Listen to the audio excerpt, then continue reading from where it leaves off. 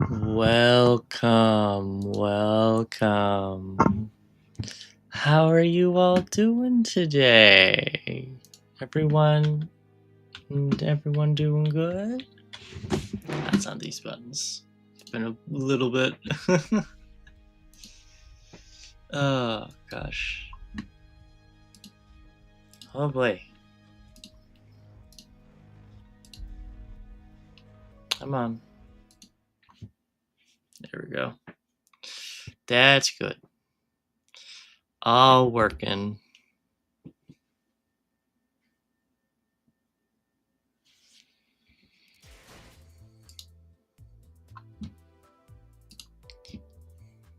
Okay, story. Where is it? Is it just in here or did they vent open?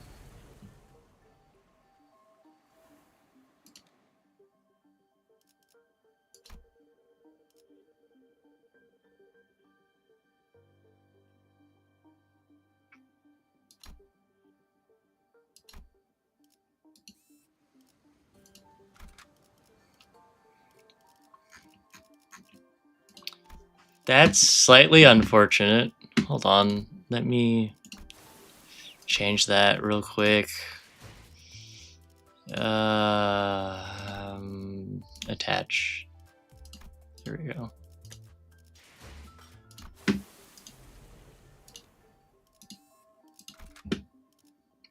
That it works. Do I want him? Doesn't matter, probably, if I'm being frank.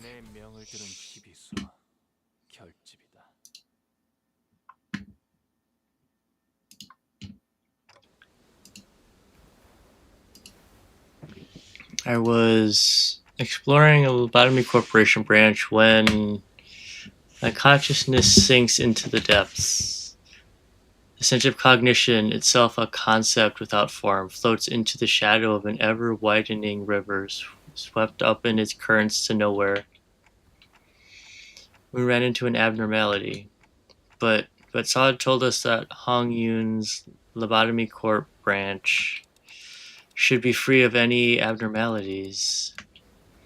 The abnormality, which had appeared out of nowhere, was more otherworldly than any we'd encountered so far in our journey, and deep blue. It was fathomlessly blue, and seemed to have a pull that endlessly drew us into itself. Just as I was about to recall this abnormality, a myriad of sceneries and a flood of incalculable thoughts crashed into my mind like wild waves before ebbing away from its shores.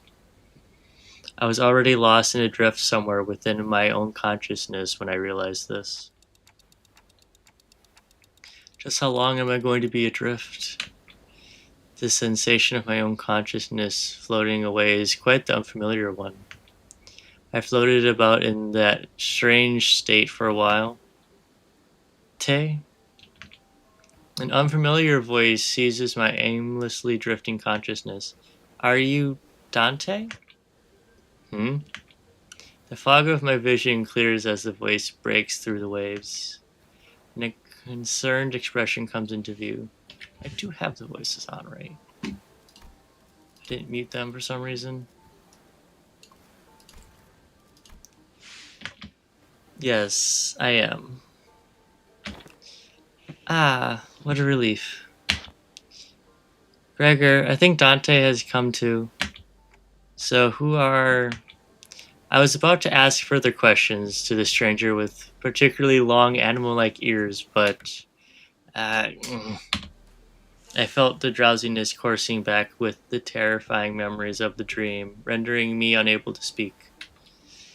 I have to get a hold of myself. After an indeterminate amount of time had passed, I barely managed to wake myself from slumber to get a grasp of my surroundings, only to find myself surrounded by more unfamiliarities. There was that stranger from earlier, sitting atop a rock and silently taking in the sights. A young girl who probably saved my life. Wait, so were those animal ears after all? Okay, that's not important right now. I have to prioritize figuring out just where in the world I ended up in. So, we're standing by the Iberian coastline. How are you feeling? A little out of it, but I'm okay otherwise. Iberia, huh? Yes, we're in Iberia. That's interesting. The fact they can understand him. Okay. Well, given that we're next to an ocean, maybe I drifted all the way to Eucorp's Great Lake?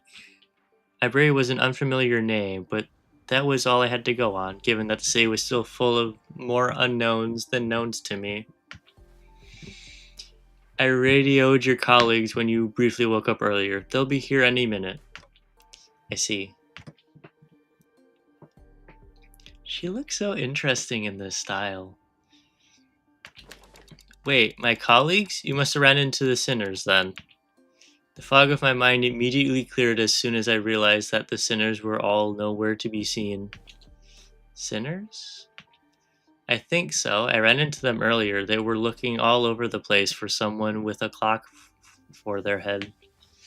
It was a pretty unique description, so I could tell right away that you were the person they were looking for. So this clock head does come in handy. Manager Bud. Dante. I'd woken up to an unfamiliar place, to an unfamiliar face, and the midst of this all-around sense of displacement, the faces that appeared before me were certainly a sight for sore eyes. Gregor, Honolulu.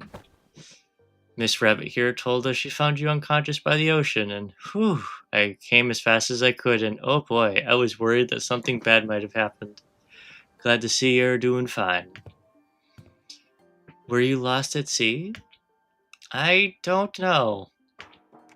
Well, I do think I'm fine, though. I guess not having any way to drink water's finally come in handy. You should go get that checked out just in case. Wait, your head's waterproof, right? Gregor takes a moment to steady his breathing, then mutters a casual quip as he lights a cigarette. Well, he doesn't seem that concerned. Maybe we're not actually in that much danger. So, what happened? Where are we? Do you remember entering the Lobotomy Corporation brand Zichun told us about? Yeah.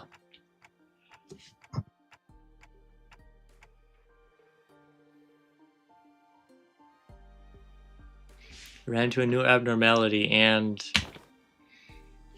got sucked into it before we had the chance.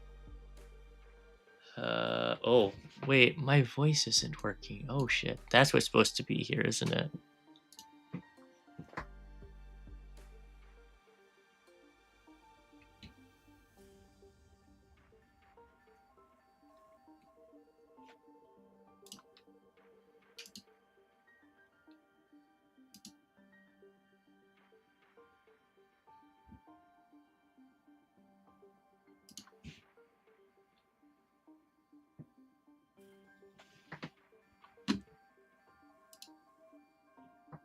Bah.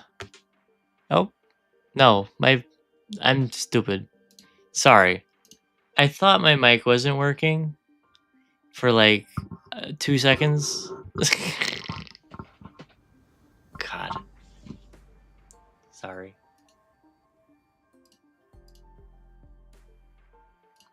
I can see it's working now. Yes.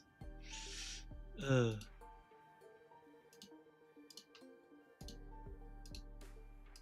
Brain a little fried. And got sucked into it before we even had a chance to do anything.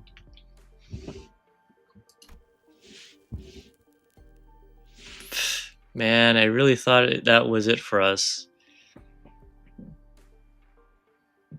Especially with you getting sucked in there too, Manager Bud. But when we came to, despite waking up with our faces down in some ditch, we were all fine without a scratch. Though there was quite the mess when we realized that you'd gone missing. I wanted to search for you immediately, but it took a while before we got a better bearing of where we were. So we're not at Eucorp's Great Lake. Some of us consider that to be a distinct possibility, but it's unlikely. Ishmael was really certain that we were not in District 21. She did concede that we might be in an unknown area within the Great Lake, but that doesn't seem likely either, given that what the rabbit-eared lady said there. The outskirts region of the Great Lake. I've met all kinds of people from all over Terra, but I've never met anyone who referred to the Iberian Sea that way. Terra? Iberia? As I found myself puzzled by these unfamiliar terms, a very obvious question suddenly struck me. Speaking of which, who are you?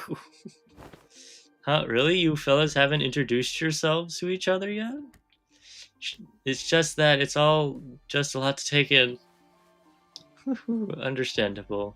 You did just wake up from a pretty harrowing experience. She is... actually, would you like to do the honors yourself? I'm Amiya, the leader of Rhodes Island. Please, just call me Amiya.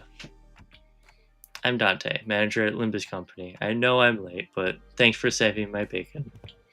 It seems that this Rhode Island is a pretty big corporation, but Gregor trails off ominously and scratches his head before continuing with some mild trepidation. This young lady with the rabbit ears doesn't know what the head is at all. As far as I know, there aren't any organizations in Terra with that same characteristics as the one Mr. Gregor explained. At least not with a name like the Head. Also, sorry, it's Rhodes Island, not Rodeo Island. Sorry, Gregor's kind of bad with names. So what you're saying is that we're not in the city anymore. It'd be weird for any higher up at these huge corporations to know less about the Head than we do, let alone be completely clueless about it. Well, maybe we've tumbled into a previously undiscovered zone of the outskirts, or the ruins, probably. Or maybe we're really found ourselves in a completely different world. If their conjecture is correct, we're in a way bigger trouble than I thought. This wasn't like the time we accidentally stranded ourselves in the outskirts via a door in the corridor. Amiya stared at me with some concern, as though she felt my distress. I think I can draw a connection to something else that's happened here. Really? Yes. Recently, anomalous signs and events have been occurring in Iberia, ever since a mysterious dimensional door appeared at sea. And it's been said that this dimensional door is connected to something very, very distant, to something we've never observed before. So, seems reasonable to theorize that's the dimensional door, or that the dimensional door is how we managed to cross over to this world. I really would have appreciated Faust's input. Where'd all the other sinners go, anyway? A bit late on the uptake to be gawking around for the other sinners now, don't you think? They're at a settlement near here, where they're all helping out with various odds and ends of the village, while taking turns searching for Dante, of course. You know, I never thought about how difficult it would be to search for someone when we're like fish out of water, too. Man, barely got even a wink of sleep since yesterday. Everyone's got to be really tired. Then, so it's just the two of you out here for now? No, Ishmael and Yisang are the other half of the search party, and we just happen to be the last group in the rotation. They must be searching elsewhere to find you, Manager Bud. We got the news early thanks to Amiya's comms gear, but the other team didn't. Yeah, we got lucky. The other team, well, we don't have any way to get in touch with them, so they'll probably continue their search until their shift is done.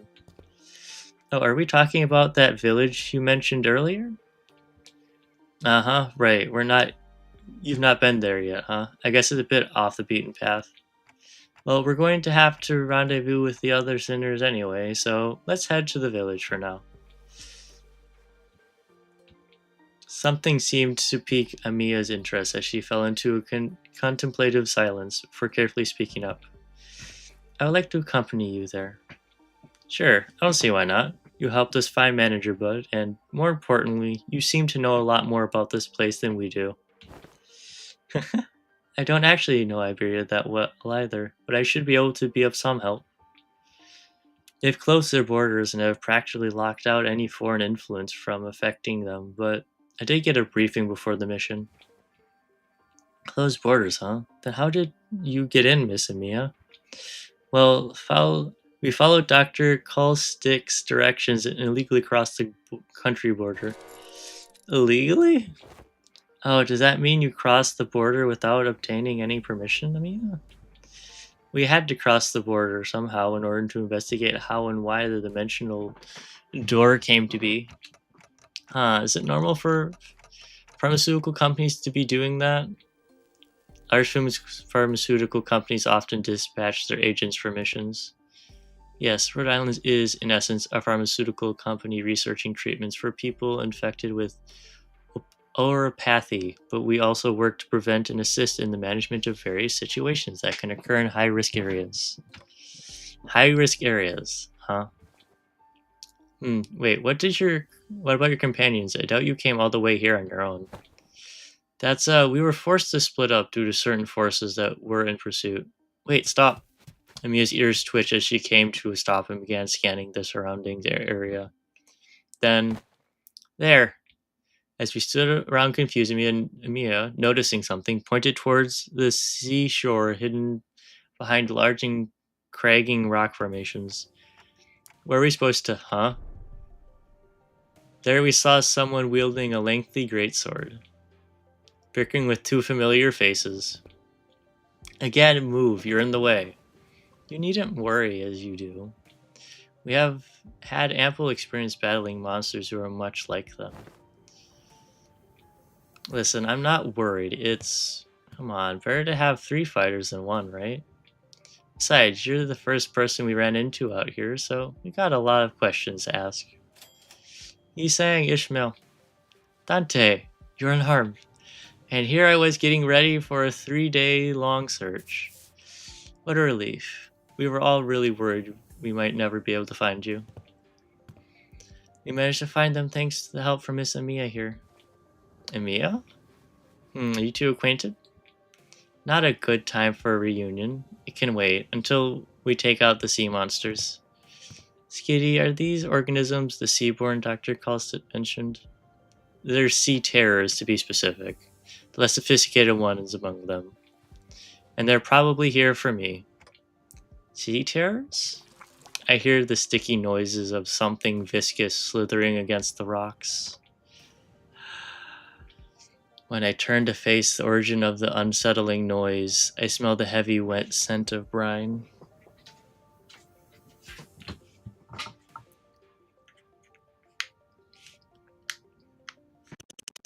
The end of my gaze awaits strange monsters, unlike distortions, unlike abnormalities, unlike anything I've ever seen. It's as though the sea itself, is encroaching on the land. It's almost certain we weren't at the Great Lake, but I'm not so sure anymore.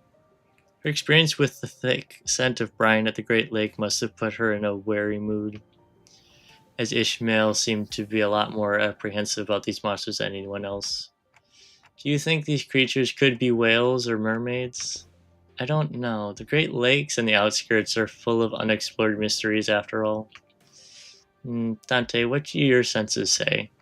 It's unclear. I'd say the closest comparison I could make is with the whales, but even that's not conclusive. Huh. More enemies on the horizon. We should prepare for battle. Doesn't seem like we can talk things out with them, though. So let's take them out. Charge! Oh, fuck. Charge.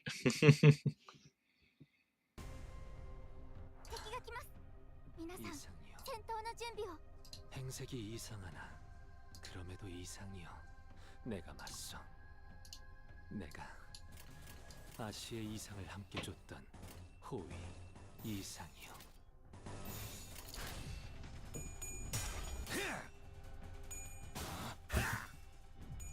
그쪽 방향이 아닐 텐데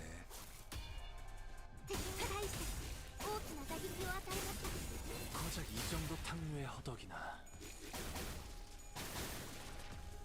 I wonder what their thoughts are going to be on the ID stuff. There's no way they're not gonna comment on it. 자, 어느 쪽일지 잘 생각해보라고. 뱀으로 꿰뚫어라. Or if someone dies. 하나 넘고, 둘 넘고, 꺾고 제쳐라. 저 해충들을 도려내라. 죽방은 아닐 텐데. 사요.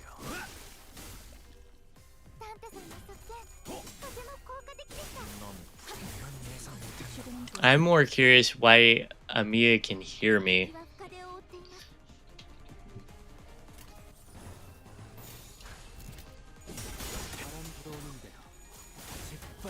Most people can't hear Dante. I wonder if Skitty can hear Dante. Or Scatty?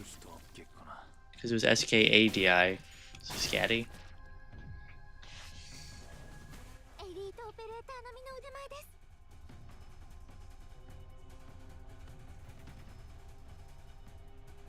Interesting. 일기당시에게 명한다. 바람 불어오는 대로 짓밟아라. 보내지 마라. 무상한 목숨. 불끈 지원해. 깔끔하게 몰았군. 목을 떨고 주마. 넌 푸름을 틔울 수도 없겠구나. 목을 떨고 주마. 넌 푸름을 틔울 수도 없겠구나. We get a unique mission complete. Oh, I love it. Oh, that's great. All remaining enemies have retreated to sea. Good work, everyone. Oh, didn't think I'd have to deal with anything remotely like this outside the Great Lake. You can say that again. It would have taken us a whole day if that Scatty character didn't occupy the other half while Miss Rabbit helped us from a distance. As we were catching our breath after the battle, I heard a brief hum. When I turned to look at its source, I saw Scatty glaring at me with palpable alarm. Strange people who transform. And ahead of clock? I guess they're both technically true.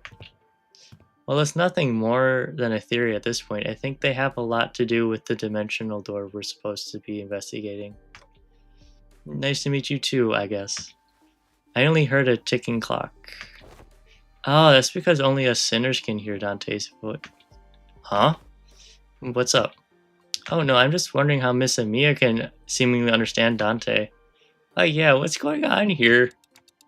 Yeah, it's completely flew over my head that I didn't even question how weird it is. Their voice sounds like a ticking clock to me too, but I don't know. It's almost like I can sense what they're trying to say, what kind of emotion they're trying to convey.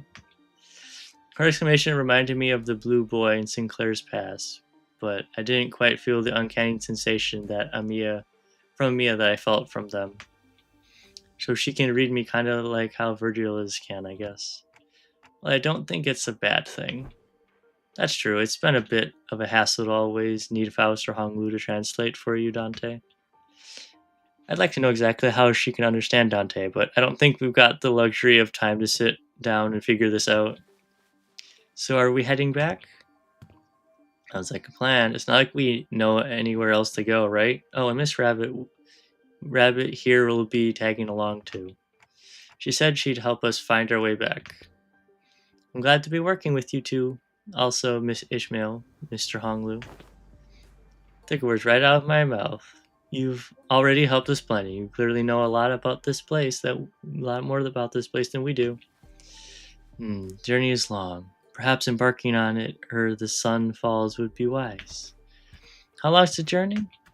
No idea. It's not like we have a clock with us. I do know that it's not very far, though. We just needed to walk along the coastline for a bit. Scatty quietly pointed in my direction. Oh, Dante can't tell us the time because they're not on time. Then why is the clock head? I didn't exactly choose to get myself a clock-shaped head. I looked away from Scatty's inquisitive eyes, which were quite solidly fixed on my head. Coasts of Iberia are hardly a good place for people to live. Those things can go anywhere in this world, but they thrive at places that meet the ocean. So how did people manage to build a village at a place like this?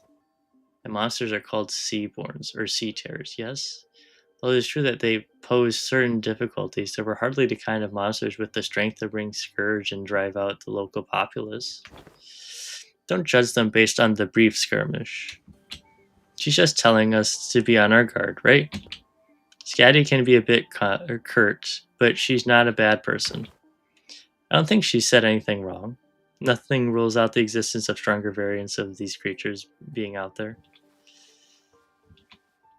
Scatty's concern only seemed to fan my curiosity, but something about her expression communicated that I probably shouldn't pry, so I quietly quickened my pace as we walked to the village. So we're gonna see the 4 people that resonated or become ego, probably. 또 한 줄의 길을 남겼구나. 핏물진 길일 뿐이지만 We got new music too. Yes. 홍호는 그제야 알게 되겠지. 이 홍로가 Gonna do 무얼 all normal, and then I probably will do hard by myself just to complete it.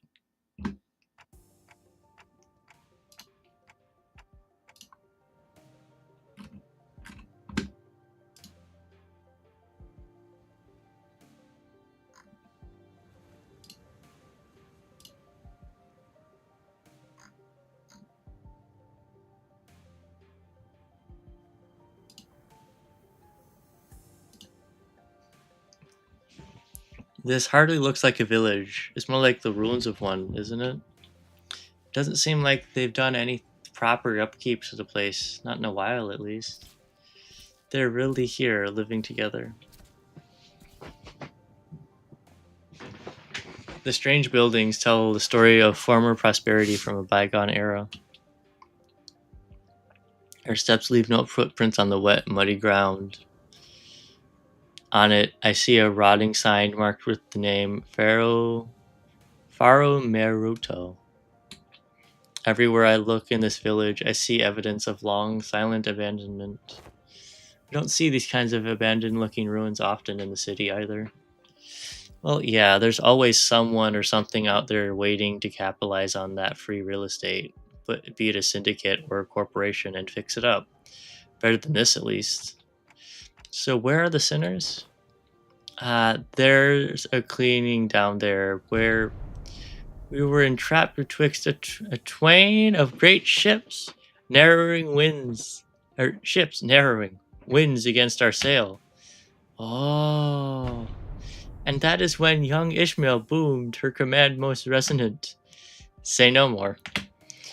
God, Dawn, thank you, but God, I didn't even have to try to search for them. That unmistakably sonorous and familiar voice echoing triumphantly between the empty buildings.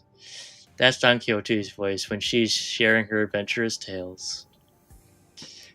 There she was, standing atop a low podium like an actor on stage, regaling a group of people in rags with tales of our adventures like a traveling thespian. Answers, ye dogs, oarsmen! 'Tis the moment I, Ishmael, the first mate of vessel Mephistopheles, shall navigate. Stop. Hold on. Just what you think you're doing. Young Ishmael, unhand my mouth, for I was just about to regale them with the most fantastic tale of adventure at the Great Lake. Metascrew Esquire! Verily thou hast returned with Metascrew Esquire safely in tow. What? They found Clockhead? A burning clock for a head? When I was a child, I heard a story about a legendary Sarkis with a flaming head. Why would someone like that visit our humble village? While their exterior may carry elements of that inspire fear in some, there is no cause for alarm. Yeah, they might look like that, but they're Dante, our manager, and the rest are... Oh, hello. I'm sorry, who are you two? They're 2 very nice people who helped us find Dante. This is Miss Amia, leader of Rhodes Island, and this is Miss Scotty, their operator. They'll be coming along with us for a little while. And with us, we believe that the dimensional door, which we at Rhodes Island are investigating, has something to do with why you suddenly woke up here in Iberia. Thank you, Senpai. It's very cute, I know. I'm enjoying this a lot, even though I'm not a big Arknight fan. I will admit. I tried it and it was but this is interesting. Maybe I'll try it again after this, honestly. We believe that the dimensional door, which we at Rhodes Island are investigating, has something to do with why you suddenly woke up here in Iberia. As Amiya was bringing the sinners up to speed. The villagers who were staring at us curiously approached us. Did our conversation manage to convince them that we're not a threat? I sure hope so. You are friends of our saviors. Saviors? Verily, 'tis quite the grand title, yet that is indeed the word by which we address. To be more precise, by saviors, they're referring only to Faust and Otis. Faust gave me a light nod when we made eye contact, but I could tell her lips were drawing a very, very subtle smile arc. Ha! So I'm guessing something did happen. They were quite mistrustful upon our initial arrival. What business do outsiders have here? What if they're from the Inquisition? Oh no, what do we do after all we went through to get here? Calm yourselves, everyone. None of them are carrying what appear to be their scriptures or lamps. Let's first try to see who they are. Man, I don't think they're going to trust us anytime soon. They're all old curmudgeons. Let's STNC, then PTSD. You can't do that, Ryoshu. We can't pillage their storage depots. It looks like they already have it hard enough as it is. I don't think STNC is a good way to get started either. Should we just find help elsewhere? Let's just look at how thin their arms are. I don't think they're in any shape to help us out. Perhaps we could inquire as to our whereabouts ere we are to decide our lodging. While the landscape is clearly reminiscent of U-Corps, I don't recall seeing or learning about any places that look like this, though I can't say I've been to every corner of U-Corp. I ask again, what business do outsiders have here? Their fingers are tightening around the grips of their weapons. Prolonged silence will most likely turn this into a hostile encounter. We can't have that. Hi, we're from Limbus Company. We're fixers of justice. Yeah, fixers of Oi, don't you know when to keep it down? Fixers? That over there, it's the ship blueprint, isn't it? Are you looking to repair a vessel by any chance? All these construction materials seem to suggest so. Chief, this does not concern you. It's not something a mere outsider can understand. Curious, I've never seen an energy source like this before. Have you run the tests to rule out any stability issues?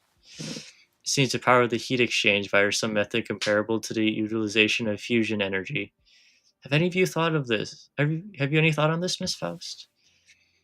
The general design structure is somewhat old-fashioned, but there certainly are inspired parts to this design, particularly with the usage of the core energy source. While stability would need to be further studied, this technology seems to be incredibly energy efficient. You identified all that merely by glancing at this blueprint? You might be the village chief, then.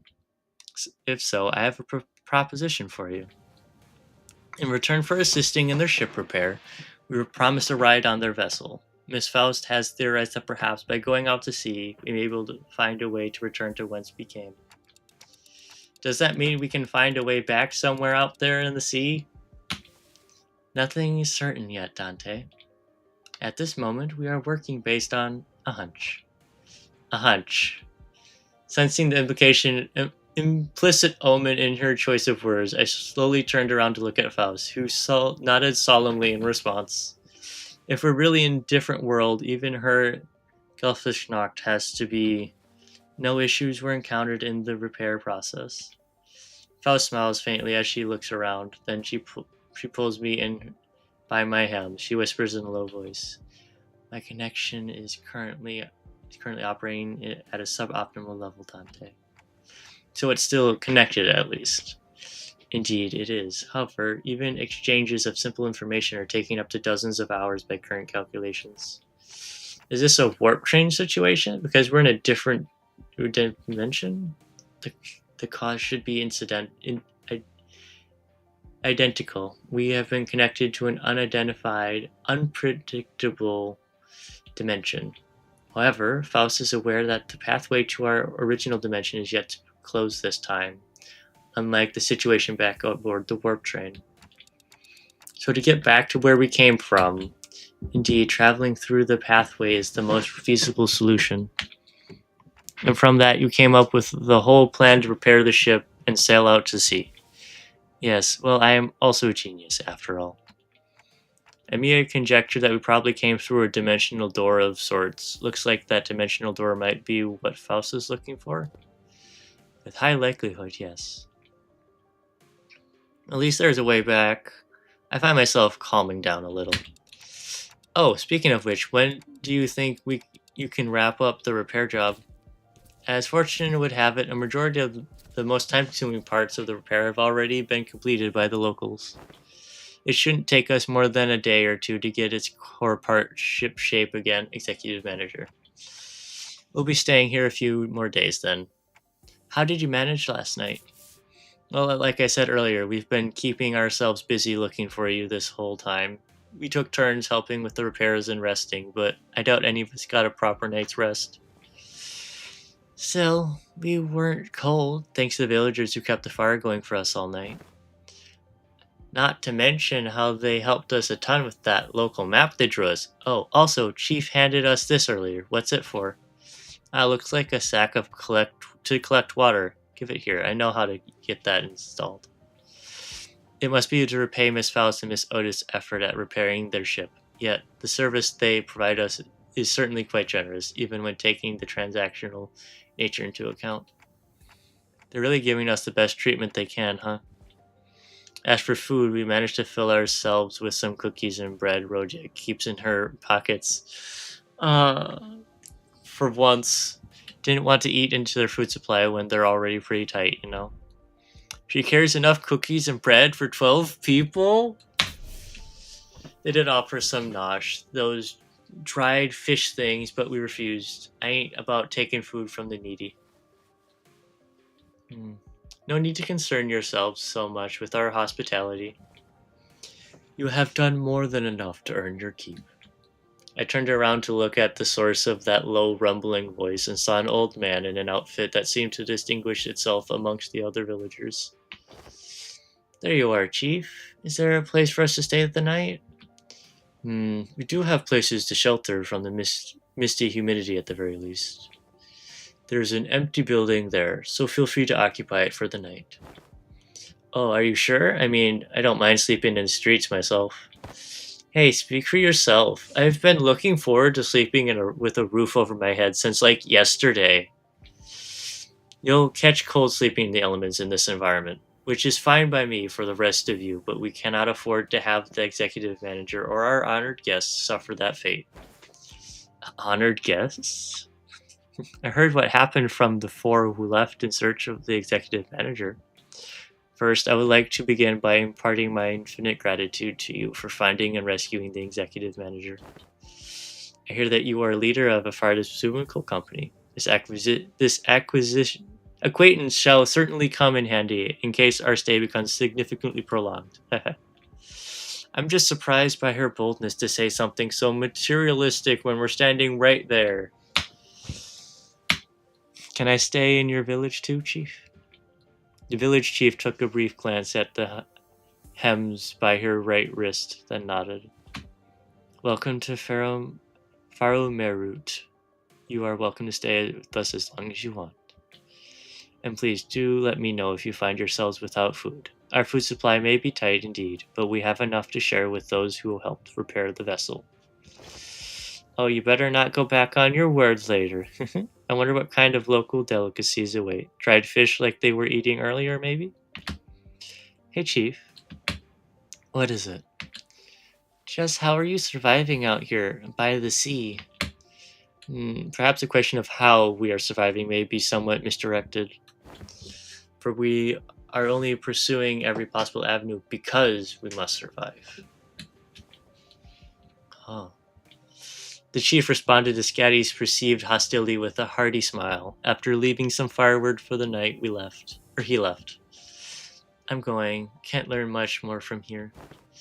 Huh, you're going somewhere at this hour? Scatty, does this have something to do with the coasts? I remember what you said before we got to the village. Something about how coasts are hardly a good place to live in. Dante wants to know if this has something to do with the coasts. Do you understand the egg language? Ager language? No. Dante, Scatty just spoke in Agarian. I couldn't understand a word of Scatty and the chief's conversation because I don't speak Agarian. It may only be that there was enough lectural similarities between one of the city's languages and the language Scatty spoke for them to comprehend the meaning. Weird coincidence. Anyway, I have some things to look into. Something you're all too slow to see. You still have to tell us about it later. Please remember you're not on a solo mission, Scatty. This is a team effort from Rhodes Island. Will do. Scatty nodded lightly before leaping off into the night, out of our sights. I'm kind of worried. She's not the best with people, but she's also pretty thoughtful. She'll be okay.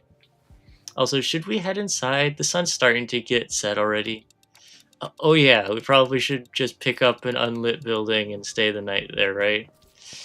Trying our best to ignore the mood that was starting to turn awkward, we made our way into a nearby unaccompanied building.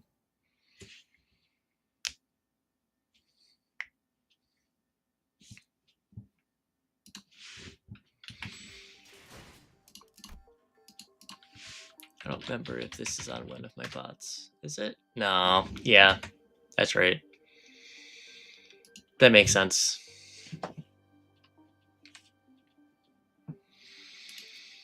Because don't want bots coming in here and then doing that and then joining and then giving me weird images. If you want to join the Discord, there should be a picture below the stream that says Discord on it, I think, if I remember correctly. Did I remove that? It's been a while. Hold on. Oh yeah, there's a Discord icon down here. Sorry. There's a Discord icon below the stream.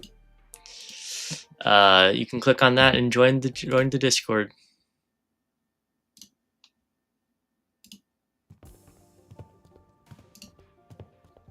We walked past a few narrow buildings and remnants of narrow buildings before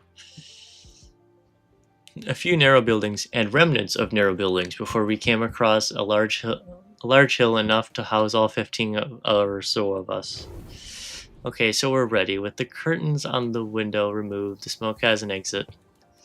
Well, I thought we were doomed to shudder ourselves to sleep with the soaking wet firewood and all. I had no idea that'd work. We just had to get a small fire going underneath it until the wood dries up and catches fire. The downside being all the smoke. It's clear that she has some field experience, unlike some fools I know. I shan't sit here and let her carry the burden of labor alone. Bequeath upon me thine ingredients, young Rhodian, for I shall conjure a pot of special fixer soup. You're making a soup with cookies and jelly? No, you're not getting anywhere near the kitchen again. Not after what you cooked up last time. Well, I must admit to a certain level of interest, as many of our fellows viscera are oft racked with intense agony upon ingesting dishes of your making. Perhaps it would be wiser that we save the occasion for a safer environment. Right, don't you remember? We agreed to leave cooking to Marrow or Otis if we're ever in a situation like this. Did we? See, I think it's become sort of an unspoken rule after everything that happened. Remember back during last year's cooking contest at K Corp, they were the only two people who managed to get remotely positive reviews. Oh, does that mean you'll get to try Otis's cooking once again? Denied. We still have plenty of high calorie foods like cookies and jellies here. I find no reason to do something so inefficient. I'm glad to see that everyone's still energetic given the circumstances. It can't be easy to suddenly wake up in an unfamiliar environment. Well, we're all quite used to getting thrown into unfamiliar places. Speaking of which, did you manage to reach your colleagues, Emiya? She shook her head, concerned. They might have lost their comms devices, or maybe they ran into some other trouble. Could they be in danger? I don't know, but I'm sure they're okay. The Dr. Culsit, they're both more than capable enough to look after themselves.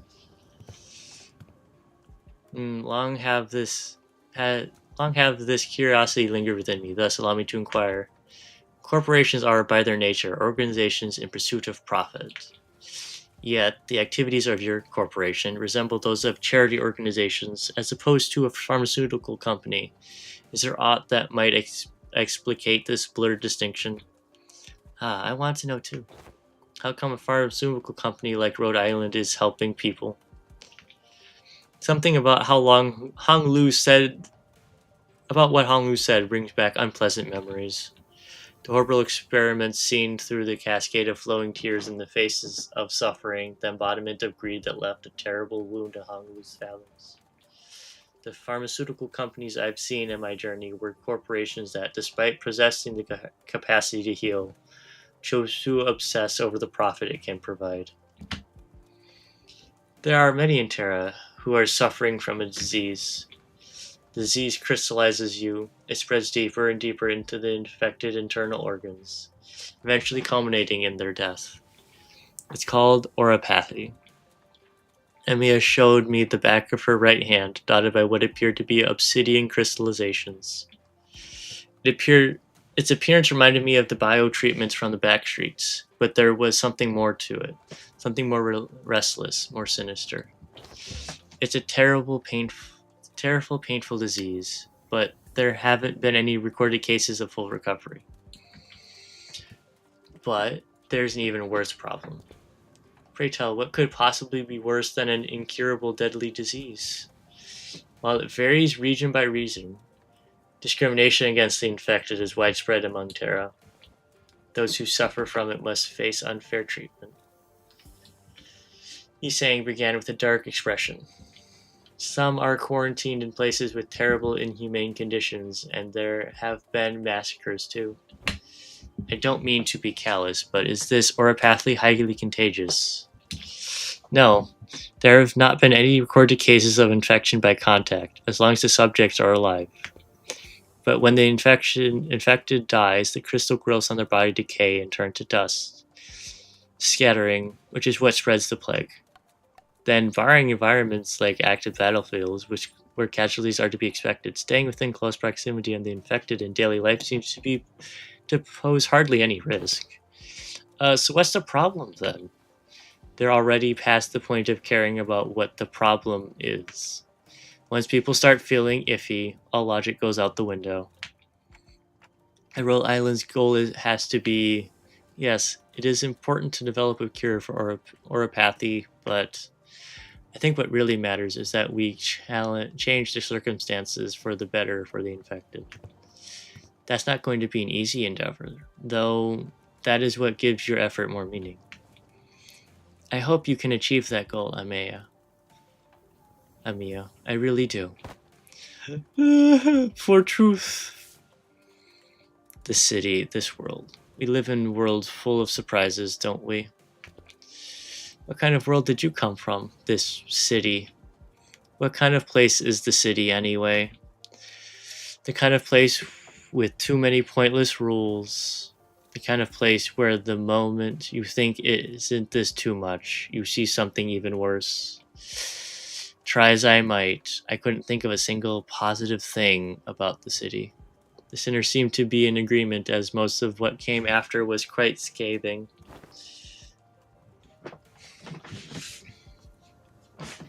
The kind of place where good deeds rarely ever go unpunished, where sympathy is a good attitude to have if you like getting stabbed in the back.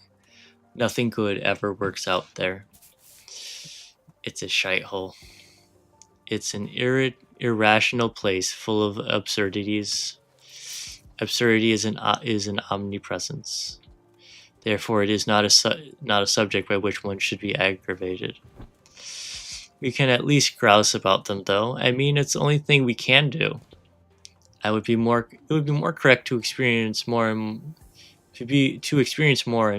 acclimatize oneself to it instead of complaining. You did say something like that the last time.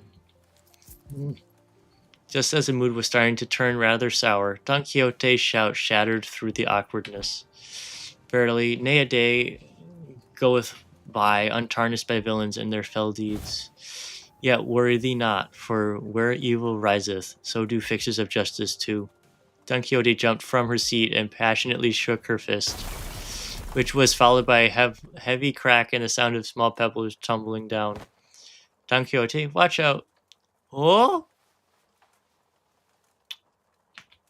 And from behind the wall she accidentally broke down. An unfamiliar visage of a villager appeared and stared back at Don Quixote. It appeared that she was eating something out of a can while reading a book.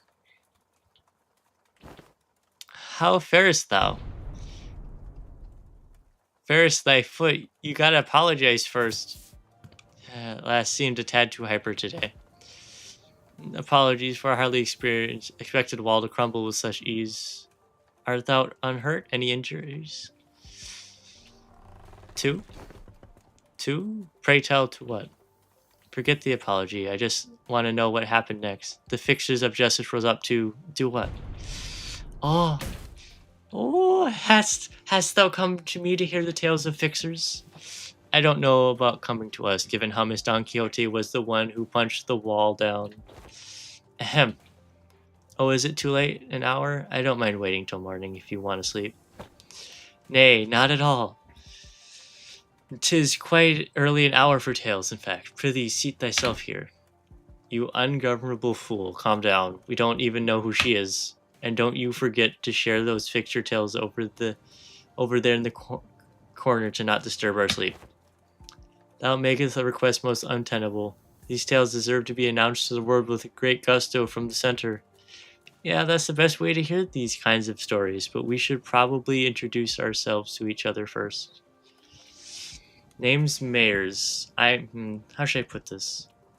I will wait, because Twitch is going to get ads for 5 minutes. Get up, have a drink, do something.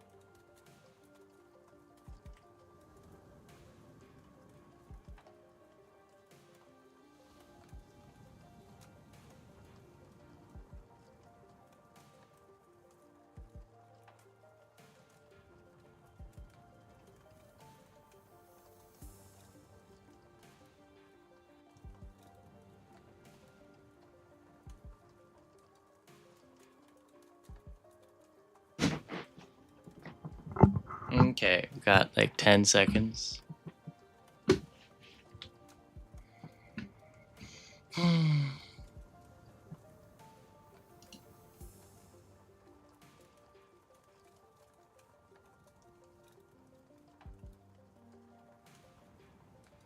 Welcome back, Twitch.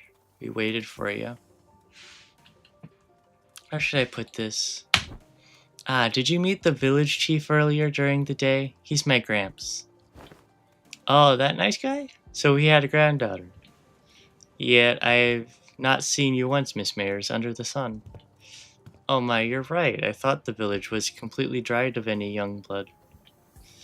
Like Ray said, while we didn't see Mayers out there, there wasn't anyone else in the village we could comfortably call young. You're telling me Gramps was worried over nothing and told me to stay put inside, going on and on about the dangers that the outsiders pose and everything. It seems that they do not give full faith to their saviors. There are things you cannot share even with whom you trust with your life, though I would like to know why. My, so there are a bunch of other kids who are stuck indoors in the village? No, there isn't anyone around my age in the village at all. If that's the case, I guess I can understand why he'd be overprotective. Anyways, it's our turn. I'm good. I heard enough to get an idea. You did? Oh, pray, how didst thou hear us? Via listening device, most secret upon our chamber? Mears tapped a side of the wall, the part of it that was still standing anyway, and smiled ironically. Bad soundproofing. I could hear pretty much everything. Don Quixote, right? Everything Don Quixote practically sang during the day. Verily, I see. I think you could really do with some sense of embarrassment for once. Well, I guess that's good enough for self-introductions, so... Care to regale me with the tale of fixers who brought justice to the evils of the city?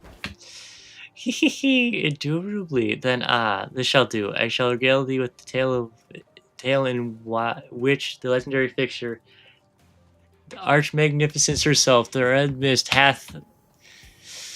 Oh, come on! I suppose that killed any hope of a good night's kip. But don't you usually pass out within a minute of your back hitting the hay, no matter how noisy things are? What, do you take me for some kind of hibernating bear or something? Look, even I have trouble sleeping when there's noise all over. I'd say bear in hibernation is a pretty apt descriptor. For all that grumbling and moaning, he dozed off before any of us did. I want to hear the story. No! Aside from Heathcliff, who began snoring the moment his head touched the ground, some other sinners were fast asleep as well. Result had entered sleep in his usual steadfast adherence to the routine, while Faust laid claim to one of the very few variable cloth sheets as soon as the close of business for the day was confirmed. The sinners who had spent the entire last night searching for me in this unfamiliar land slowly began to fall asleep as well. Meanwhile, the fixture of this Vise Association first section, though the knight was no longer young, Don Quixote was still vigorously sharing the tales of adventures without even a single sign of fatigue.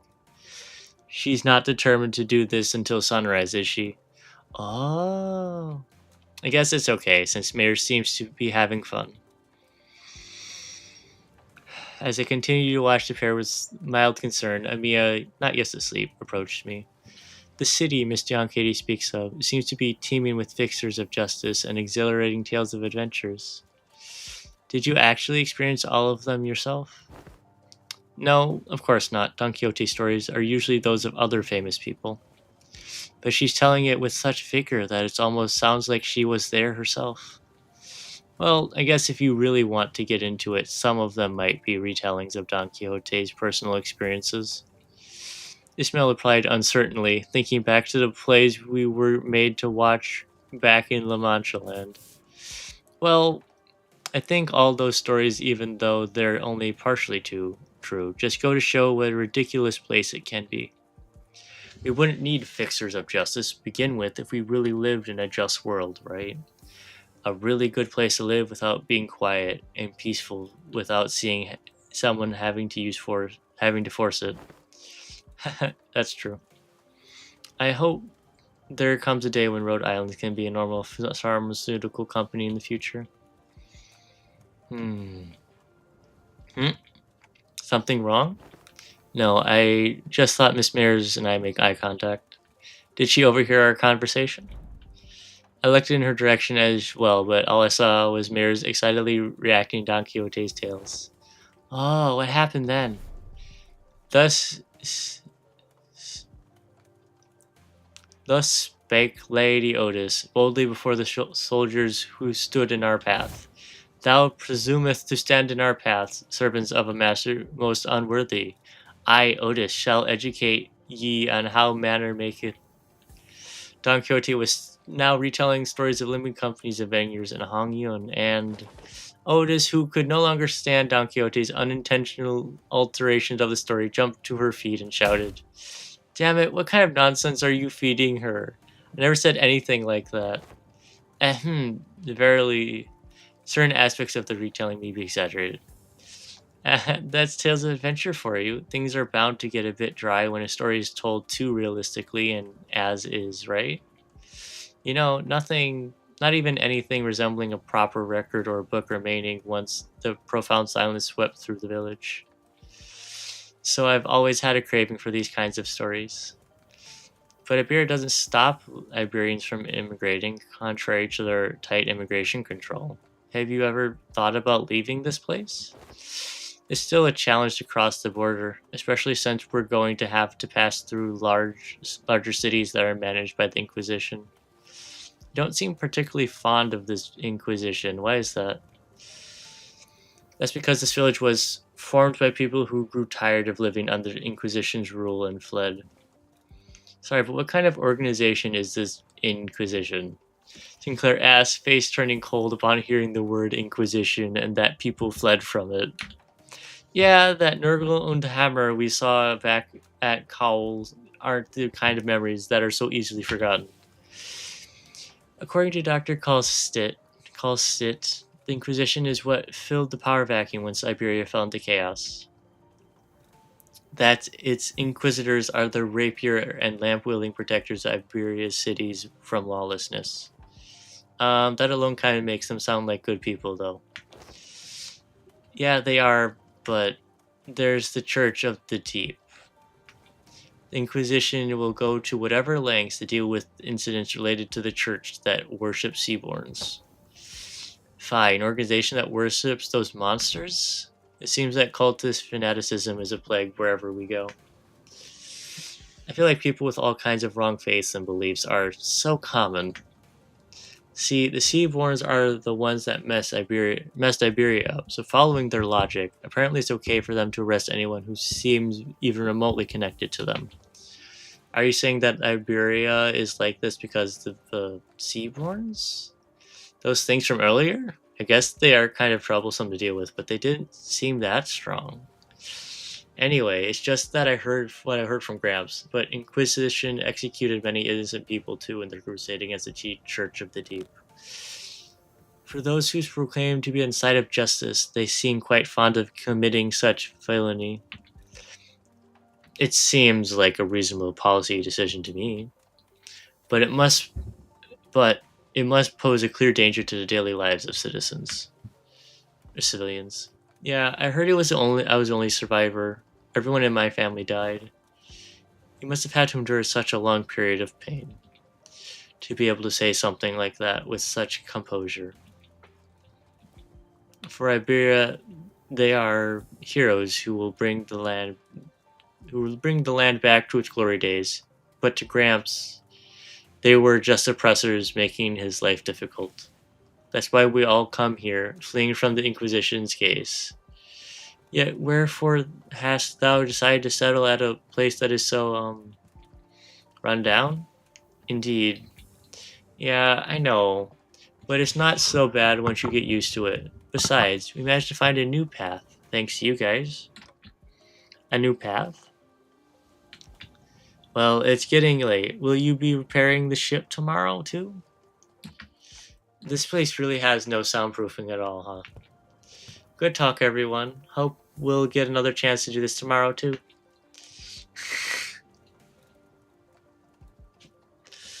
After seeing Mayors to our own room, the other sinners, who were still up anyway, and I laid ourselves on the hard stone floor with only a thin layer of cloth between it and our backs. A mysterious world that is neither the city nor the outskirts. But it seemed that the lives of its people led were just as difficult as they were anywhere else.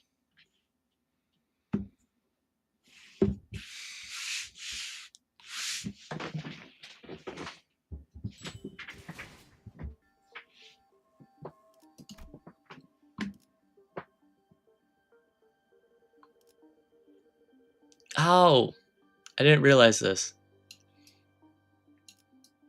Let me actually clear the hard ones really quickly, because it says that clearing them will clear the normal stage as well. Hold on. Oh, right.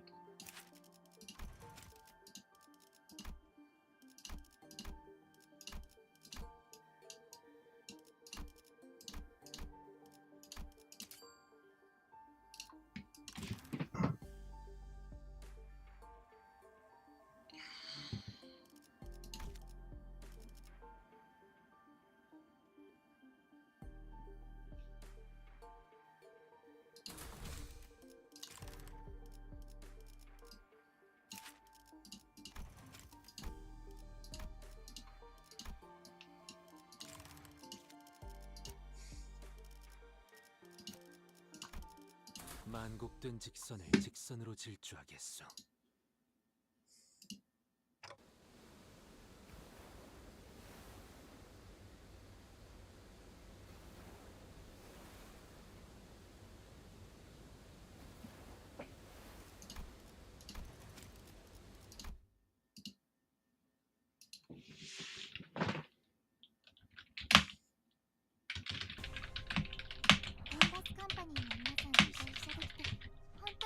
이색이 이상하나 그럼에도 이상이여 내가 맞서 내가 아시의 이상을 함께 줬던 호의 시간 끌 것 없이요. 물고를 치워버리죠. 하나 넘고 둘 넘고 거꾸로 제철 敵に対して大きな打撃を与えました。 목을 떨궈주마. 넌 푸름을 틔울 수도 없겠구나. エリートオペレーター並みの腕前です。 일기당천.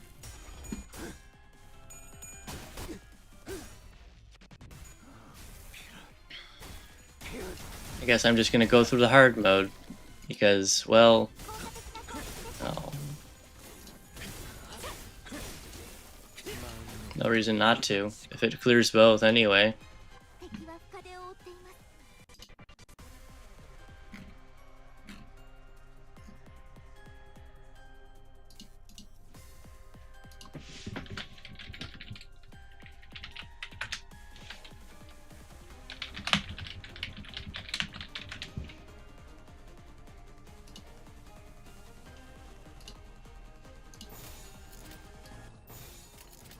일기당천.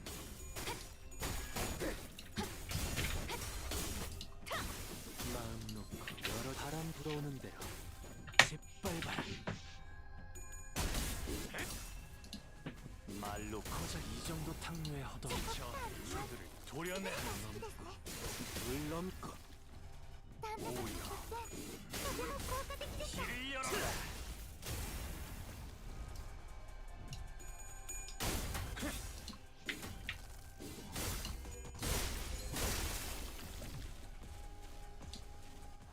오페레이터並みの腕前です。 일기당천. 마음 놓고 열어젖히고.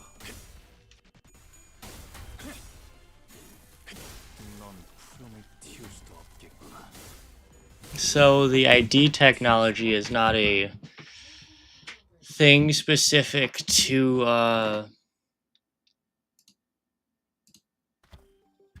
the Limbus universe. It's a thing that works for everybody. or comes with Dante specifically, 또 한 줄의 which is interesting. 피를 남겼군. 핏물진 길일 뿐이지만 Skip this one. Skip the second one.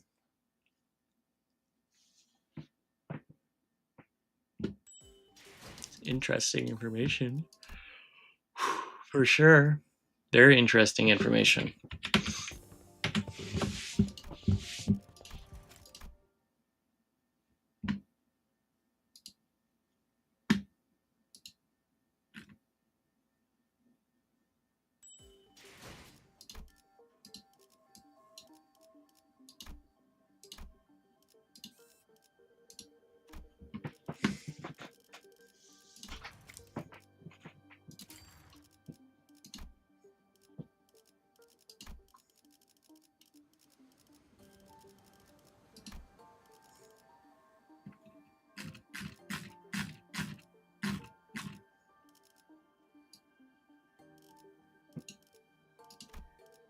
흑수, 오필등, 이상이요.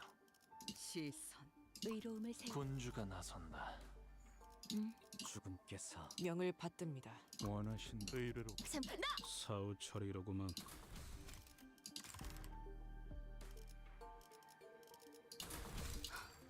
준비한 대로만 하면.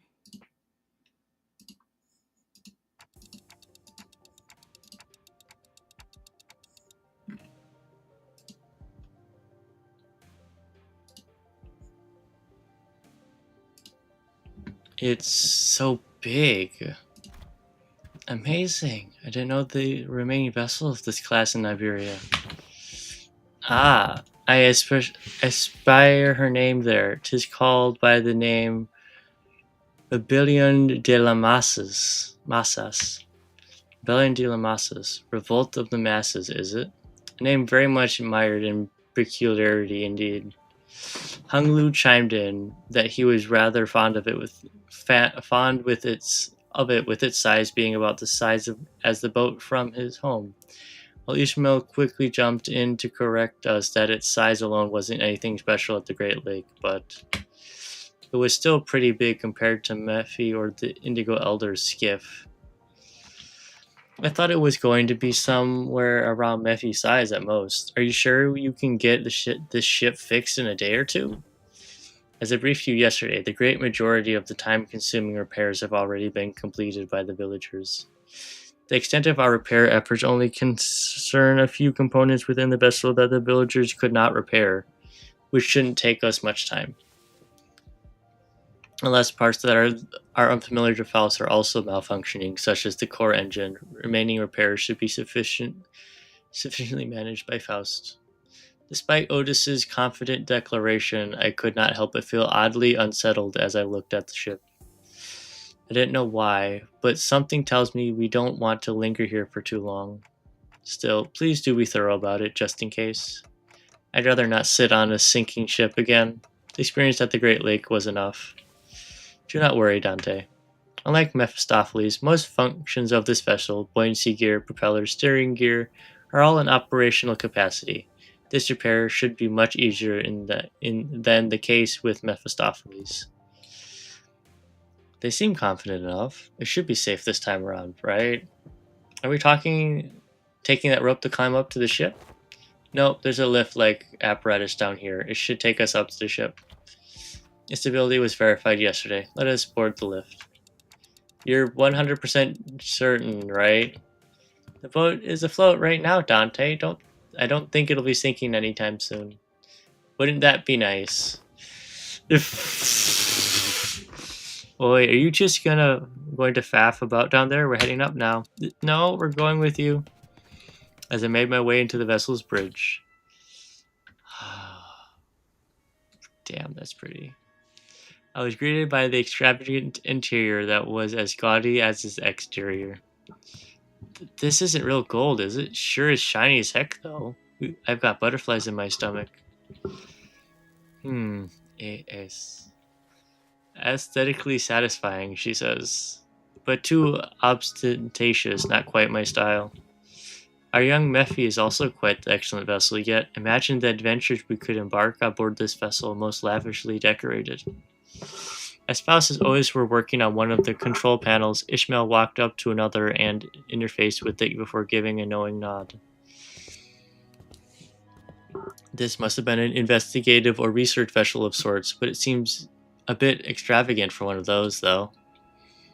Look, coordinates updating in real time, it seems. The coordinates seem to have been set to somewhere out in the middle of the ocean. Maybe it points to a small inlet? Islet? Nope, no islet there. Ah! Blimey, lass, you sure know how to sneak up on people. Mayors? What, did I actually surprise you? I did ask you guys were going to come fix the boat today. Still, I didn't know you'd be here. Why are the conditions set to this location? There are several undersea cities beneath these coordinates, collectively known as Aegir. Gramps' home. I see. Understood. What was understood, if I may ask? It is now understood why the promise to repair the ship was sufficient to earn their trust in the title of saviors. What's she on about? Something get translated? Consolidating and cross-referencing the observed particular circumstances of the village and the statements from the village chief alongside information gathered from the exchange with mayors, it is possible to gauge the significance of this ship's repair has to do to the local populace. Of course, while this may constitute a sequence of logical connections that pose a certain challenge for Heathcliff to comprehend, to employ any degree of effort to attempt to explain it more digestible language would constitute a pursuit of inefficiency. Oh, poor Heathcliff. Lower the baton, I implore you. I shall explain it in full. I was wondering when Miss Smartass would start gabbing like that again. So what's she on about? Heathcliff's shoulders were relaxed. It didn't seem like he was actually going to swing the bat. He placed it lightly over his shoulder with a sigh. A brief observation of the village seemed to suggest that their subsistence situation was quite dire, much of their daily sustenance consisting of dried food, most of them made for long-term storage purposes. Considering what Scotty said about how the coastal areas are full of danger, maybe those dried seafood aren't from around here either. Maybe it's food they packed when they first came to Faromeruts? Well, some villagers were armed, yeah, and those sea terrors weren't exactly that formidable, but given the state the villagers are in, I doubt they'd have an easy time repelling those monsters. Indeed, and that brings us to the question of sustenance. Right, I get what's going on here.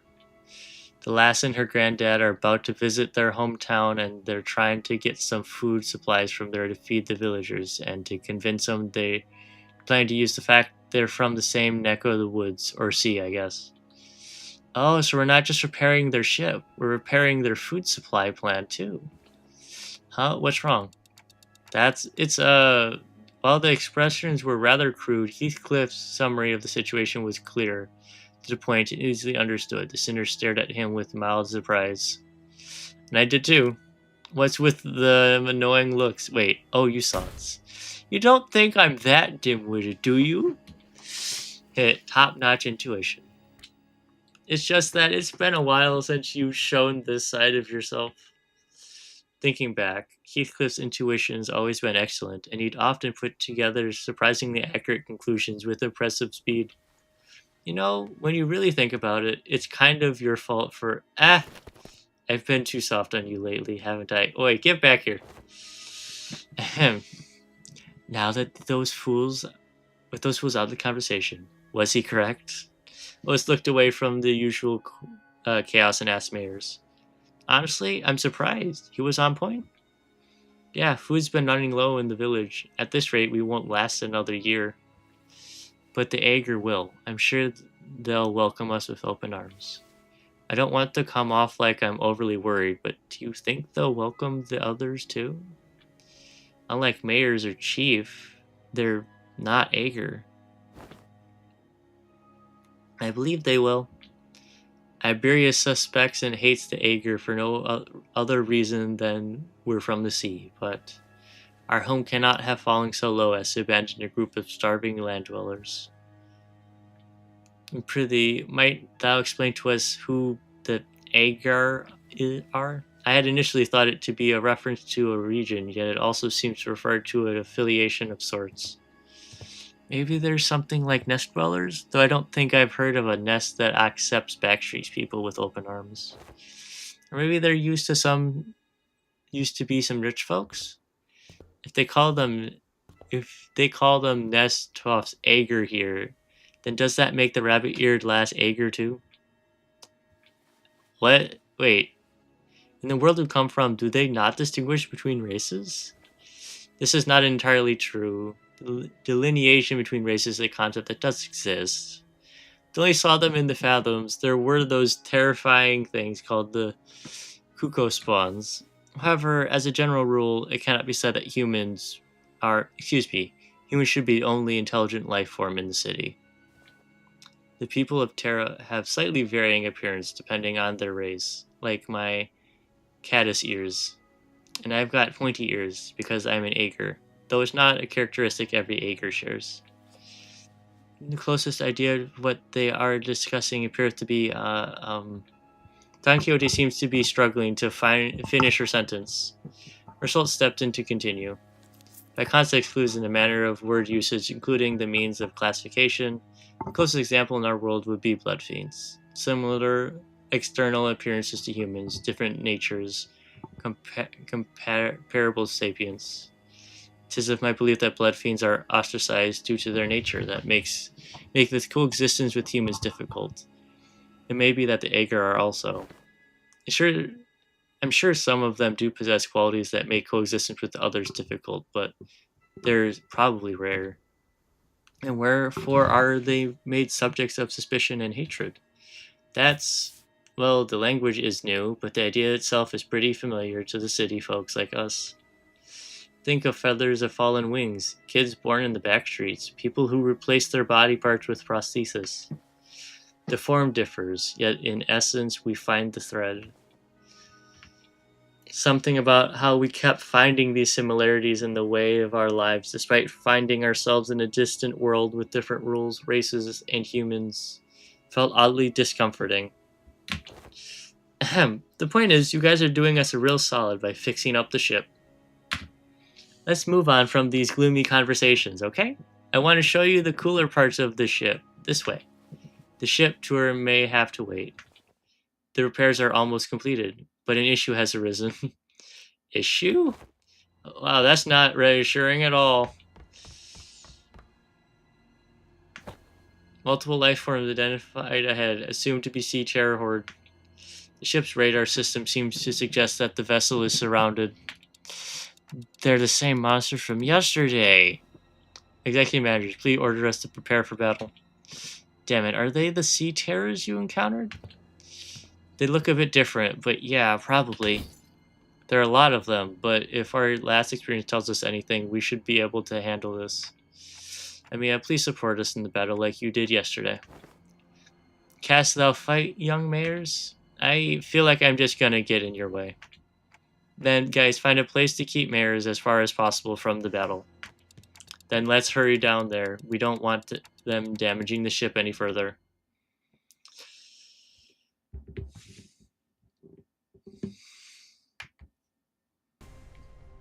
먼저 끝내고 돌아오는 친구는 맛있는 거 사줄게. 물론 회사 카드로. Shut up, you. Oh, dogs.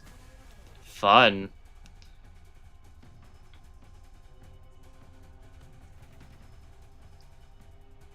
Interesting. Very, very interesting. 나가내지 못하리. 무상은 목숨. 불끈한 지원. Oof. It's a little bit late. 이번 전투도 쉽게 갈 수 있을 거야. It's only 9. It's not that late for me. I'm fine. I'm happy I can finally use that Ryoshu for something. Ah. 이제 알아들을 수 없는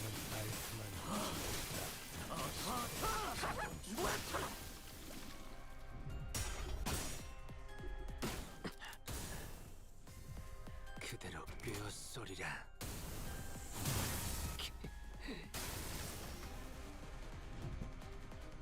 최고의 선택이었어, 관리자.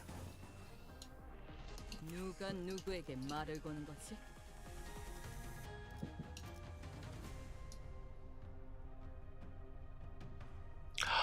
Oh, if she has that, then it becomes that skill.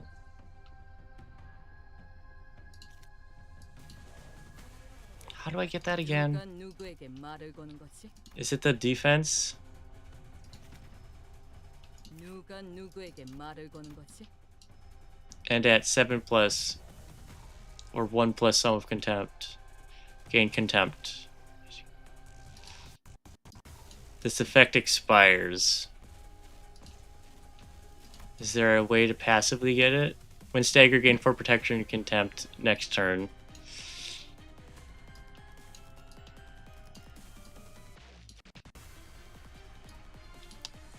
Okay, so I need to use a defense skill in order to trigger it. Okay.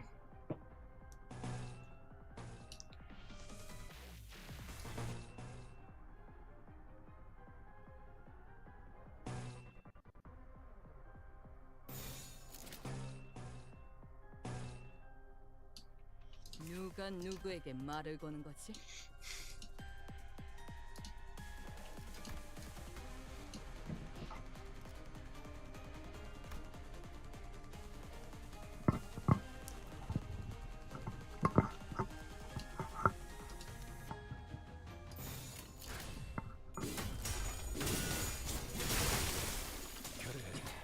그렇게 시원하게 좀 시간은 좋았어요. 아무튼 끝내지. 놀라운 한 방이네요. 좋아, 계속 집중하지. 최고의 선택이었어, 관리자. 20 things, holy.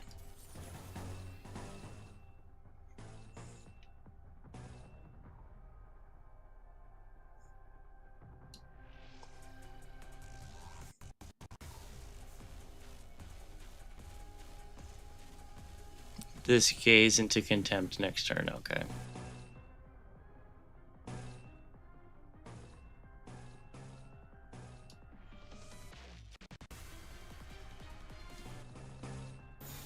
I don't have a blue skill to use at the moment.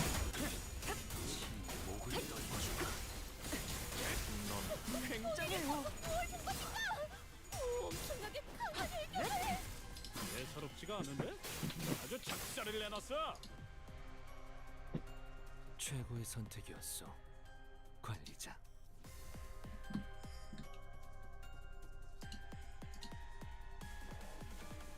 1 second.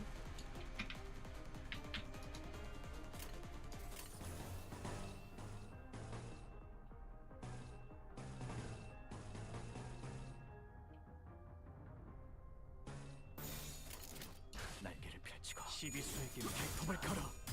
넌 푸른을 와, 엄청난 공격이었어. 기념할 만한 걸. 벗어날 수 있다고 생각해. 수면에 빠지시는가? 구멍투성이가 되어 마침내 깊은 수면에 빠지시는가? 방금 전에 위대한 일격을 기록하는 중이라네. 이따가 버스에서 회고해야 하지 않겠는가?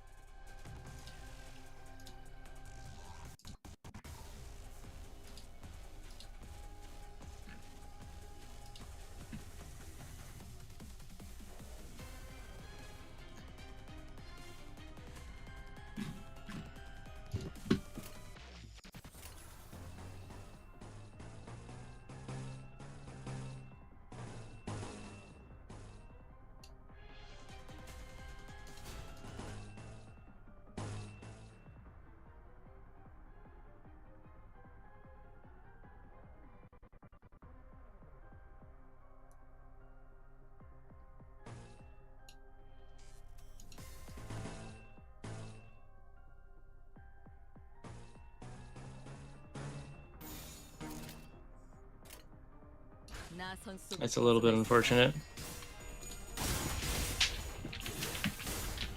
고작 이 정도 탕류의 허덕이다. 고작 이 정도 탕류의 허덕이다. 이제 그 실수 경멸스러워.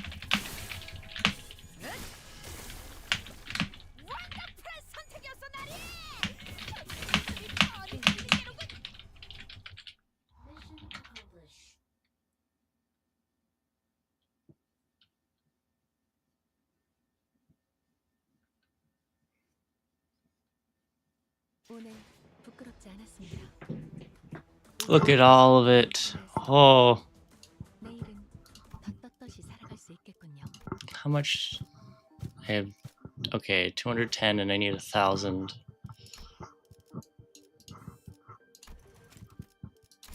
Screw off. I don't care.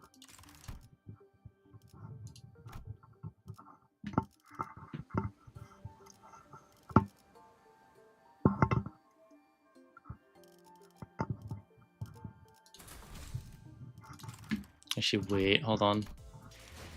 Oh, you fuck off. How many can I get? I can get 10 more. Honestly, let's do another 10 pull. Hold on. You get a 10 pull.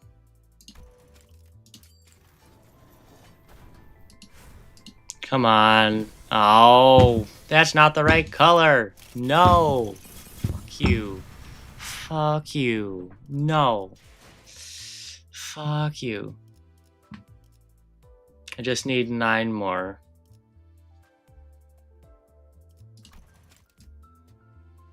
I think I want Gregor, if I remember correctly.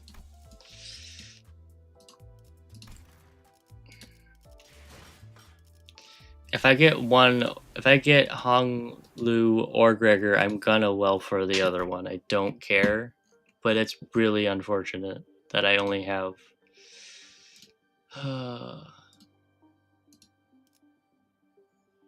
one or the other.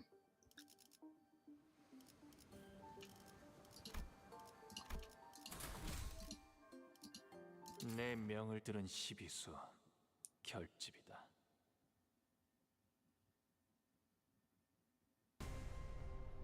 Oh. Turn hints off, please. Gosh.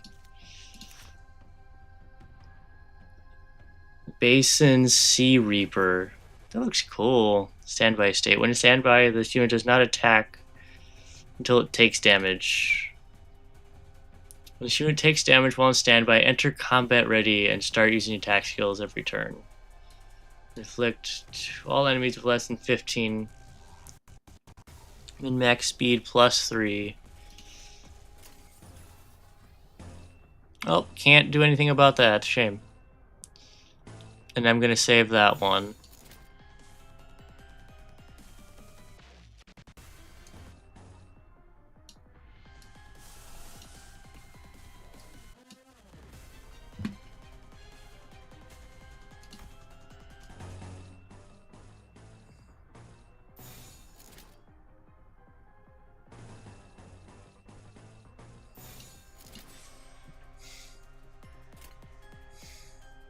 꿰뚫어 퍼지리.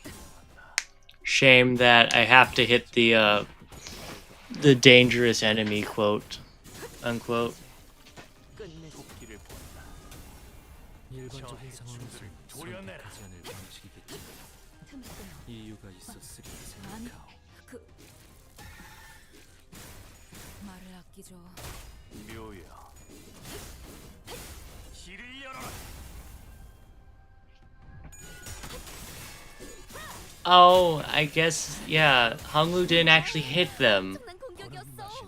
기념할 만한 걸. So Honglu doesn't get hit for that. That's really funny. Incision of Life.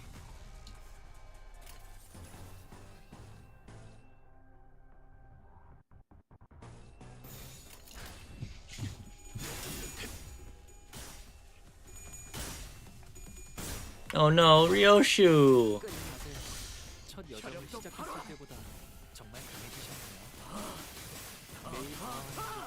매일 지금은 굉장해요. 넌 푸름을 틔울 수도 없겠구나. 뭘 본 것인가? 오, 엄청나게 강한 일격을. 와, 다들 몸에 신기한 걸 두르셨네요.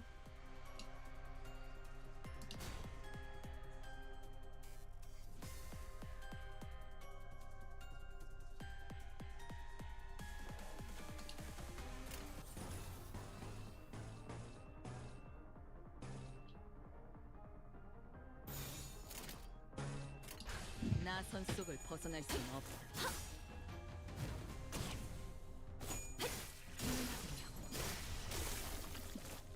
아, 여기선 이런 공격이 잘 먹히는군요.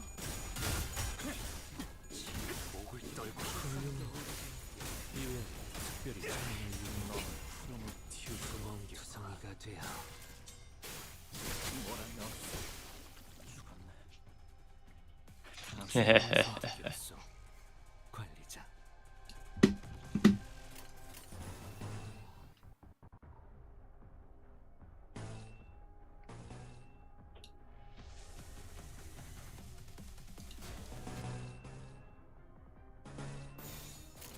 나선 속 이번엔 누군가?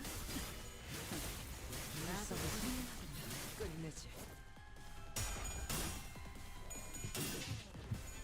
Let's see if it worked properly. Or you understood how this works. 그대로 꿰어소리라. No. 완벽한 한방. 시원한 걸. Unfortunately, there wasn't enough gays everywhere. 전투 감각 하나만큼 경멸스럽. 수감자가 되어 훌륭하긴 하군. 이제 그 뭐라도 알아들을 수 없는 너는 못 말투만 따라나. 붙이면 딱 좋겠어. 4번 수감자.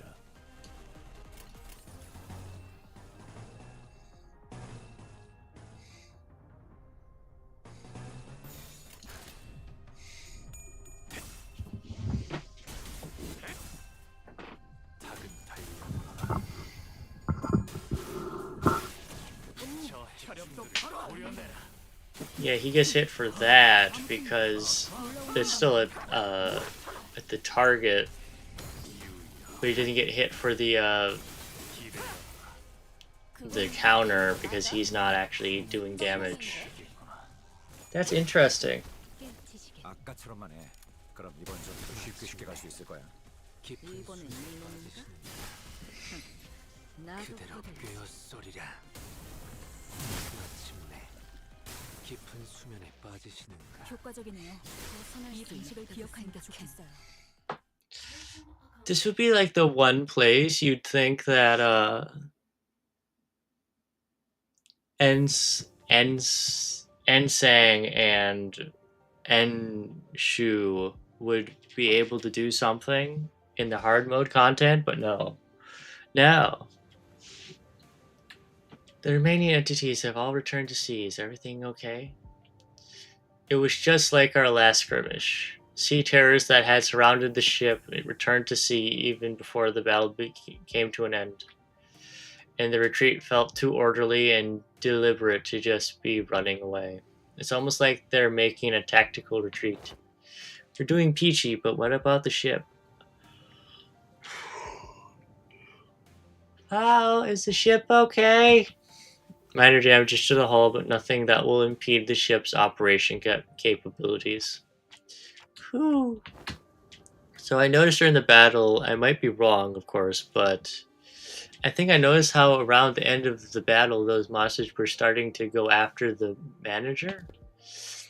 You're probably right, actually. I noticed too, at some point during our battle, those monsters realized that it's the manager who's commanding the rest of us. I sensed the very same. Their movements were fluid and adaptive, as though they were learning our behavior. Why does the Church of the Deep worship monsters like them? That ain't much of a question, in it. They must have all gone mental. I'm sure they have many reasons, but Seaborns are beings of infinite potential, so much so that there's no superlative big enough to properly convey the scale. As organisms, they can endlessly evolve and adapt. Every time they encounter a new environment or a new element, they transform themselves and other Seaborn. Maybe that's their draw. That fascination may be an attitude most befitting a researcher. Yet the transformation of fascination into idolatry is, if I may be frank, not entirely positive. I find them pretty uncomfortable. They just remind me of whales. Then can they adapt to learn a language to communicate with us? What? Going by everything we heard, I think they sound really smart. Mare's eyes went round at Honglu's suggestion. She brought her hands to her mouth, surprised. It sure was something. I heard there was a Seaborn who could talk.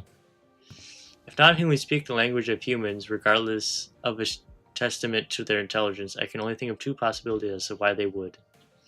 One, to communicate with humans. The others, to deceive humans. More often than not, it's the latter. What about distortions? Some of them already know how to speak. Distortions are phenomena in which humans transform into monstrous forms, first observed after the White Nights and Dark Days incident. Therefore, that example is irrelevant to Otis's supposition. White Nights and Dark Days? She whispered quietly, but as we were standing rather close to her, we all caught on to the hint of joy in her voice. The pillar of light in the city, did it really? How have you come across this knowledge, Miss Mayers? Oh, ain't it obvious? We've got the culprit right here, the storyteller lass who's been gabbing on with no end. Yeah, she's been talking no nonsense all morning about all kinds of stories, hasn't she? Huh? Yet I have not given that fact. You didn't get so lost in your own stories that you blabbled all about our company secrets, have you? Nay, fie, I would simply not. Don Quixote was subjected to yet another round of scolding. Amia stared out towards the sea, worried that sea terrors might start crawling to the surface once again before turning towards us. I wonder which of the two the Seaborn are. Their sense of self is really, really faint, so I don't think they'd be in either category. I think it's possible that they learned human language out of instinct, that the power of speech might help them survive. It appears that you, Miss Mears, are quite the expert on the subject of Seaborns. Your knowledge of them goes beyond what fear for one's survival may yield, thereby suggesting a different means of acquisition. Do you, by chance, worship the Seaborns? I don't worship Seaborns. Seaborns don't have any hopes or wishes, just desires for survival. Miss Mears, does that mean if Seaborns were somehow able to hope? Maybe so. Is that so? The repairs are complete. As we were conversing, Faust descended from the ship with a neatly organized set of tools borrowed from the village. Repairs completed. I'm guessing repairs are done? Yes, the ship is ready to set sail. Did you have a departure time and date in mind? I would prefer if we could depart as soon as possible. We don't have a set time or anything, but I think we should be able to set sail this late afternoon at the earliest. That soon? As you've seen, we don't have a lot to bring with us. By the way, how far out to sea do you guys need to go? We need to find this dimensional door of sorts.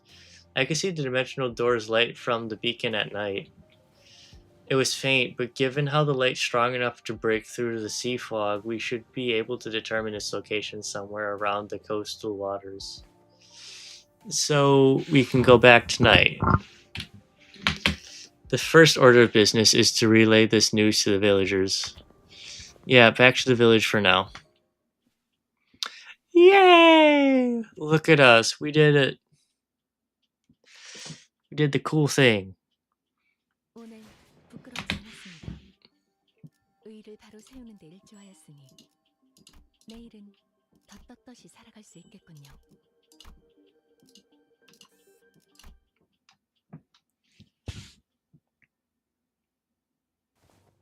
There's something going on in the village.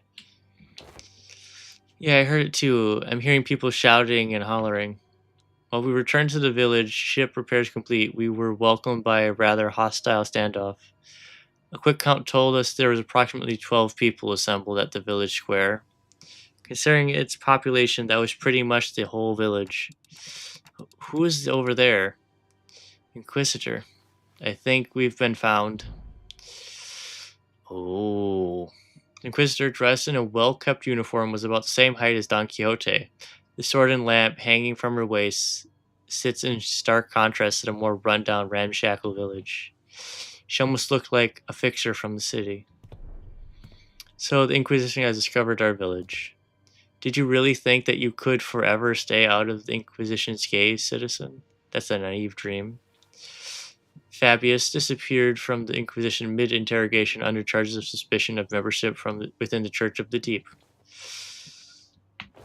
Last known location, Salt Flat. The other Inquisitors have informed me that you have been identified next to pirates in its fringes. From a criminal to an outlaw, what a dramatic evolution of your career. But ends here.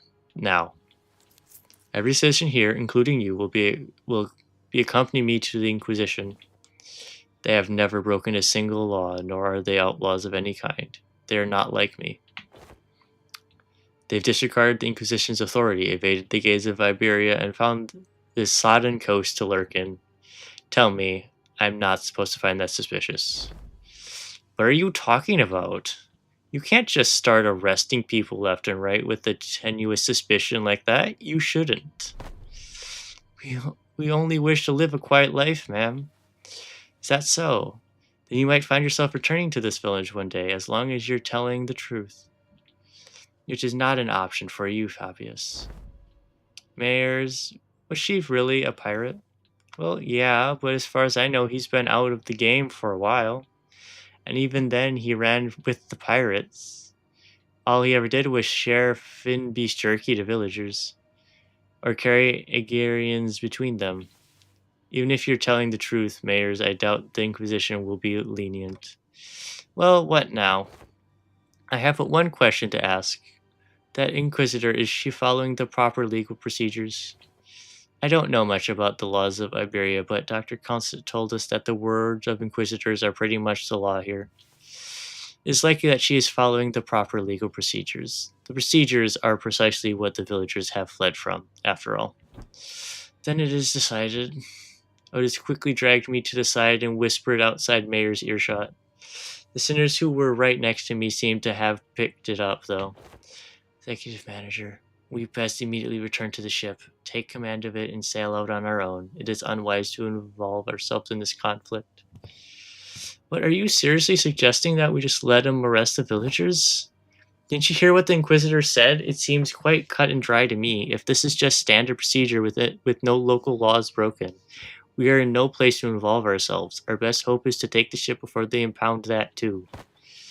We can't do that, even if it's standard procedure, even if we're working within the law. It's not. You stayed up to hear Mayor's story too, didn't you? You know, the N-Corp Inquisitors were working within the law too, when they came for the village. That was the standard procedure too. If anyone had stepped in, then I know what you went through, but I'd still rather not take a risk in this unfamiliar environment like this.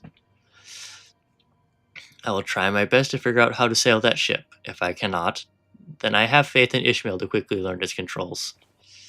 I can't say you're wrong, but I don't know. Neither you nor I know anything of the ocean currents here, Otis. We can get the ship going, but I can't guarantee that we'll reach the dimensional door without any trouble. Do you know anything about the sea currents in this region? Not much, but I know the coastal sea somewhat. And you can't fight the Inquisitors directly here in Iberia. Fleeing with the ship might be the better option. What should we do, Dante? Yeah, I guess it's kind of awkward for us to take the ship and go, huh? How about we try to talk to the Inquisitor, then? I think we should at least try to hear them out first. Then being the Inquisitor and Chief, both. If the discussion goes well, we might even be able to get the Inquisitor's support. Like Mr. Honglu said, we should hear them out first, then try to convince them. I agree with them both. First, let's see what the Inquisitor has to say. Our Rabbit's right, she says. Are you certain that's the translation was accurate? Right? There's no way Rosha would choose anything other than violence, right? It's idiots. It's because the other options are pointless. Inquisitors seen us. We're already under suspicion. She will doubtlessly try to stop us if we flee now. So talk first, lower her guard, then attack. Pretty sure that's not what Amiya meant. Well, if she's already onto us, then we shouldn't give her an excuse to attack us by running away. I was wondering what you were doing there, lurking in the background. A clock-shaped head? Are you from the Columbian Union? They're wearing a clock for a head due to reasons, but they have nothing to do with the Colombian Union. What's the Colombian Union? Tick-tock. What? Which language are they speaking? Regardless of whether you're from the Colombian or not, you're clearly not from Iberia, let alone this village. You're not wrong, but I think there's been a bit of a misunderstanding. I'm quite certain you don't know enough about these villagers to stand between them and an inquisitor. How long have you been standing here? 2 days. Buddy, don't just tell her that. 2 days? Alright, enough of this chatter. Get out of my way, outsider. The attempt appears to have been made on quite the unstable ground. Please lend us your ear for a minute, Inquisitor. I'm Amia, leader of Rhode Island. Yes, I'm aware of Iberia's closed border situation. I felt hope swelling within me as Amia began with confidence, unlike Secular. Alas, it was short-lived. Thanks to the Inquisitor's quick retort, I couldn't help but place my palm against my forehead at the exchange that followed. Oh, so not only are we dealing with outsiders of dubious origin, we have a legal entry as well? That we had to because the issue demands urgency, and I've been briefed. Brazenly crossing the border, didn't you? I don't know how urgent that issue could be, but I doubt it's anything more significant than the situation at hand for Iberia and its Inquisition. The High Inquisitor is handling the Rhode Island issue. Stay put and await the consequences while he and the chatty med doctor of yours talk it out.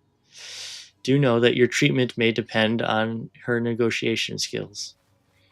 As for the village chief, I understand you have the right to arrest him, as he is a fugitive who has fled in the middle of interrogation and has been sailing with the pirates. However, it is an inhumane treatment to arrest the rest of the villagers as well. Inhumane? This decision is well within the rights bestowed upon the Inquisition. They've lived for years right next to that highly suspicious Ager. The Inquisition must investigate the rest of them as well to verify whether they have committed any acts of treason against our laws. I will wait, because we've got 3 minutes of ads.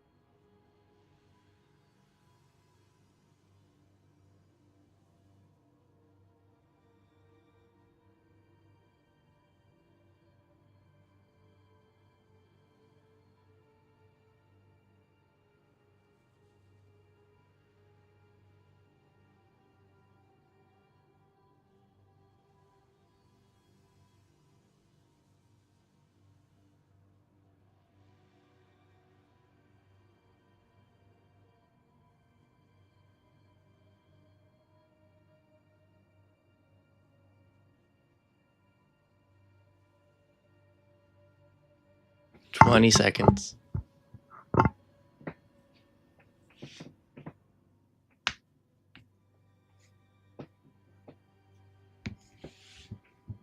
Man, the shading looks so nice. Actually, let me pull up a picture of Amia so I can see her. Amia. Arknights. This is much more anime, like I was expecting.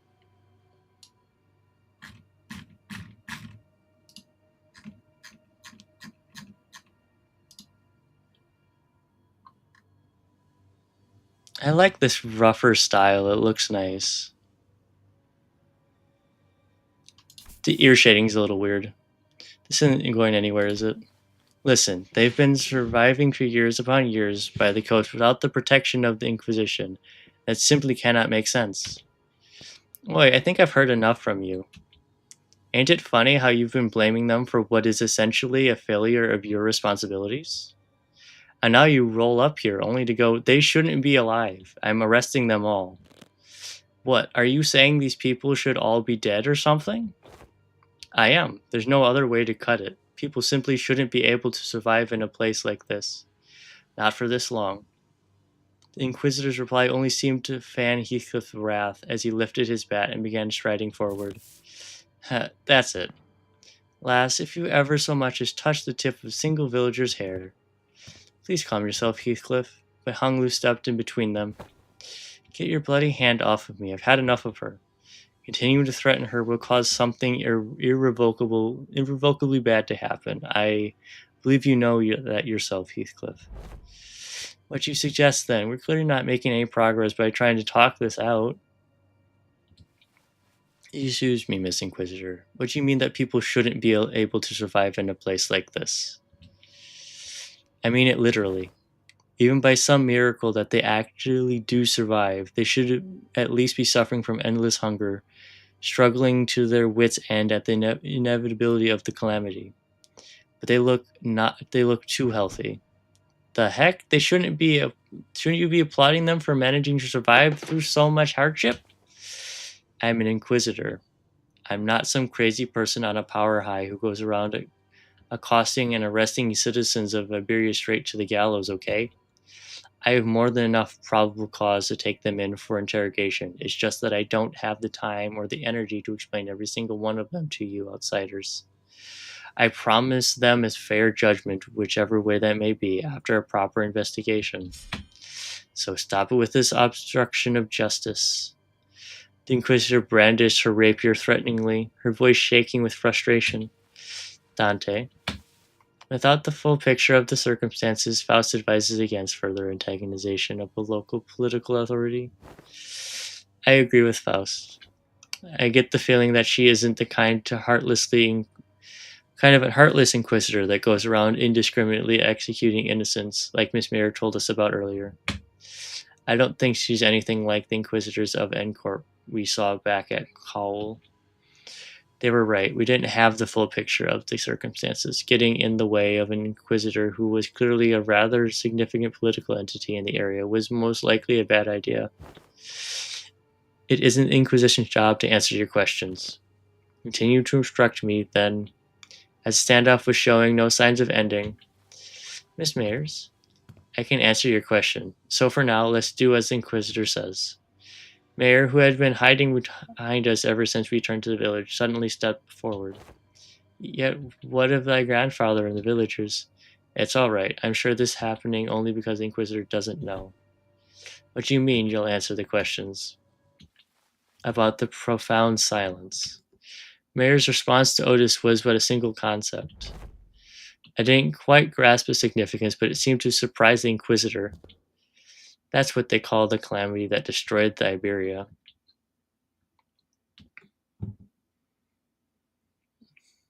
Interesting.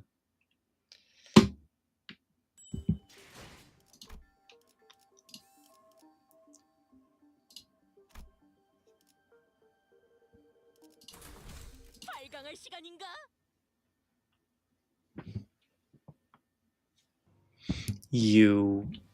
Decades ago, a great wave ravaged through Iberia. It wasn't long before the Seaborns carried by the waves diminished Iberia's brilliant civilization to this. The waves, the profound silence then must have reduced the village to its current state as well. Is there any reason it's called the Profound Silence? It doesn't seem to be the most appropriate moniker for a calamity like that. It's because the sea went dead silent before the waves came. The silence that then claimed ships out at sea. Then the cities of Iberia, then the Iberians. No one could say a word in face of the ineffable calamity. What are you? No average Iberian citizen should be privy to any of this information you're sharing. And the Church of the Deep is really capitalizing on the pandemonium that followed the profound silence. They pretend to be Aegir from the sea, delude the citizenry of Iberia, and are sowing chaos in her lands. So that's why they're arresting the Aegir left and right. I can see the thought process, but so it's understandable why the Inquisitor would want to arrest us. Dante, this isn't good. Sharing that seems to have been some kind of a taboo-like thing for the Inquisition. The Inquisitor wordlessly stared at Mayers. Her eyes were filled with traces of anger and confusion, but she's afraid. There was fear in the face of a threat. Not the fear of the terrified. No, it's the fear of someone who's suddenly confronted with something they must destroy. The High Inquisitor once told me that, should I come across an Aegir who knows too much, there is a sliver of a chance that they may be of assistance to Iberia. Cease, thou threatening an innocent with thy brandishing of a firearm. But most are seduced by the allure of the sea.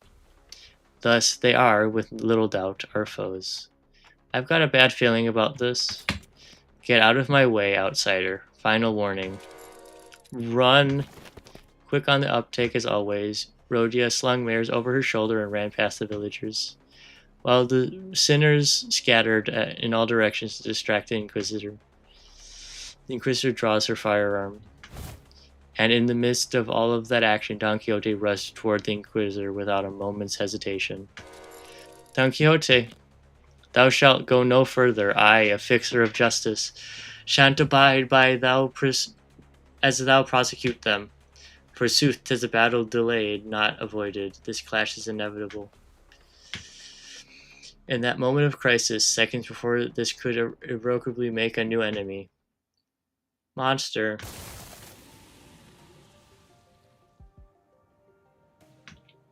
A large obsidian crystallization in the shape of a monster burst forth between the two of them. What is it this time? That's enough meaningless bickering. Dr. Kalstit. Do you know her? Yes, she's Dr. Kalstit, Rhode Island's medical department. Dr. Kalstit, behind you. Shoot first, talk later, is it? The negotiations are over. From this moment onward, Rhode Island is now operating within legal capacity on Iberian territory under the Inquisition's authority. The Inquisitor fired a blast of that firearm-looking weapon, but the monster summoned by Kalstit managed to deflect it. And the cannonball thrown from the weapon punched clean through the wall of the building we stayed the night in, before punching through several other buildings behind it. That was enough to instantly freeze the sinners and the villagers on the spot. That penetrated a building. Though their walls may be weaker than the head standard for what counts as a building exterior wall, to punch through so many is... What a precise point it makes. Now, not the time to stand around and press. It's a violation of a taboo to have that much penetrative power in a firearm. We're not in the city. Don't lose your head over this. Taboos don't apply here. My head knows that to be true, yet my heart finds it difficult to be still. That is enough of that discussion for now. It is advisable that we carefully observe and grasp the situation at hand instead of deliberating on a taboo, the jurisdiction of which does not reach this far. I lose my breath every time I read Don Quixote or Faust. They're so long. Yeah, so the situation's gotten slightly better, right? If she's Amaya's friend, she's our ally. Besides, she's got some super powerful looking prosthetic gear looking thing, too. Is that what you think? I apologize for the disappointment, but I am not on anyone's side. In other words, your particular denomination ally may not be entirely correct. However, if I must define my allegiance, then let me inform you that the closest label would be that I am Inquisitor Irene's ally. Testiculsit. May outsiders, as much as you would like to deny it, the Inquisitor's suspicions are true. While it cannot be said that the process by which she reached that conclusion was unfair, the conclusion itself is without a doubt correct. So you're actually connected to the Church of the Deep? That's one way to put it. To be more precise, they aren't connected to the Church of the Deep. They are the Church of the Deep. Perhaps the village itself is a dilapidated church of their congregation. Our village? A church? Just look at our buildings. Where would we even congregate? Your thoughts, Faust? There are not many resources by which we may analyze the decision. However, the fact that Mia's colleagues has made the same argument as the Inquisitor brings the accused defense into question. Yet, I can hardly believe that young Mears is lying to us. Wait. That's why she figured out about the Pillar of Light. It's a magic thing that you can do. Hold on, you've been chatting pretty with the Inquisitor or whatever? How do we know you aren't aligned with them the whole time? I see, you really are all entirely in the dark. An unexpected outcome, given that all of you may be from a place far beyond the dimensional door. As fortune should have it, there's no need for you to know it anyway. Truth is truth, unchanging, without the acceptance from an errant group of outsiders. Besides, soon... I'm sorry, it seems we've mired you in this trouble. Say no such thing. We shall not abide by one such injustice is perpetrated before our eyes. The village has already been identified by the Inquisition, and the Inquisition has even brought an ally. It seems quite unlikely that words shall resolve this conflict. But we promise you, we will take responsibility for what is done. We have benefited far too much from your warmth and kindness not to do so. The village chief, with a benevolent look, pulls a dagger from his cloth, and immediately knew what Calcit was about to say.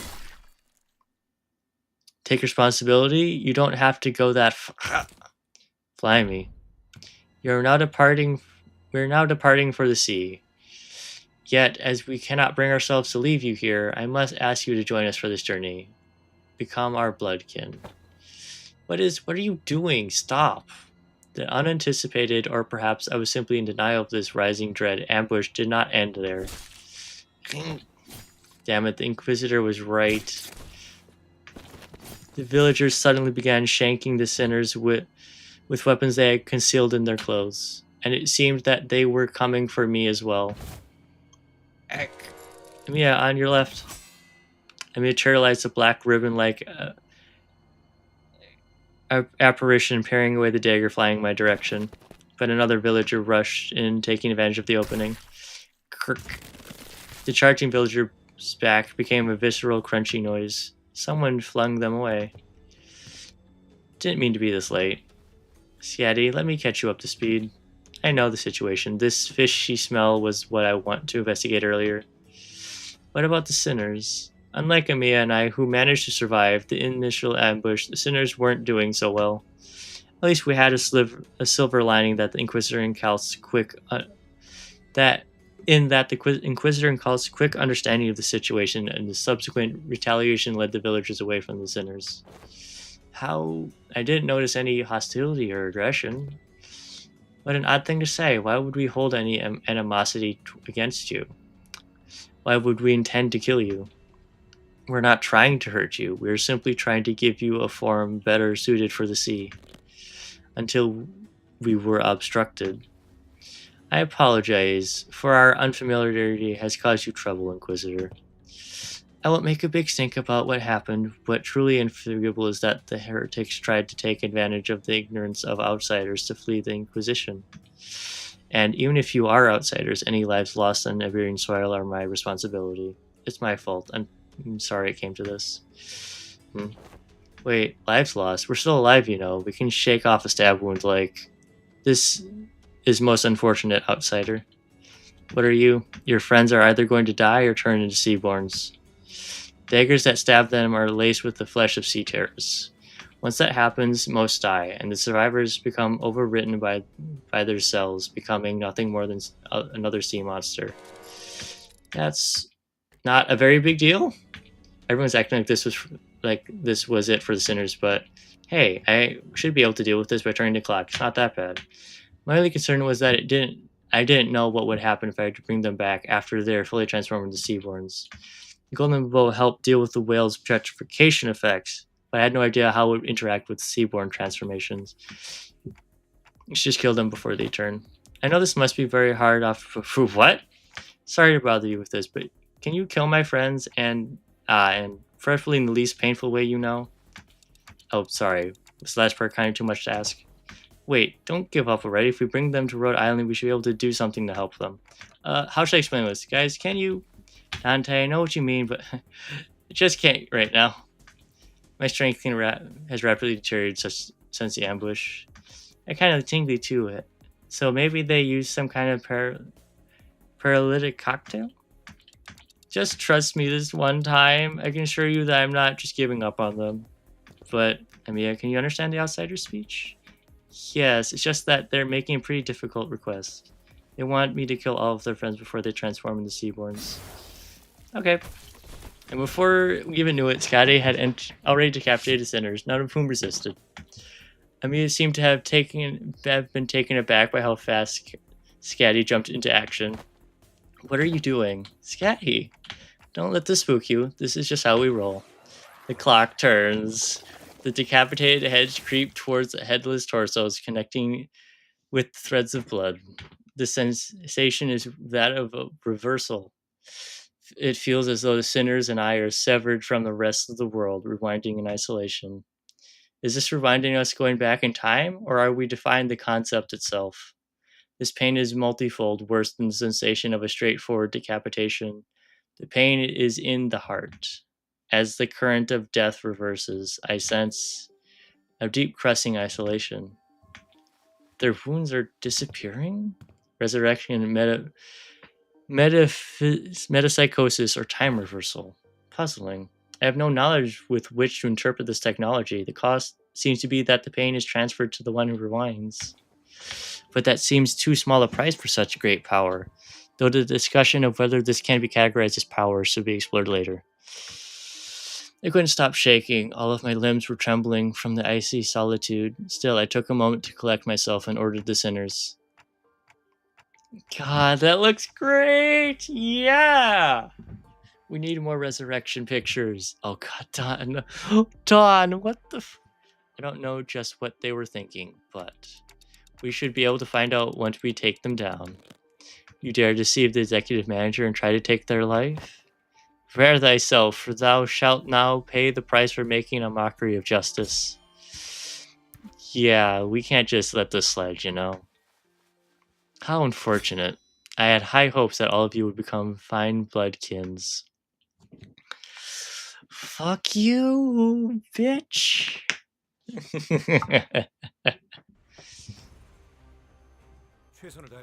Swift cultist of the deep. Steadfast cultist, Fabius. Turn your hint off. Cult of the Bloodkin. Increase passives. Gain Sea Terror assimilation instead of offense level and defense. Effects of gain offense level up.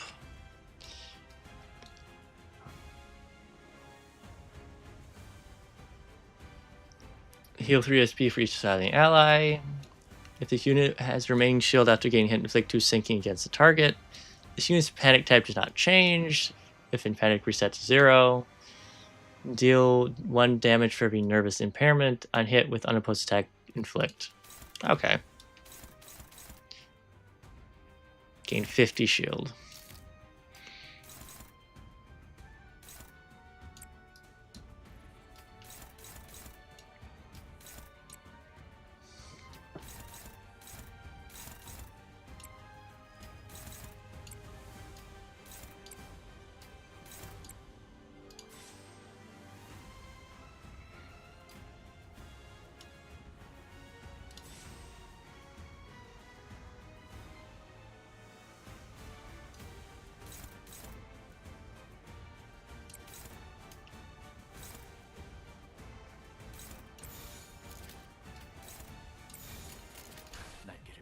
시비수에게 발톱을 걸어.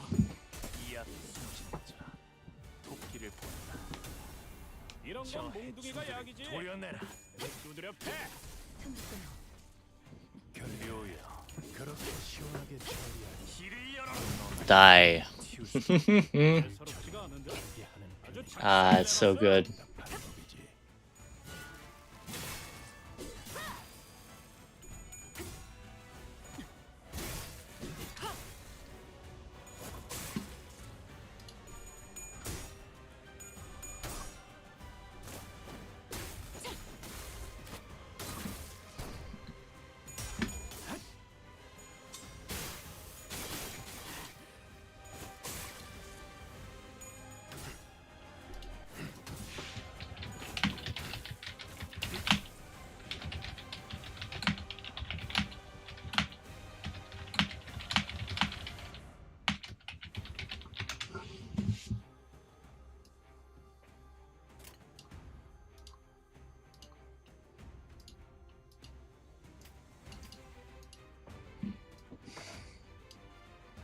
It doesn't decrease, right?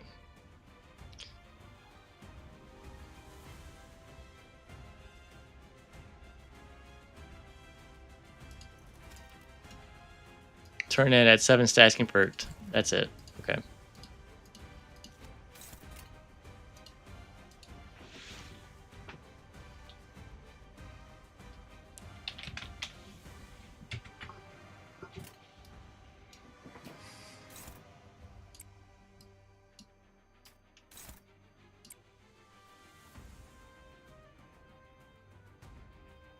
누가 누구에게 말을 거는 거지?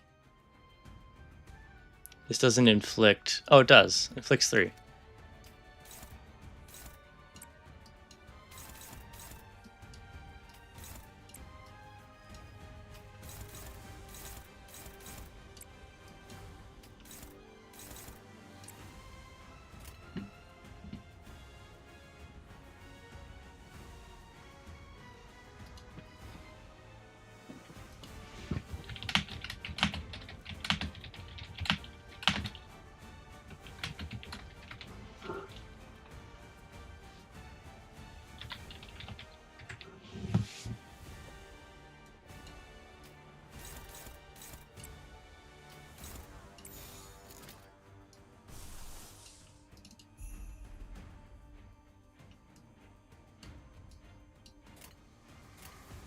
꿰뚫어 퍼지리.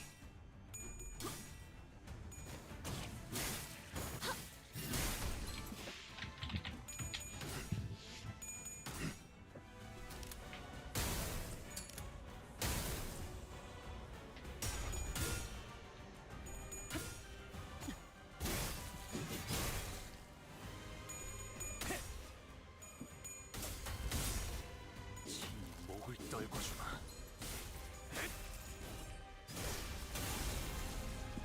Holy sh. 뭘 본 것인가? 엄청나게 강한 일격을. 나의 손으로 잘라낼 수 있다면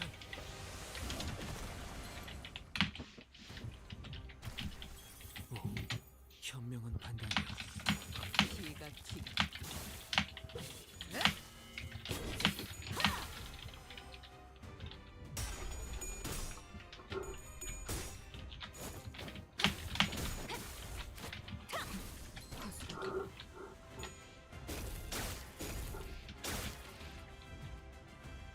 이 풍진 세상에서 힘껏 살아가느라 수고 많으셨어요.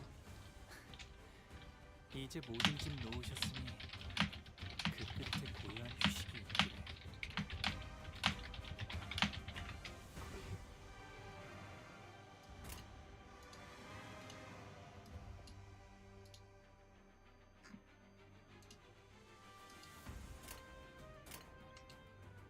Okay.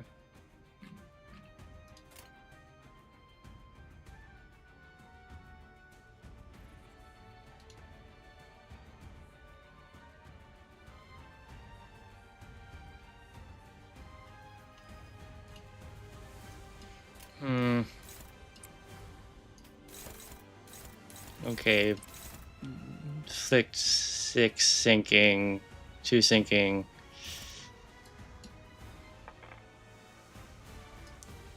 Is there enough? There's 5, 6, 7. No.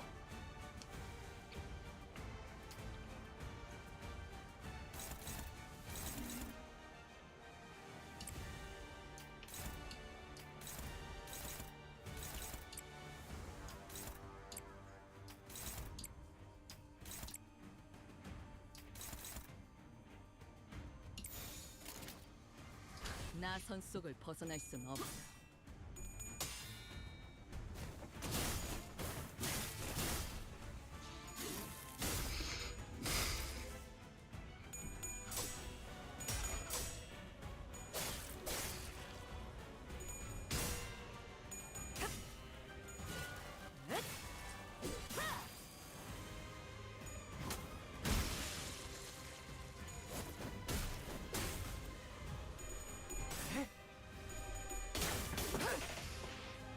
혈염도 바로.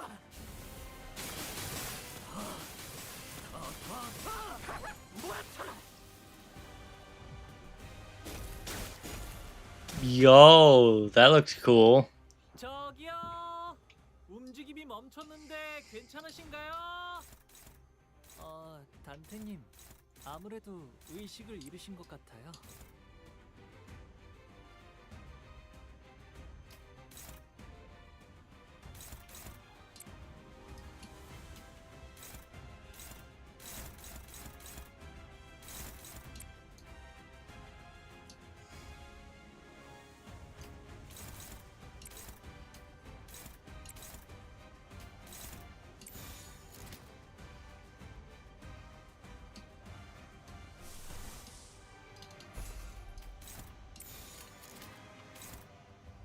나선 속을 벗어날 순 없다.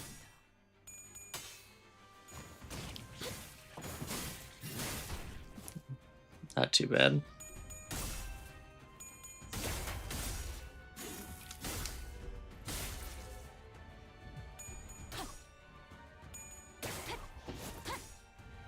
무상한 목숨.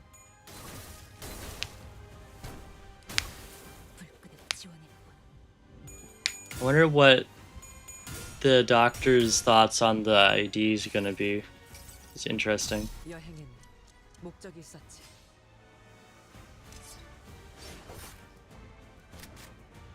Bang. 원더풀한 선택이었어 나리. 저들의 약점이 뻔히 보이는 이대로 네 총알에 맞는 것도 나름 예술이지. 아주 궁동유적인 훌륭한 남극도 아닌 성격은 것. 1번 수감자. That felt so good. 이렇게 놀라. But 웃음은 잊으시오. 어떤 일인가?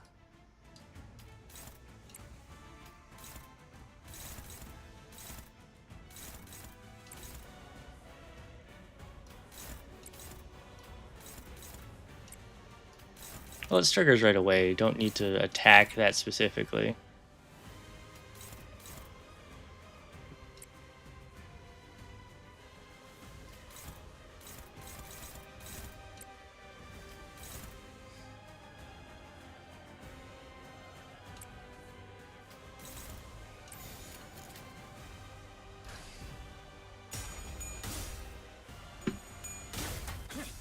지 목을 떨궈주마.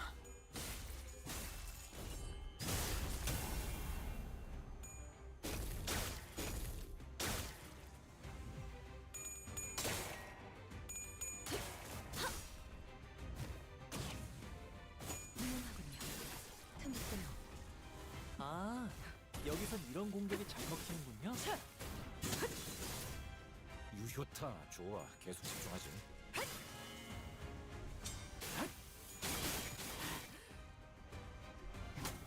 마침내 깊은 수면에 빠지시는가? Mission accomplished. Wait, I think they're heading to... He's running himself into a dead end. Are they seeking refuge at sea?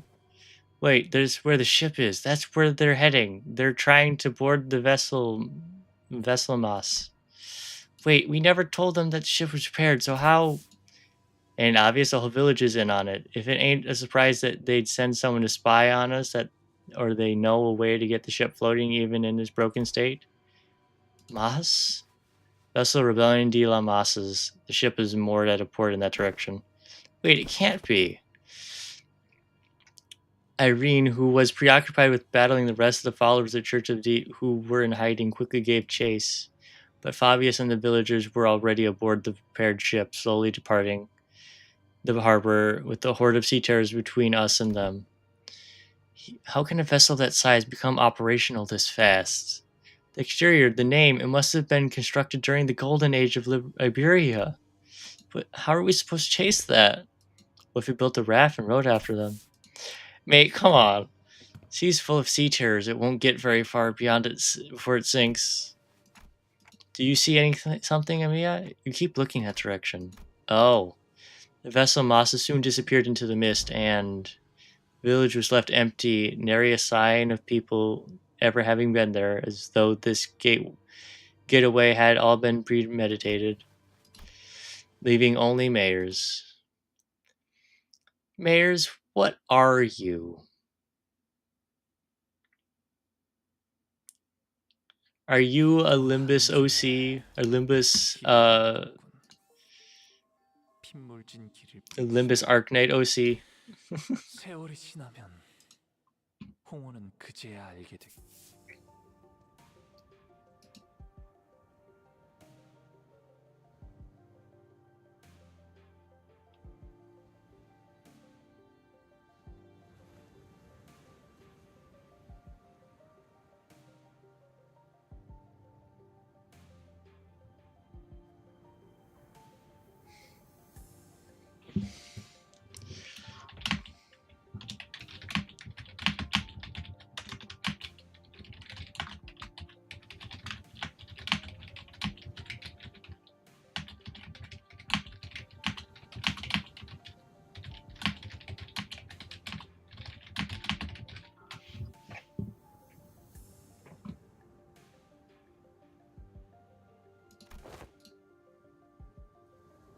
Can't possibly be very fast. This will be difficult. Even if it's a research vessel, I'm sure it was constructed during the golden age of Iberia. No average ship can keep up with it. Which is a problem, because I doubt we have any ship that can travel at that same speed. We only have a few small vessels left, which are all anchored too far from this location to feasible options. Do you have any recourse? No, not unless we can identify the exact location of the vessel, which is the real problem. We can find ourselves a ship to go after them, yes, but most eyes of Iberia, the lighthouse, were lost during the profound silence. Wait, when you say most, you mean there's still some left? Just one, as far as I know. The one in Grand Faro, but that lighthouse cannot be used at the moment. There's another. There's a lighthouse you can use. Really? Are you really going to give one of the villagers the benefit of the doubt? Yet young Scatty hath already confirmed her to be safe. All I confirmed is whether she's a Seaborn or not. We can't know if she's a cultist. 'Tis true, yet when we saw that Mears was left all on her own, we decided to have her accompany us at all times and keep her within Irene's eyeshot. We couldn't possibly blame her for what happened, given Scatty's confirmation that she doesn't have anything to do with those sea monsters. Besides, they'd all left her behind. But Irene still seemed to harbor a bit of suspicion. The problem with the Aegir is that she simply knows too much. Where could she possibly have gained access to all the information? See, she can't even answer that question. But let's think about it this way. What if we were to ask her what we don't know? The location of that lighthouse, for example. They're taking rapidly. What did they say? Dante says that we should approach it differently and ask her what we don't know, like the location of the lighthouse.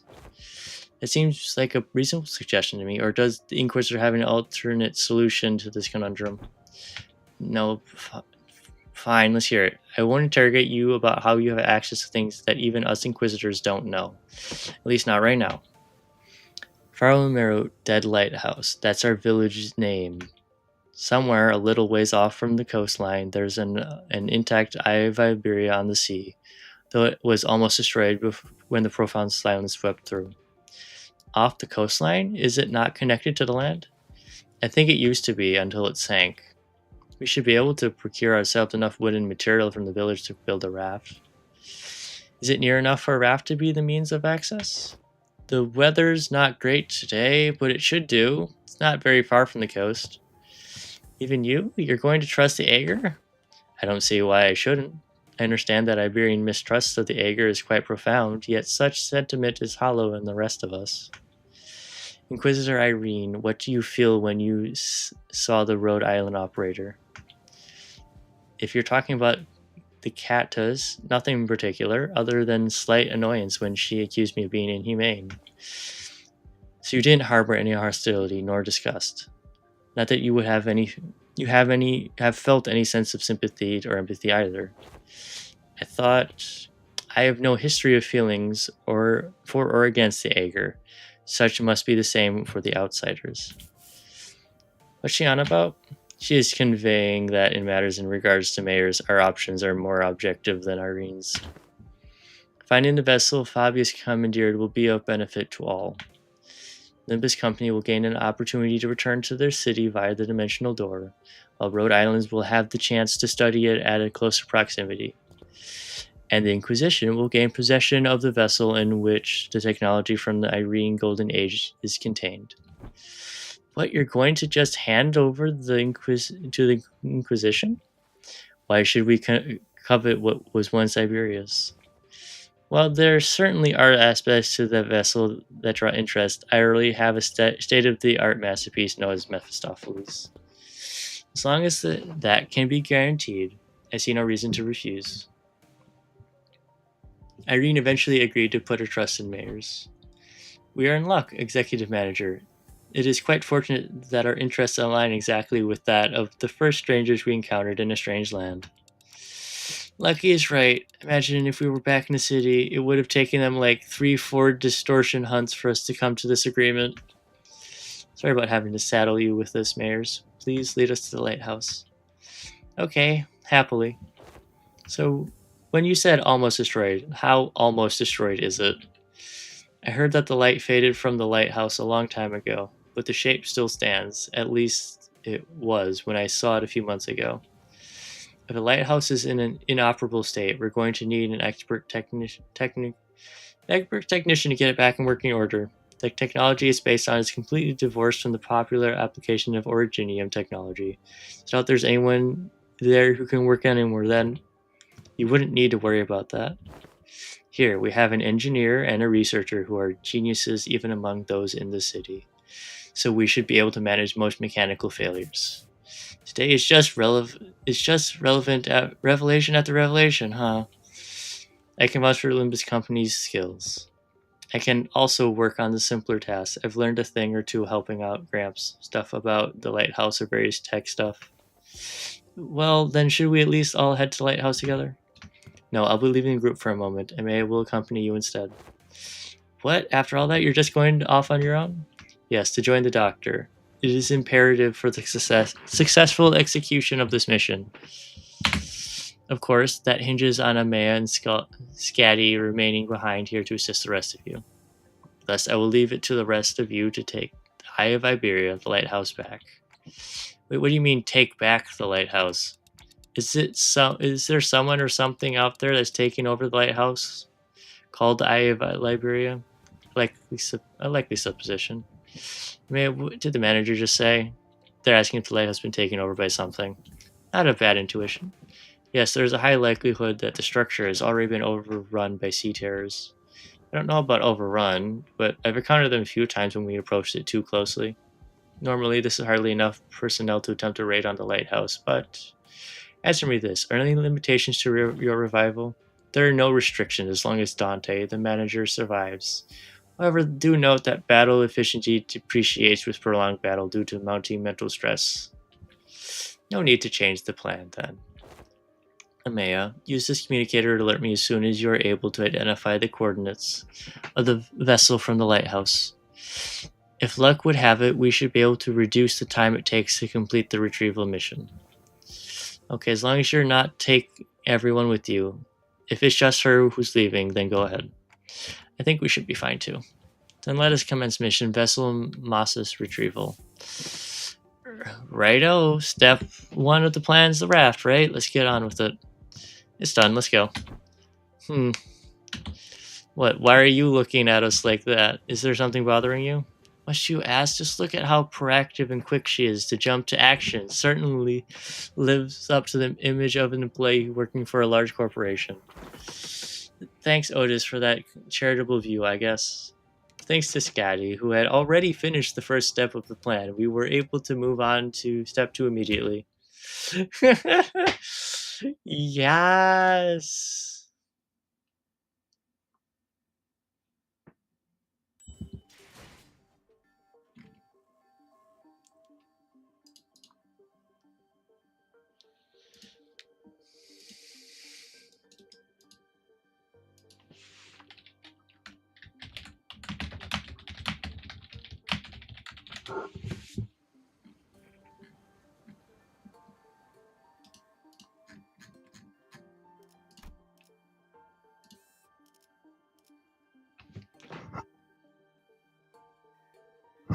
Okay. Time to beat him the fuck up.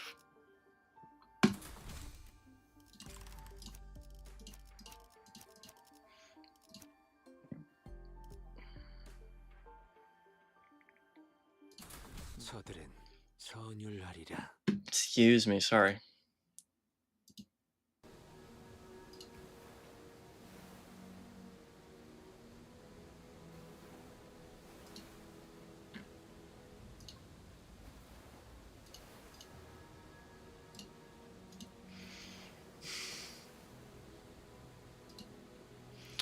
After a while of carefully sailing on Scatty's raft along the coastal cliffs, a gargantuan shrouded lighthouse emerged from the thick mist. Eye of Iberia. Even in this dilapidated, ruined state, touches that are at once monumental and sensitive are apparent on the exterior construction of the lighthouse. Some even call these lighthouses guardians of Iberia. It retains the grandeur of the era as it was built during its golden age. You really know everything, don't you? It is as you said, but now these lighthouses are nothing but graveyards of countless inquisitors and soldiers of the Penal Battalion. No one who's attempted to retrieve a lighthouse has ever survived the expedition. Can you please not say scary stuff like that, Miss Irene? We are literally about to walk into one. Don't you ever quit chirping? What are you, a foul beast? Stop yapping in my ear. Why is this one such a coward unlike the rest of you outsiders? I'm not a coward. I'm just voicing my... She did just say some pretty concerning stuff. How long do you think their prayers will take? Its exterior is rather heavily damaged. However, from what is visible from the outside, its interior is still quite intact. With Miss Faust's expertise, it should not take very long. Yi sang, suggesting with a smile, but Faust maintained her silence for the entire journey to the lighthouse, then said something pretty concerning in response. Of course, my wit remains unmarred even in such uncertainties. The currents are pretty wild. Someone's going to have to stay behind and keep an eye on the raft. We can't just leave it here untended, but I don't know if we can carry it either.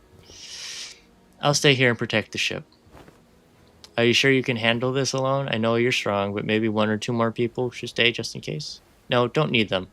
See, terrors will form the inlet if I go with you anyway. So this has nothing to do with you. So that's what she's trying to say, is that she's worried about you not having enough people to take on the lighthouse when she can handle the area alone, which is why she is okay with staying behind.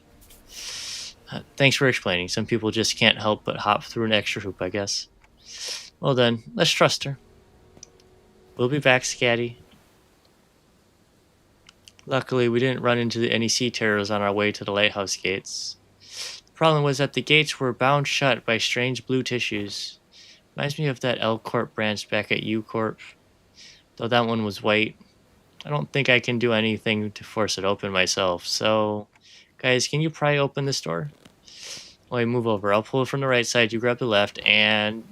all pull together at once. 1, 2, 3. We'll pull at 1, 2, 3. 1, 2, 3. Something's off here. What are you doing? The door is firmly secured in place. This flesh tissue regenerates almost as soon as it's torn. Perhaps you'll need to tap into a wider form of art to get this opened. Well, what now? The strange flesh tissue growing on the gate is sea terror. It reacts to the lamp, but it's grown too much to be affected by it in any meaningful capacity. Sadie might be able to open this gate with her incredible strength, but should I go fetch her? But I think she's already fighting off the sea terrors from sinking the raft. So we're all on our own. Maybe there's an identity card or an ego could use to get through this? So which one? Huh? Just as I was pondering a familiar question, a faint black glow came into view, then devoured my sight. It's not intuition or inspiration. It's different from those sudden flashes of realization. And it's not the star of that day that I think of from time to time. It's not the horrible door that I see every time I turn the clock, either. The formless and black space in which I am not permitted to see, a faint noise, a whisper cuts through it. And through that opening, I see light. I reach out to the opening and see Scatty, born from a very, very warm gaze. Scatty? Powerful imaginary imagery crashes in unto me like the waves. Scatty, the staggering dancer wielding a blade. Scatty, who flaunts her flowing locks. And Scatty, the singer, humming in a low voice. Beyond the fringes of cognition, Scatty's existence has become engraved. Sinners who can wrestle control this oceanic tidal power is... Dante, you're right? I'm good, and I don't think we'll need to send for Scatty. Oh, what? Hey, Ishmael, I've never used this ego before, but I need you to trust me and accept it. What, an ego? I nodded quite quickly. Well, it's not like we ever get to have a practice run with these ego. Whatever it is, it seems to me our manager found a solution. Her confusion is short-lived. She lets out a careful laughter before stepping forward, boldly twirling her mace around. I mean, what's the worst that could happen? Get corroded? 한눈 팔지 마세요. 맨날은 당신에게, 파도는 Oh! 반드시 올라올 테니. Yes! Cracks on the lighthouse are growing. I think she destroyed the door instead of opening it. Sorry, didn't think it'd be this strong. Well, the door's open. What are we waiting for? No, I mean, what was the part where you... What, the part where you suddenly changed into a different outfit and equipped different personality? Yeah, that. That is most fascinating. That an ego could be drawn here in lieu of the mirror of Mephistopheles. I think I connected to Amaya's subconscious mind. There was this strange, unfamiliar light, and I saw Amaya's emotions attached to her memories, experiences, so I just reached out to them. My subconscious mind? I just had this feeling that it would work. Sorry about peering in without asking first. But I didn't see anything other than things about Scatty. All I needed were memories and emotions that can be used to understand that being that is Scatty. It's okay. I also have experience with gaining power from other memories and emotions to overcome different situations. Maybe that's how you were able to draw something from me as well? That is the most appropriate assumption, especially in a situation in which delving into its principles is impossible. So that's called ego. Verily, of course, Limbus Company's ego is quite distinguished from the other kind of ego which are bloomed from oneself. This is enough. No further information will be divulged to outsiders. It matters not whether young mayors or young Amani learn of this. I agree with the fool this time. The Inquisitor used an artillery projectile, but penetrates the outer wall, several of them, in fact, of a building, and the head did not pursue her following that breach of taboo. This is clearly not the city. Ain't it better to let her talk her heart out than to hear her moan and whine about not being able to say anything? This face for Heathcliff is amazing.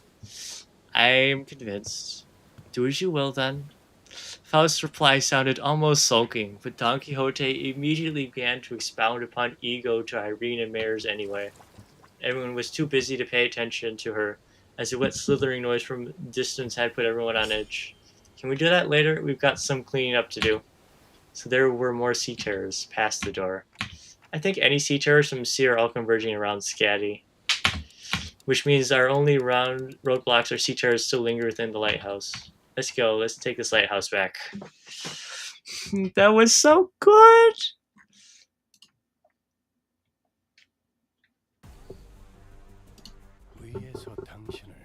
강자로 정한 데에는 합당한 이유가 있겠지. 기대하고 있겠습니다, 단테.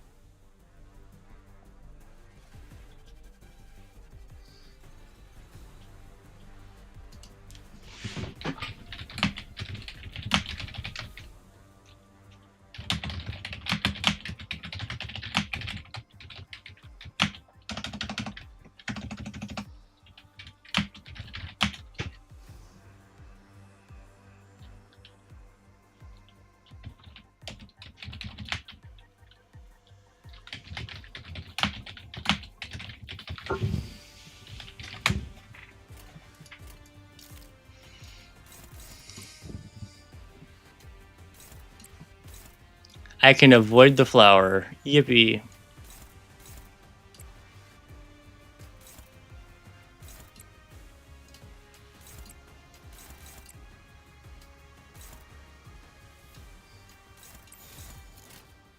날개를 펼치고 시비수에게 명한 발톱을 걸어. 이 앞에 숨쉬는 자 누구 하나 사리를 보내지 마라. 토끼를 본다. 효과적이네요. 춤들을 도려내. 당신을 기억하는 데 예사롭지가 않은데? 아주 작사를 내놨어. 길을 열어라.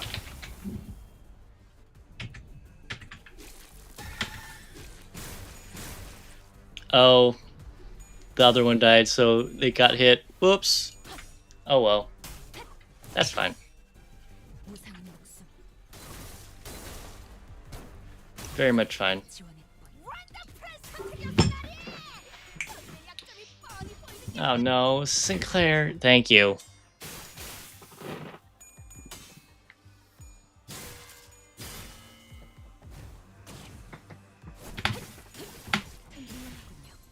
I feel we're almost done, which is great. 특별히 첨언할 이유도 없군.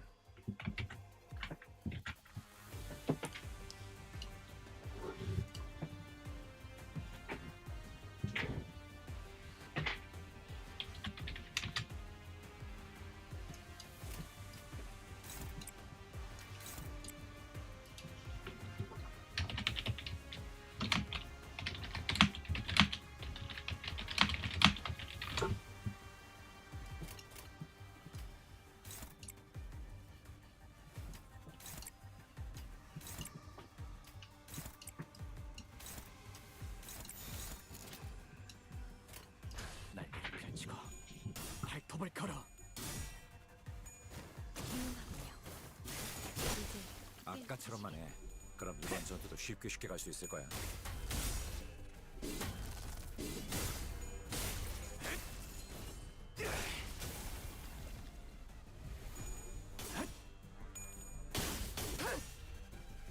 혈압도 바로.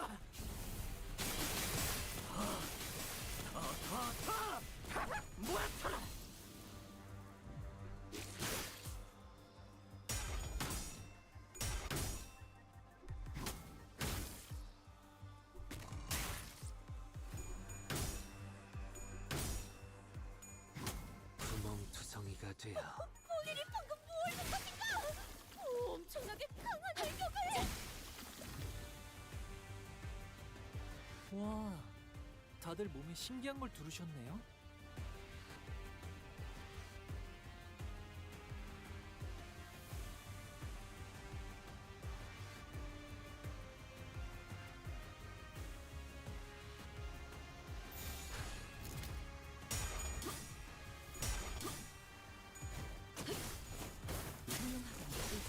굉장해요.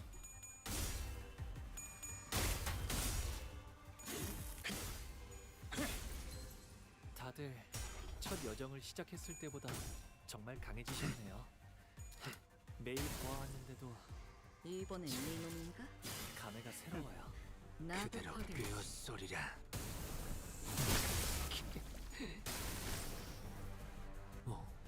현명한 판단이요.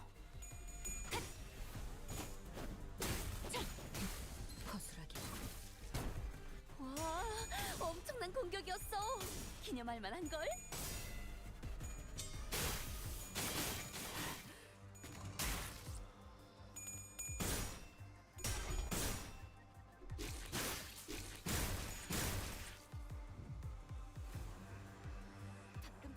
위대한 일격을 기록하는 중이라네. 이따가 버스에서 회고해야 하지 않겠는가?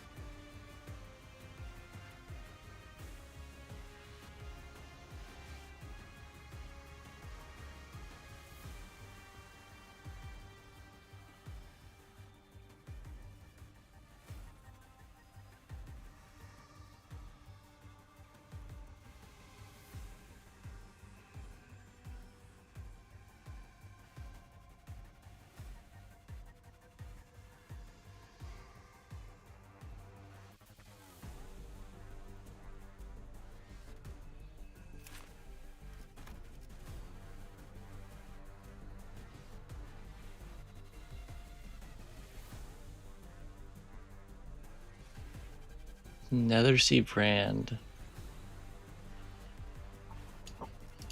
Interesting. Nethersea founder.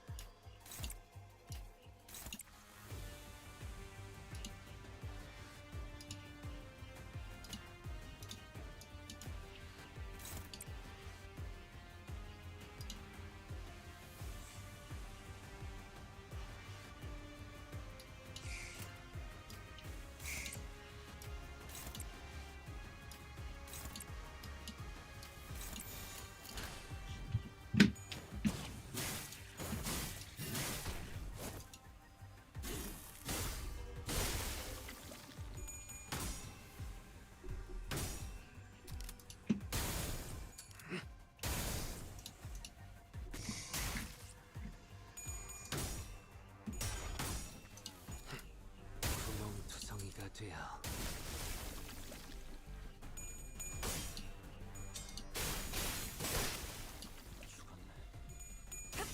다음은 어디로? 피가 튀게.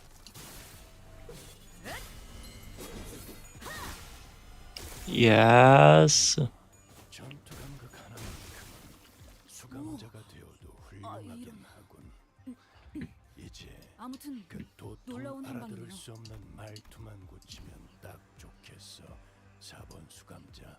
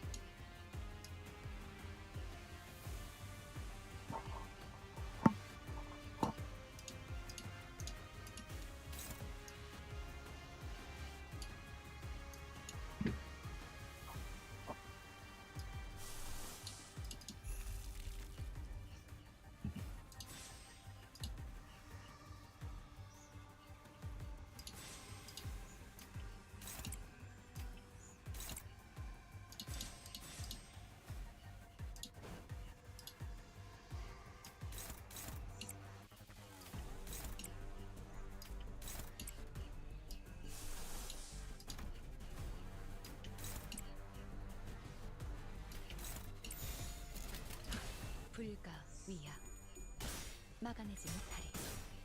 Come on, Honglu. Do better.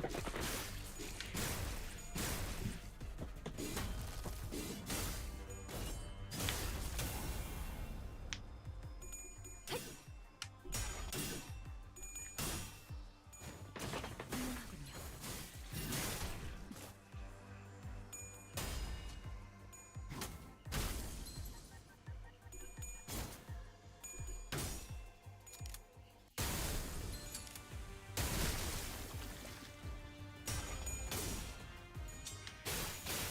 몰아넣었으니 더는 못 따라나.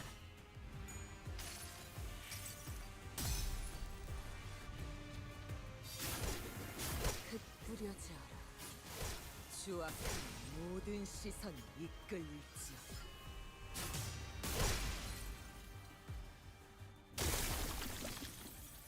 그래, 그렇게 시원하게 처리하니 보는 맛이 나는군. 일 처리는 빠르게 하는 편이 덜 답답한 법이지.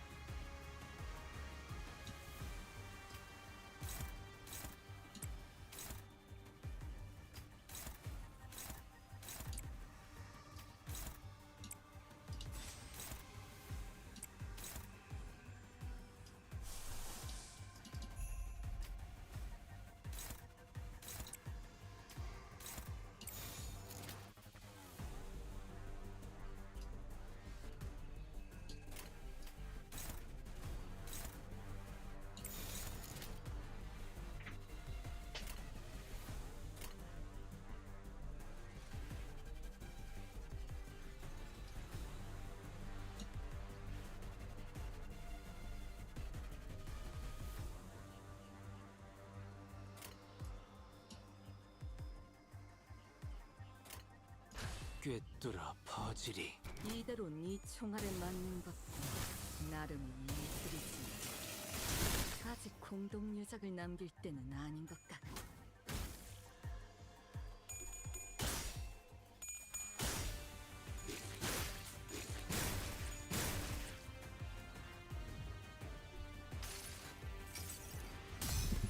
이 몸을 온당히 벌하심에 기꺼이 죄를 받아들이나이다.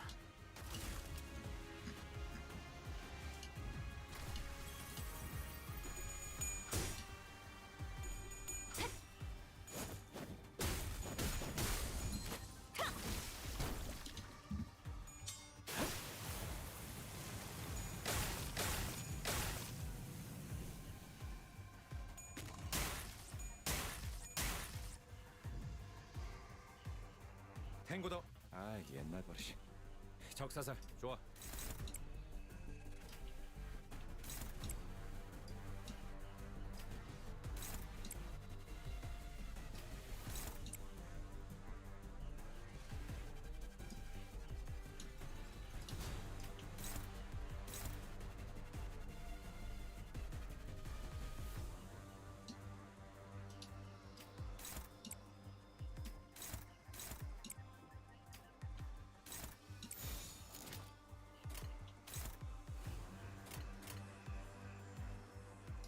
꿰뚫어 퍼지리.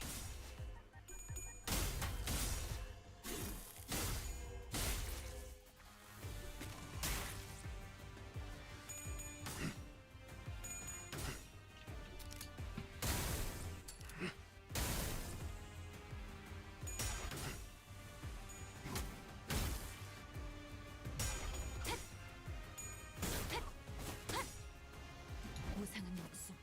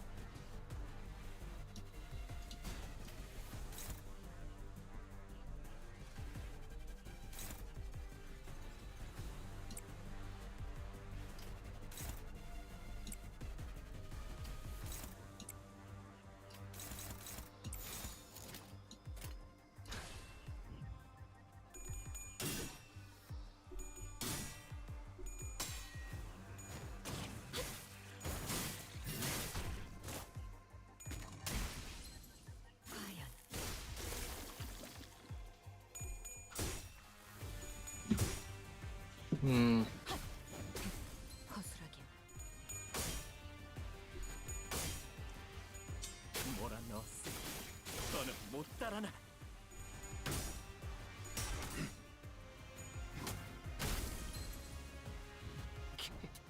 이대로 네 총알에 맞는 것도 나름의 예술이지. 아직 공동 유적을 남길 때는 완벽한 아니니까. 한방. 시원한 걸. 쟤네 정신을 못 차리는 걸. 체라도 했나?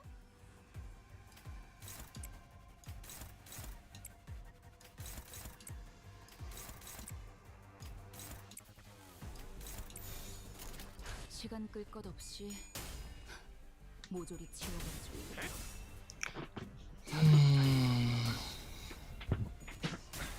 모험하고 혈염도 바로.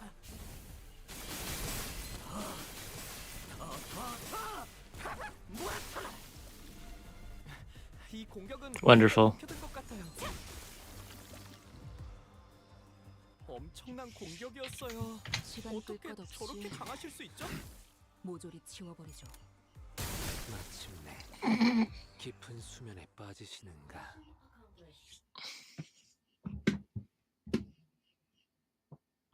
That was pretty funny. 입안에 짠맛이 도는군.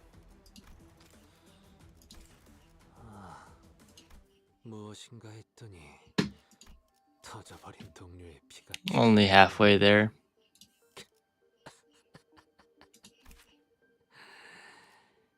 이런 맛이던가.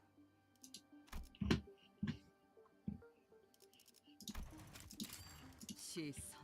내 바쁘.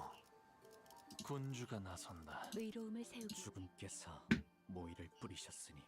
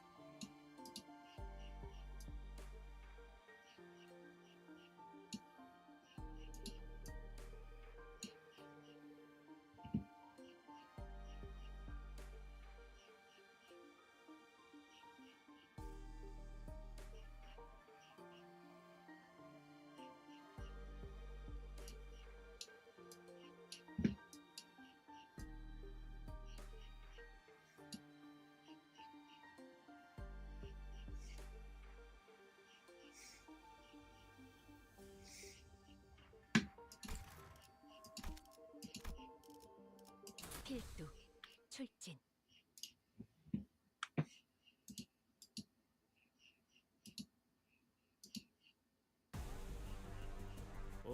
뭐야 파이팅이다.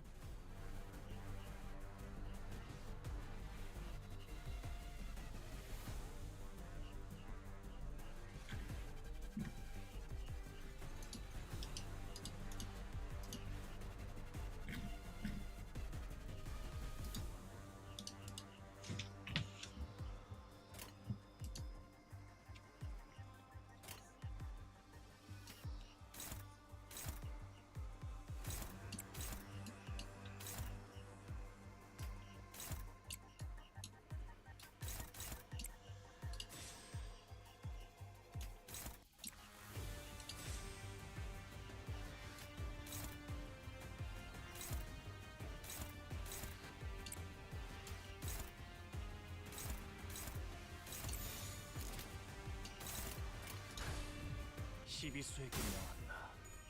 이 앞에 숨지는 자 누구 하나 살려보내지마. 토끼를 본다. 그간의 저 전투 해충들을 경험이 도려내라. 없진 묘야. 넌 푸름을 틔울 수도 그래. 아무튼 그렇게 놀라운 시원하게 한방이네요. 처리하니 보는 맛이 나는군. 이 처리는 빠르게 하는 굉장해요. 편이 덜 답답한 법이지. I'm having fun trying things.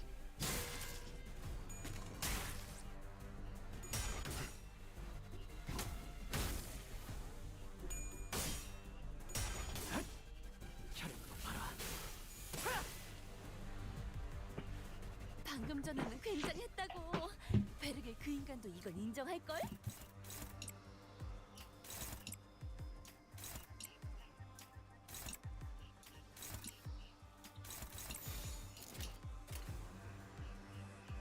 날개를 펼치고 발톱을 걸어. 훌륭하군요.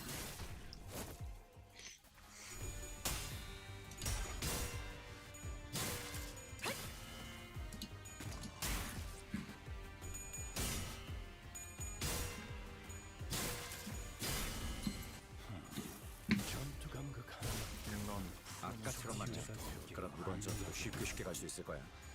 이제 그 도통 알아들을 수 없는 말투만 고치면 딱 좋겠어. 4번 수감자. 예사롭지가 않은데? 아주 작살을 내놨어.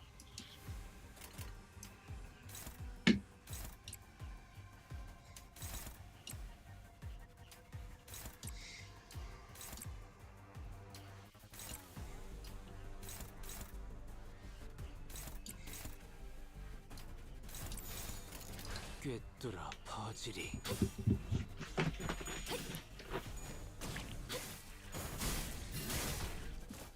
다들 첫 여정을 시작했을 때보다 정말 강해지셨네요. 고작 이 정도 매일 탕매의 허덕이나. 보아하는 하루. 지금은 감회가 새로워요.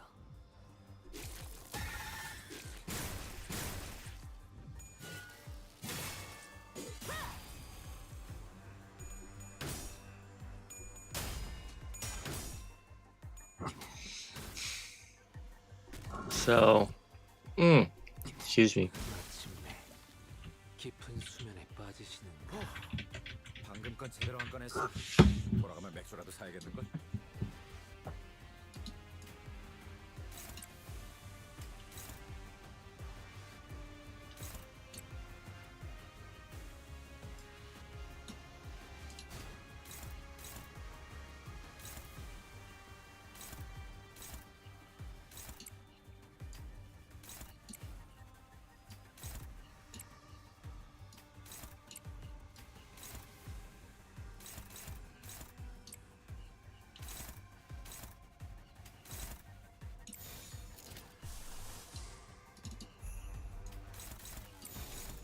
날개를 펼치고 발톱을 걸어.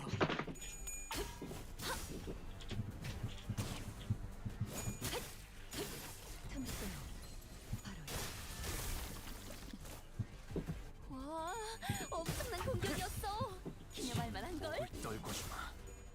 넌 훌륭하고. 튀울 수도 없게. 이외 특별히 첨언할 이유도 없군.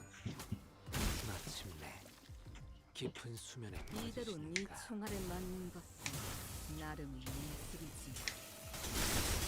아직 공동 유적을 남길 훌륭한 때는 성격. 아니야. 1번 수감자. 인격 에고 사용적성이 특히 놀랍군. 나무와 함께 베어 남겨드리죠.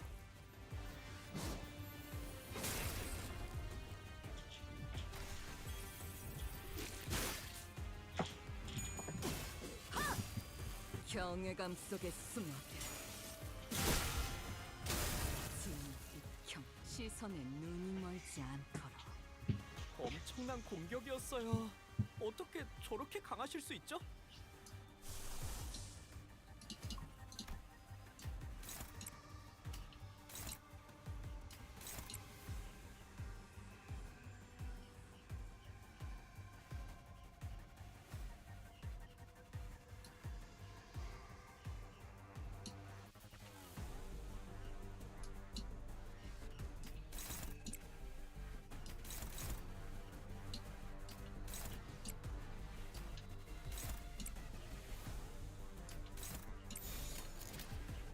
꿰뚫어 퍼지리.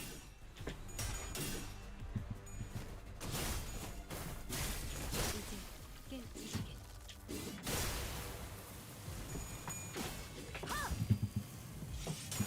피가 튀게.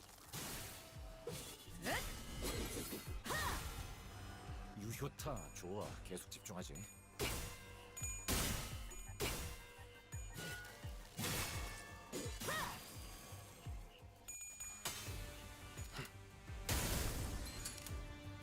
마침내 깊은 수면에 빠지시는가?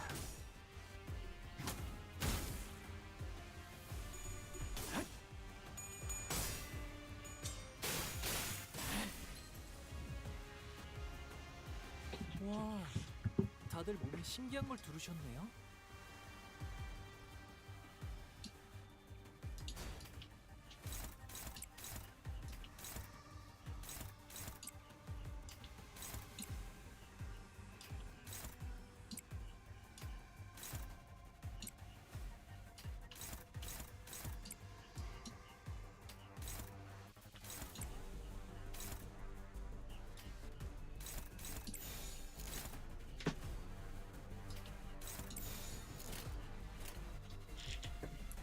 꿰뚫어 퍼지리.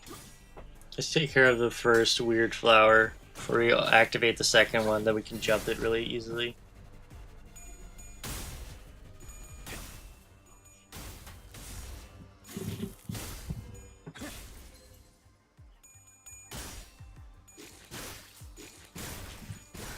이런.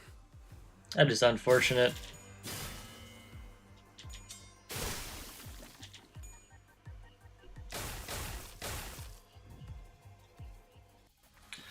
저는 위대한 일방을 하는 중간에 이따가 버스에서 회고해야 하지 않겠는가?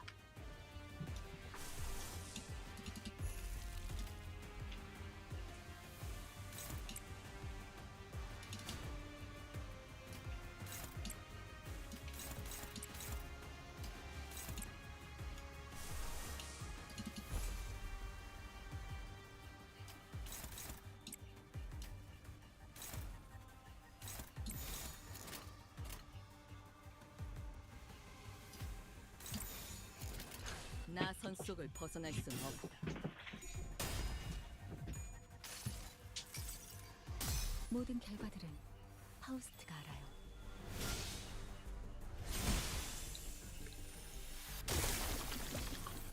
Right. 저렇게나?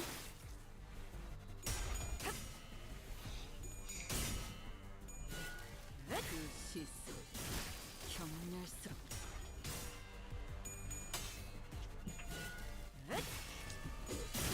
벗어날 수 있다고 생각했나?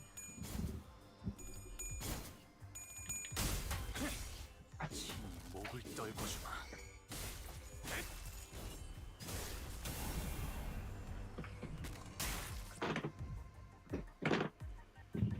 방금 전에는 굉장했다고. 베르게 그 인간도 이건 인정할걸?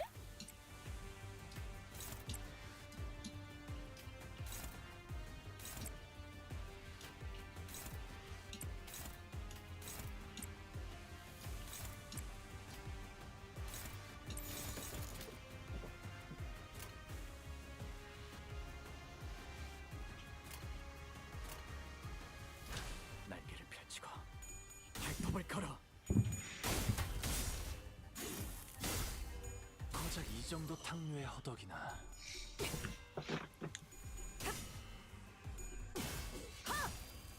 경외감 속에 숨어들. 진노빛형. 이런 건 몽둥이가 약이지. 그릇 두드려 패.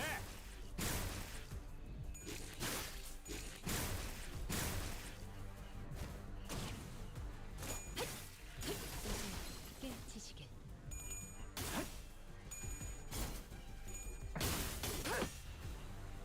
혈염도 바로.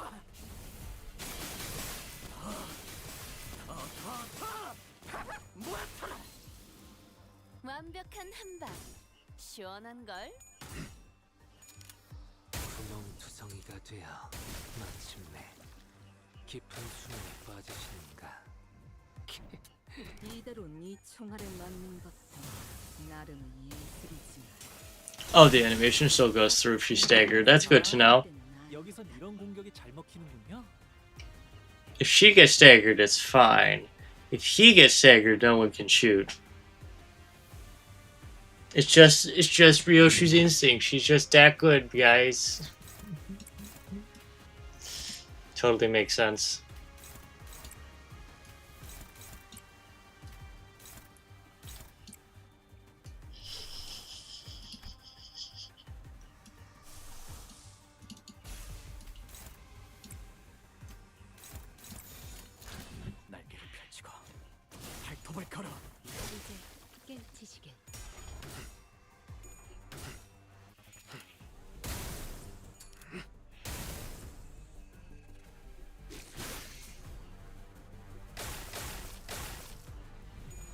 That's not good. Don't kill Yi-Sang, guys, please.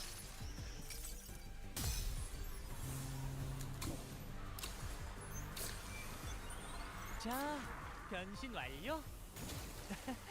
만선이에요. 모험하군. Kill that man.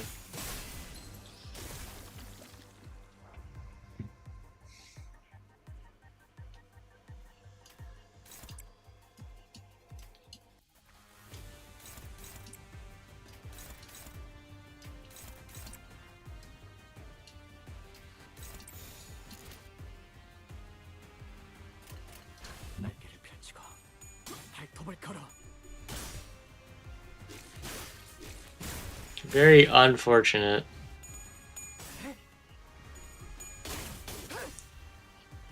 혈염도 바로.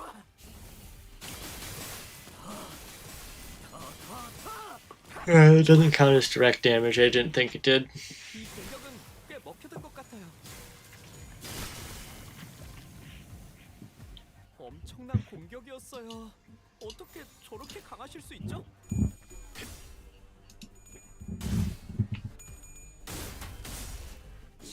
목을 떨고 주마. Hope everyone is enjoying the stream. I'm having a good time just being here. 나도 그대로 Honestly, this game's so good 효과적이네요. that this is currently just like a. Especially because I know this is gonna go away. All of this stuff's gonna go away. What's the point? It's just FOMO. There's only FOMO. There's hype because it's a collab, 입안에 짠맛이 도는. but even that's just like, eh. 무엇인가 했더니 터져버린 동료의 피가 튀었던 모양이군.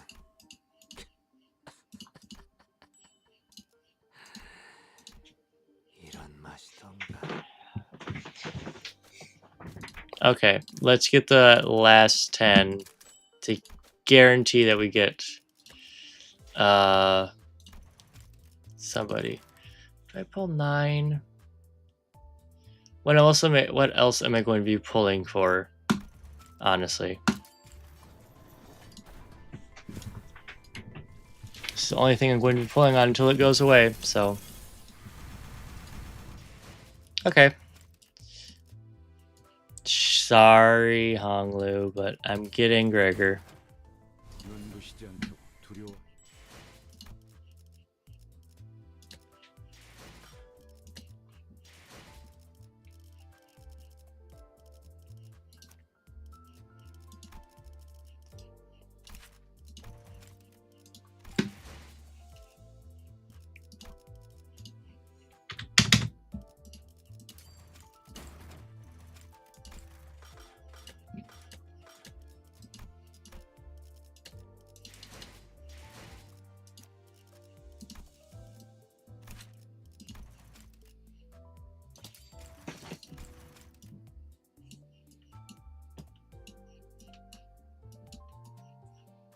Burn Tremor.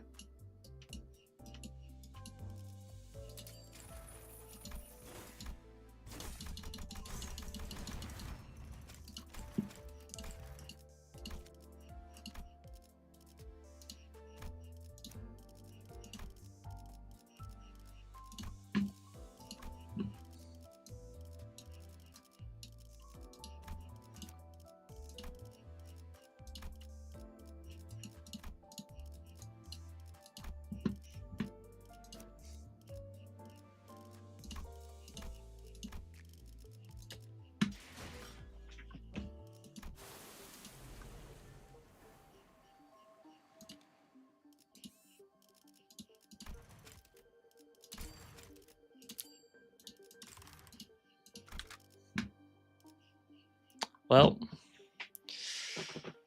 we're only missing the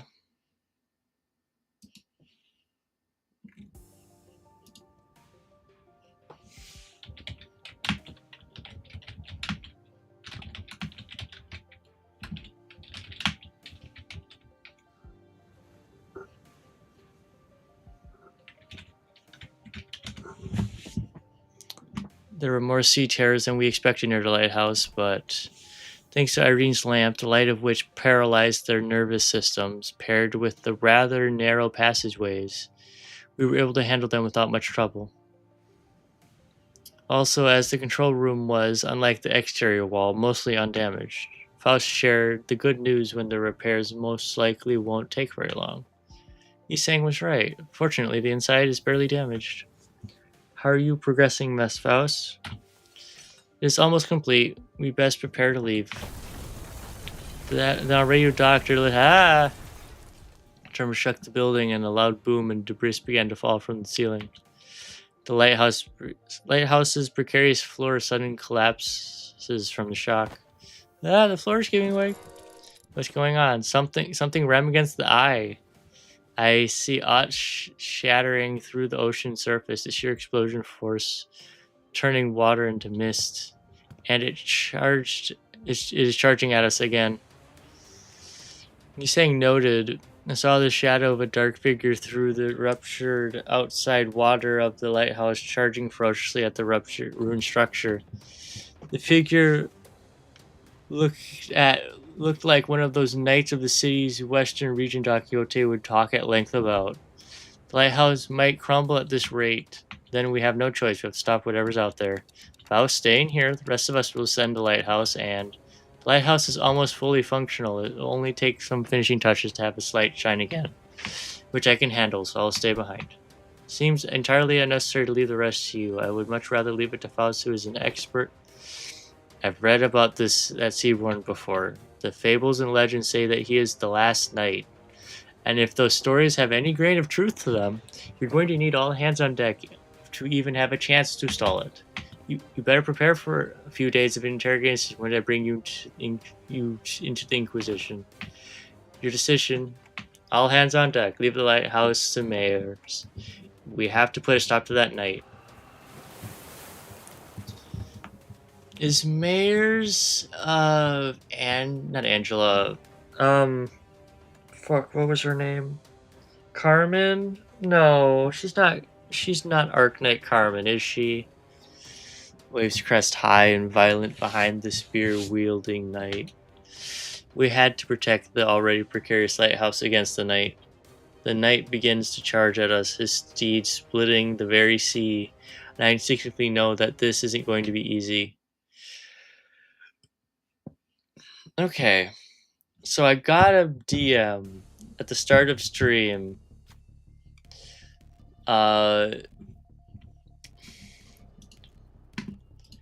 Quote, dude, this fucking night, unquote. I am concerned. One day, wheat grains he planted did not sprout. One day, he stopped feeling the scent of life between his breaths.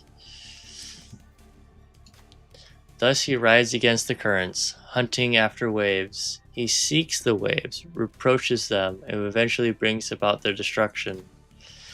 Faint memories, having blinked through Emma's fathoms, flash briefly before my eyes, and the Seaborn knight wields his great lance against surface sea terrors. He shudders as though with repulsiveness, but he does not stop. You obstruct progress and cover the lands. That is impermissible. This is the land.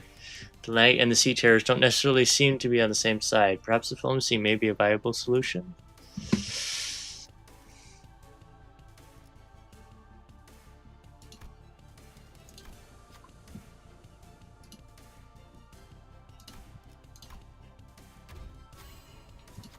We are not the sea. We are not its waves. The knight's great lance falters with doubt. Waves are the only thing that hold any meaning to him. This knight gains 3 offense level down.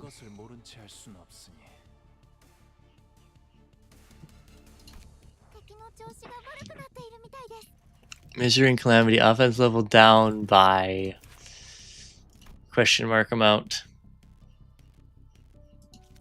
That's a nice ass sword.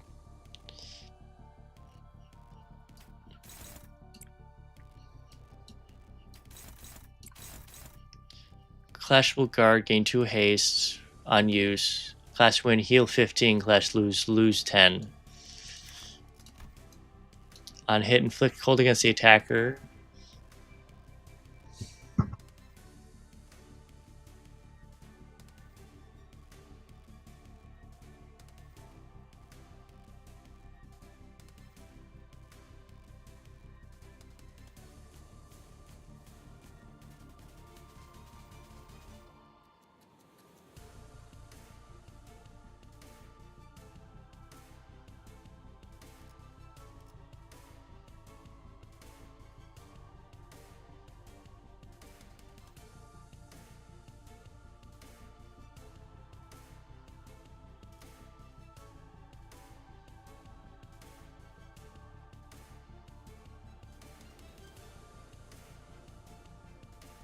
Doesn't change.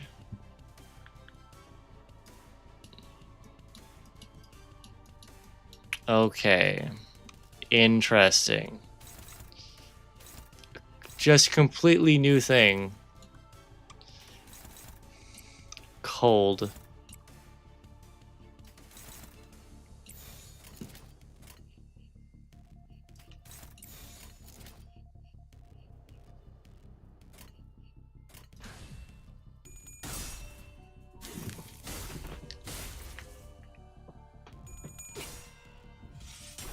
피가 튀게.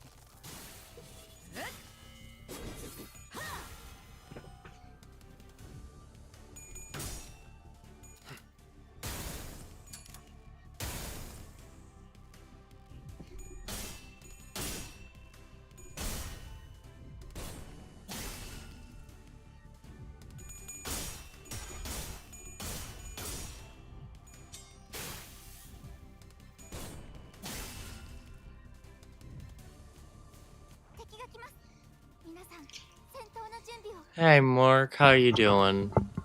Sorry I didn't see your messages right away. How are you doing?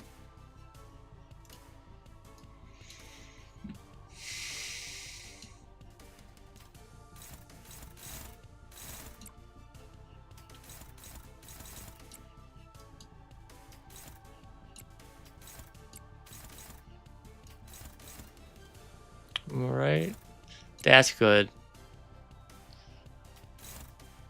That's not working.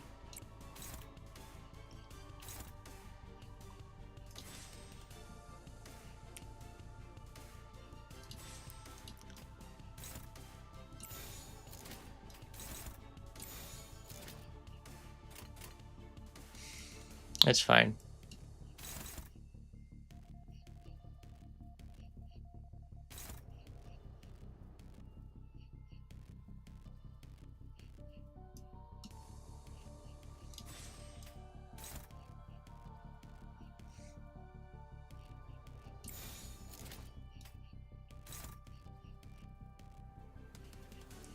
Oh, shit. Oh, this is really weird.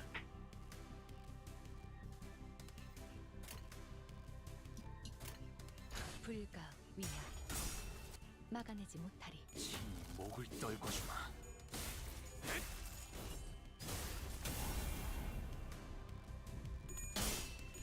I'm gonna have to pick a team specifically for this.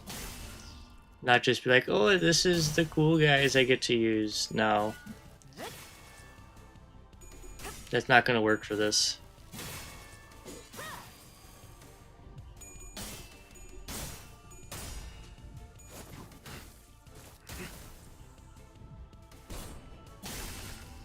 The counter does count, of course it does. Why wouldn't the counter count? Duh. My god. Someone's frozen. Ryoshi is frozen. As soon as relentless assault upon the night begins to slow. Though we don't have anything in common with the night, cold, cold loneliness rides his bellow, insidious under the faint light. Are we waves or rocks in his eyes? The sea wets our hems, giving us no time to answer the question.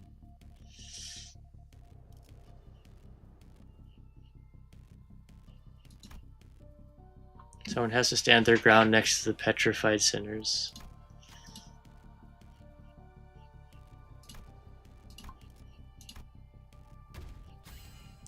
Sinner Honglu's warmth reignites the fire of determination in the rest of the sinners. In that moment, Irene raises her lamp, showering the night with its light. Ibera's flame illuminates our path. Unlike the night, we're not alone, so we did not have to endure the chilling loneliness by ourselves. We're frozen. Heh. 天罰カンパニーの皆さんとご一緒できて本当に嬉しいです。 Either there's gonna be a little cutscene thing that's like, hey, so here's what happened, or I'll do this because they have none, and then I can do this.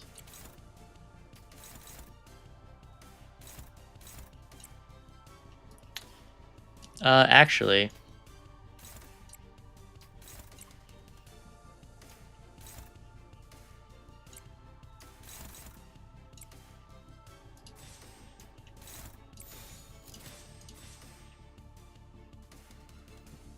no, I don't want to do that. I don't want anyone retreating. That's an issue.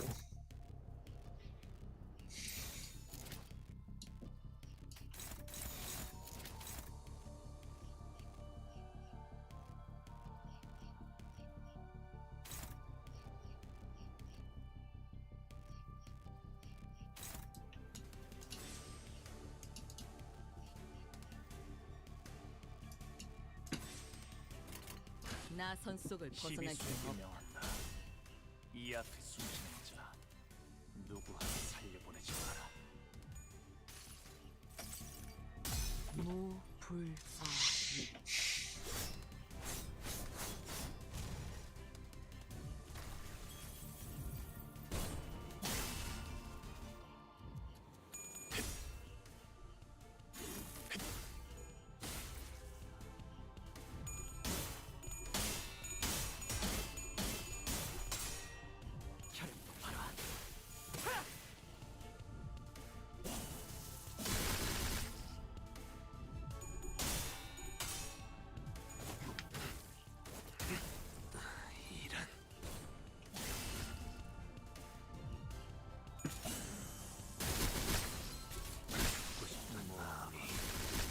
드디어 囚人に致命傷を確認。至急対処お願いします。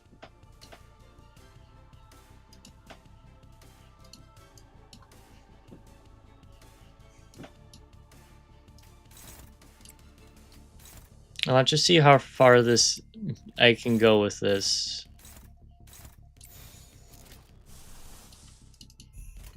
날개를 펼치고 발톱을 걸어. 틈을 끊어 바로.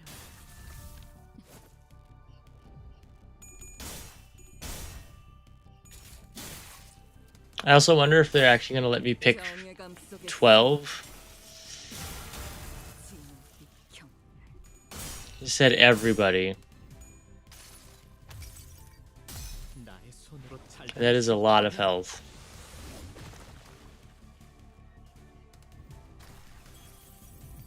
Yeah, not actually.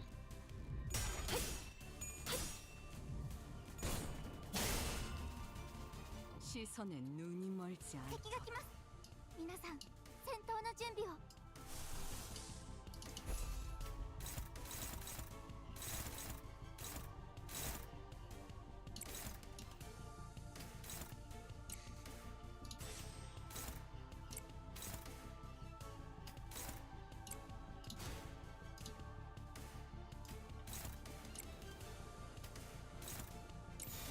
불가위야. 막아내지 못하리.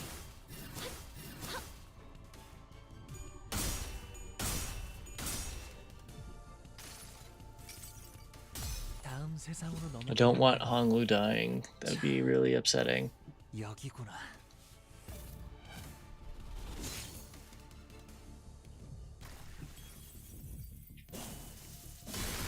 지나온 길을 생각하면 이 또한 Oh.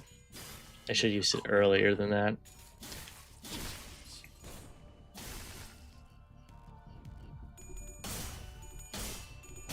is upsetting.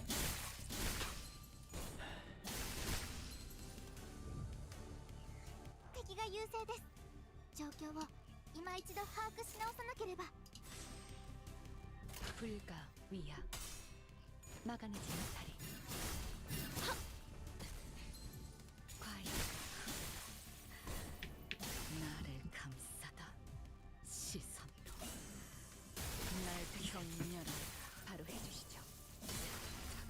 네, 그걸로. 독립될 때까진 이 전장에 Love it.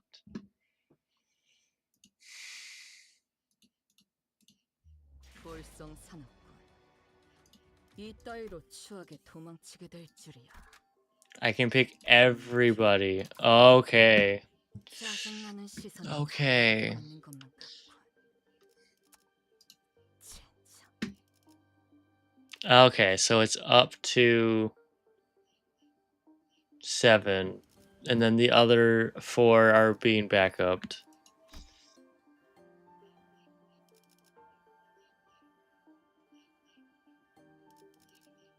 I might actually need it, so...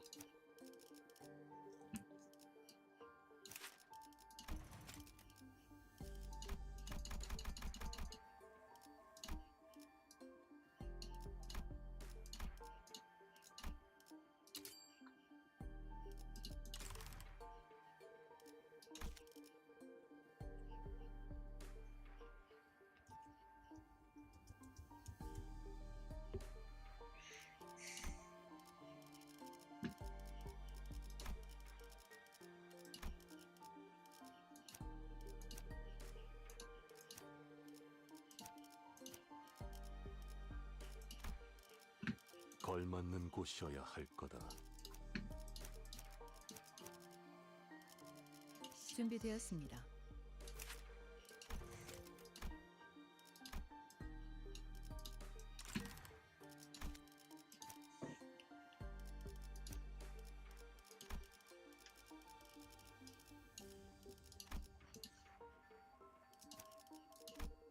지정 보호 구역에 소요 특수, 오필두, 이상이요.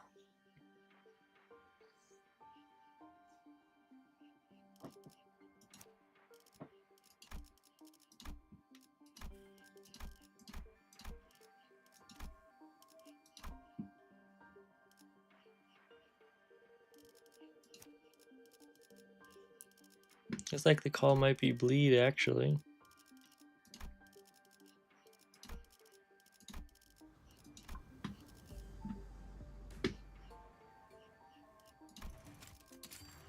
의뢰가 원하신다면, 시선. 원하신다면. 내 바쁘오. 책임은 모두 내 드디어 내 차례냐? 나를 불렀나? H 나를 불 형님과 누님들을 위해.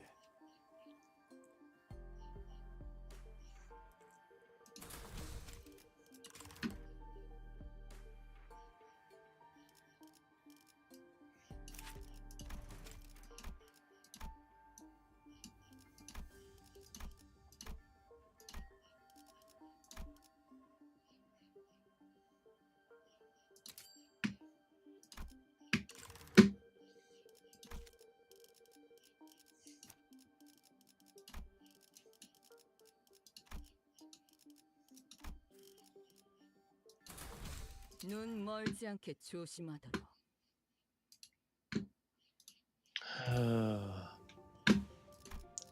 Let's try this again.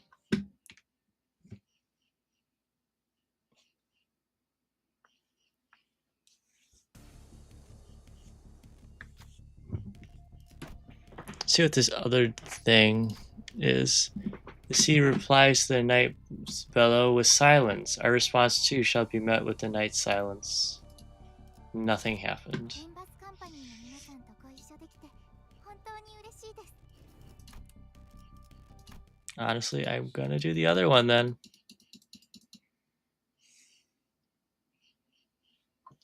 So it is probably warmth and not charge. 아이씨, 쪽팔리게. 야, 난 이거 수습할 때까지 죽어도 안 돌아갈. 오늘은 God, yeah. 얼마나 찢을까? Great to hear. Ah, it's 11. Not that bad.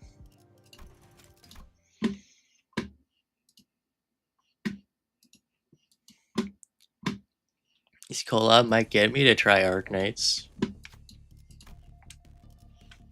Overcome the building war and talk to the knight.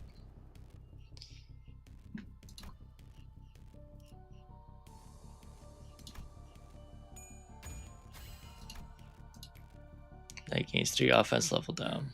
시킬 사람이 없어서 敵の調子が悪くなっているみたいです。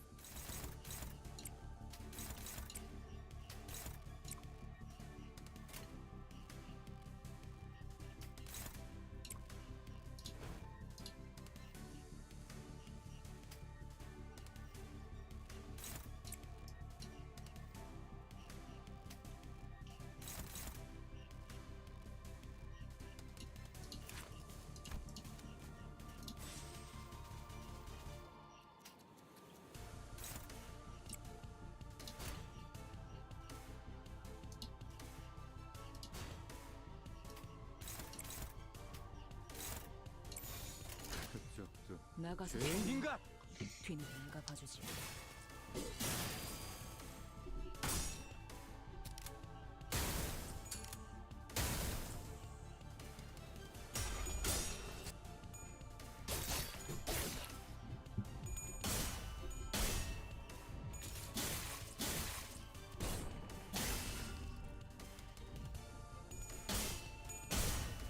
우리 식구를 건드렸겠다.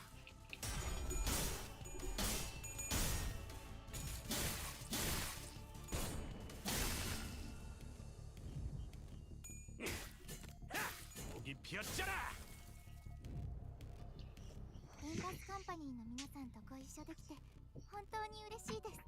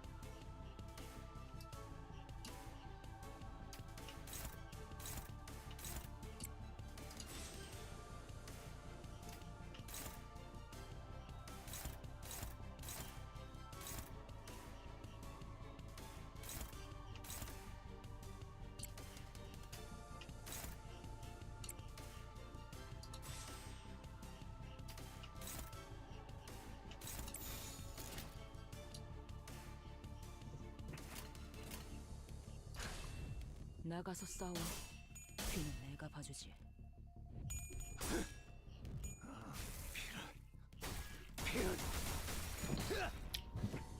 And clash with the. God damn it. 나도 하겠지.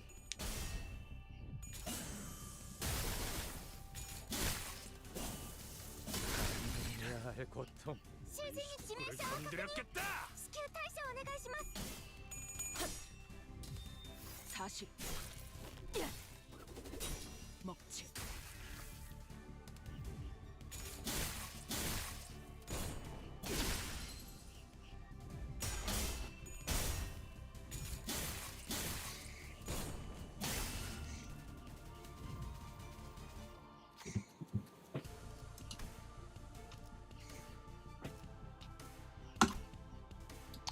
The knight's lance charge breaks through the gale like an unstoppable wave. Bonus cannot be shared.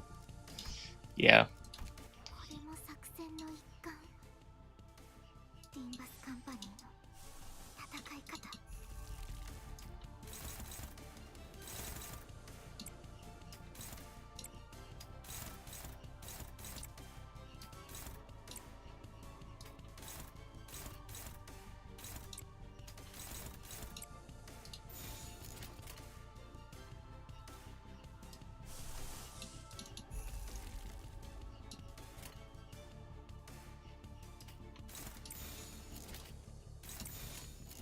나선 속을 벗어날 수는 없다.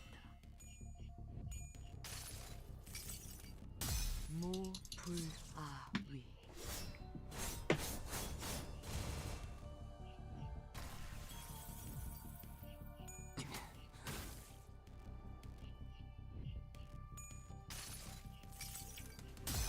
저 로신한테 꿈에 닿을 때까지 몇 번이고!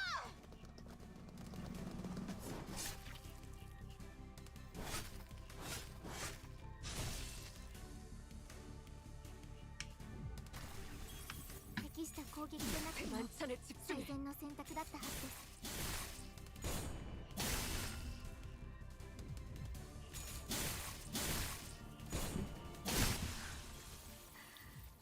나를 감싸다.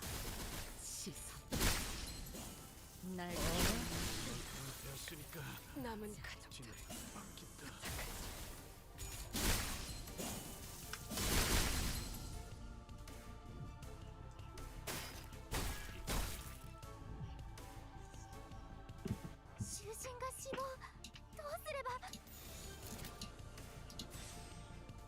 I think this knight's too hard.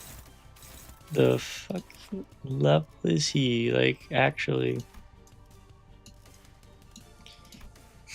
0.5 and 0.8 on everything, and he has that much health. I can't understand who thought that was a good idea. 죄인인가?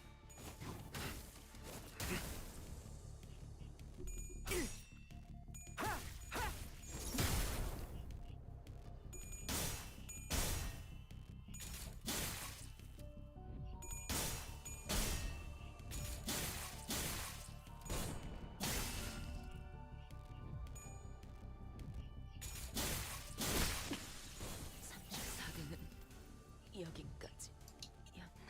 囚人が退却できませんでした。あ、ダンテさんには囚人を蘇生できる能力がありましたよね。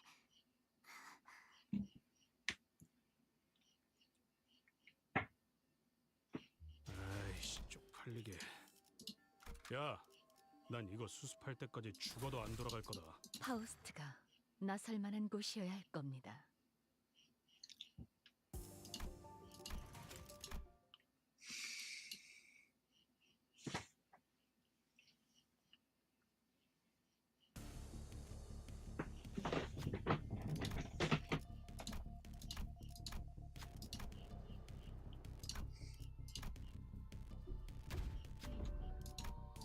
사람 베는 것 말곤 좀 서툴다고 했잖냐. I'm not doing that. If I lose the first thing, I'm not doing that. Like, come on. It's the first round. I'm just starting off with a disadvantage. There's no reason to do that. 난 이거 수습할 때까지 죽어도 안 돌아갈 거다. 부조정한테는 다음 조직 회의 전까지는 돌아갈 거라고 전해. Yeah, Meltdown comes up.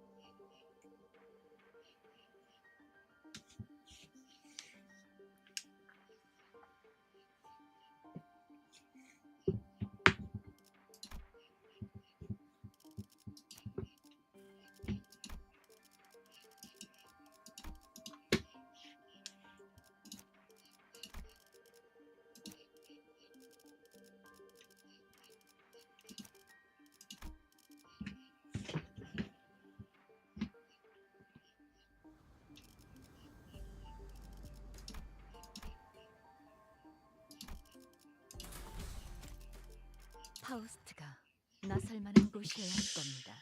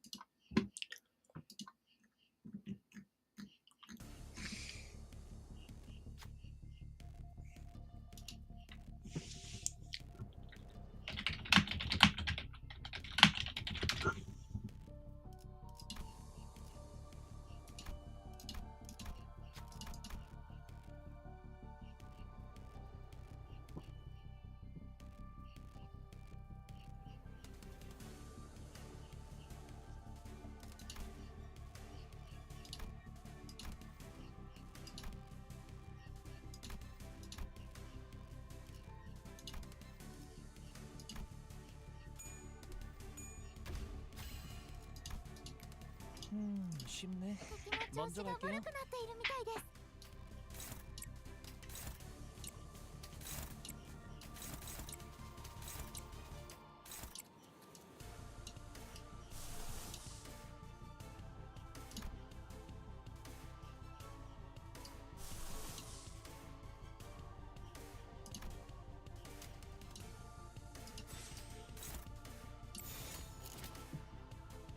점 찍었네. 나가서 싸워. 뒤는 내가 봐주지.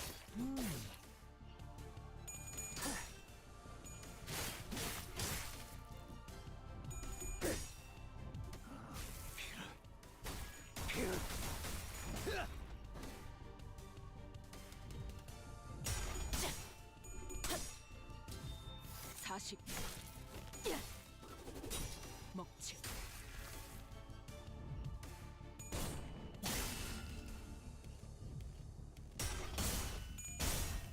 우리 식구를 건드렸겠다.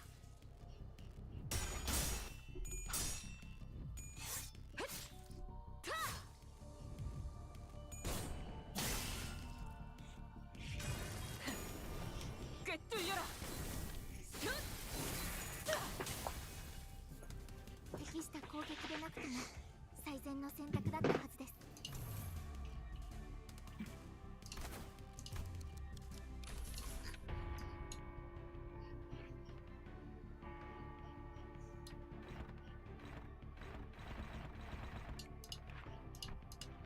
Even with this, it's still...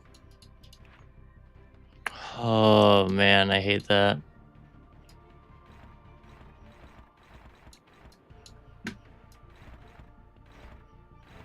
So all that tells me is that the numbers are just flat out too high.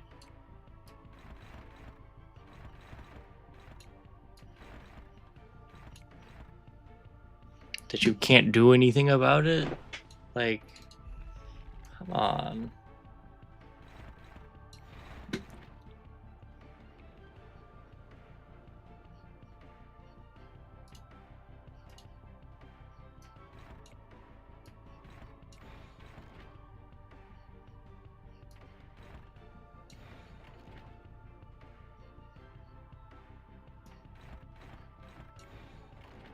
이리로 와. 따뜻한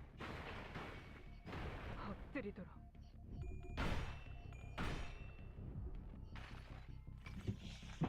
활락에 삼켜지기 전에.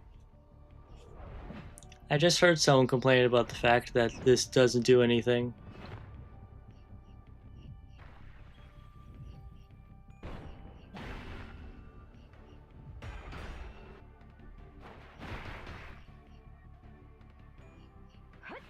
끝이야.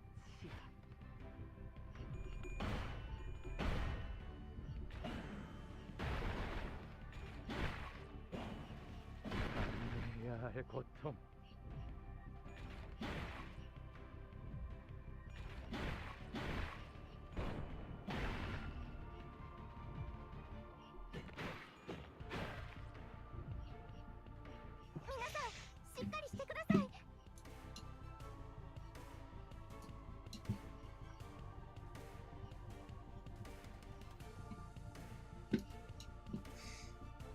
No, I think I lost already. That 45 is screwing me. Gotta not do that. Really gotta not do that, man. 이 되도 않는 싸움을 먼저 벌인 놈은 누구죠? 제가 밖에서 사고 치지 말라고 했을 텐데.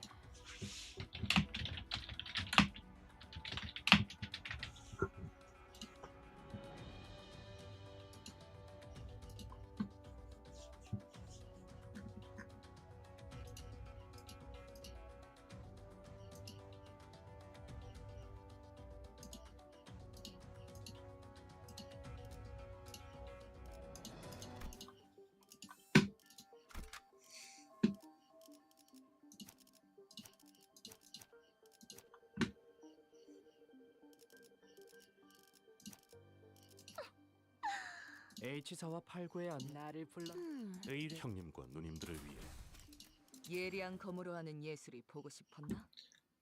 Damage increase. Laugh.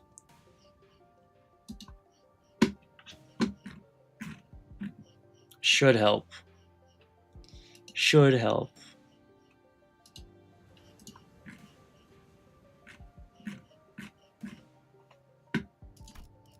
Also, monster.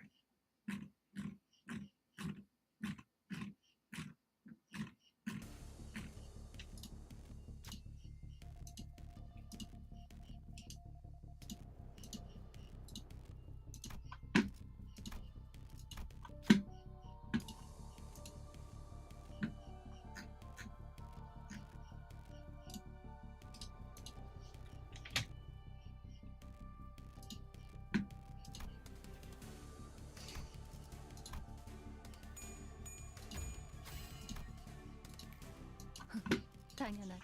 Naturally. なっているみたいです。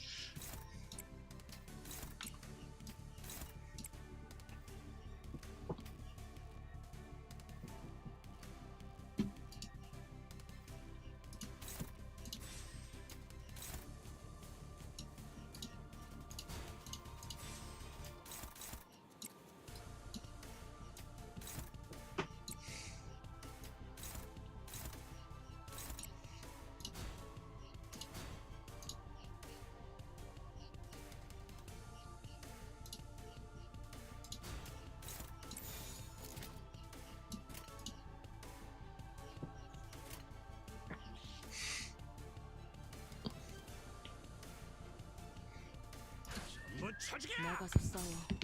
뒤는 내가 봐주지.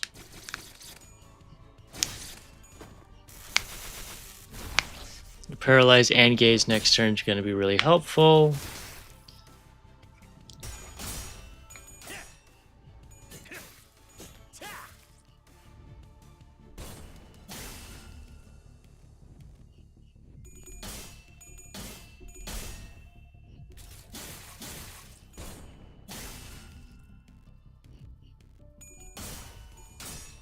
The counter might have honestly been better.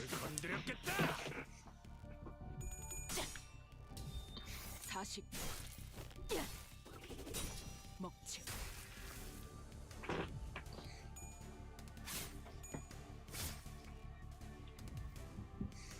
敵が来ます。皆さん、戦闘の準備を。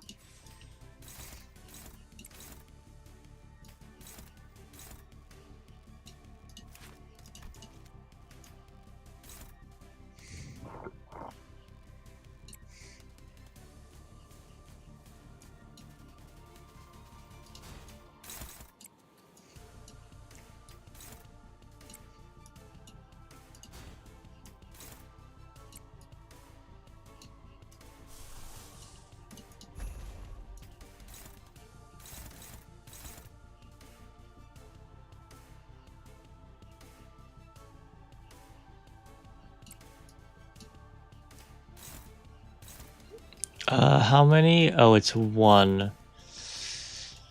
What is it? Usually 5, 3, 3. So 5, 8, 12.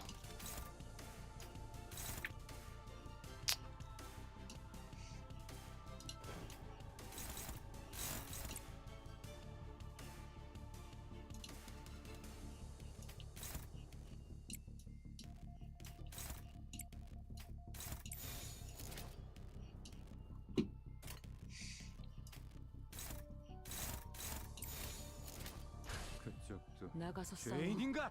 뒤는 내가 봐주지. 눈부시지 않다고 두려워하지 마.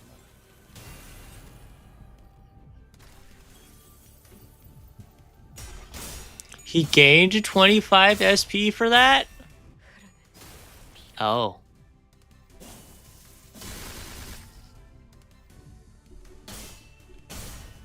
우리 식구를 건드렸겠다.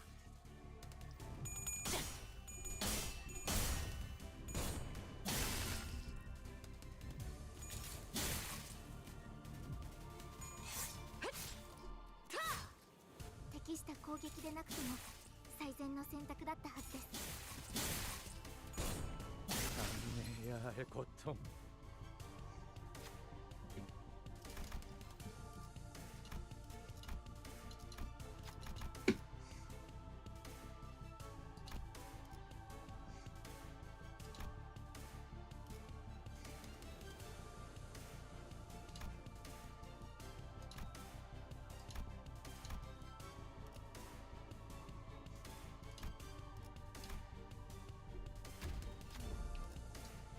Dance's light charge breaks through the gale. Don Quixote loses 30. 皆さん、しっかりしてください。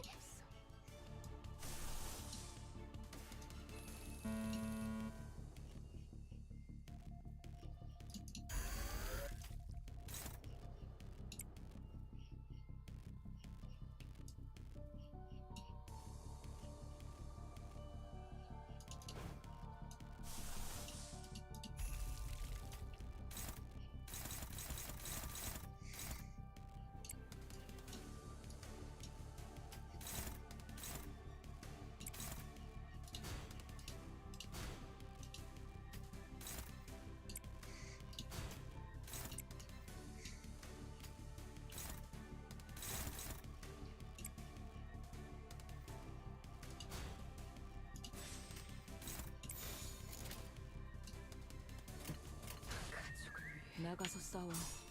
뒤는 내가 봐주지.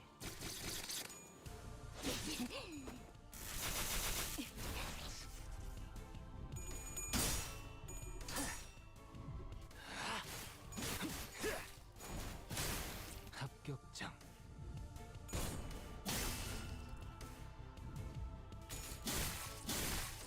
Very annoying.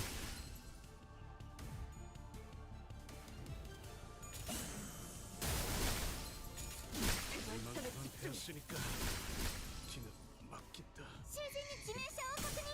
至急対処お願いします。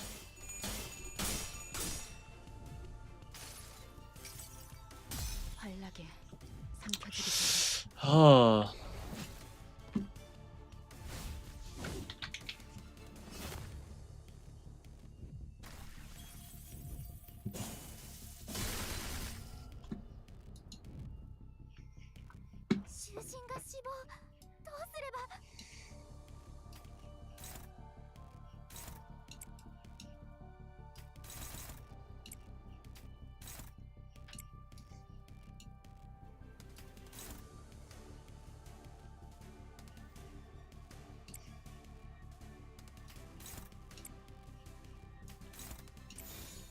갑니다.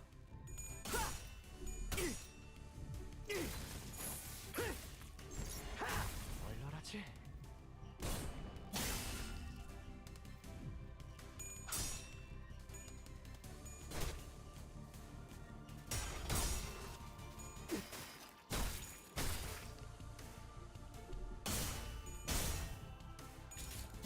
Faust.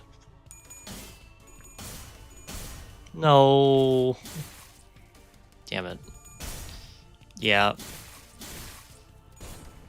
It's cooked already. It's cooked. Maybe. Ish.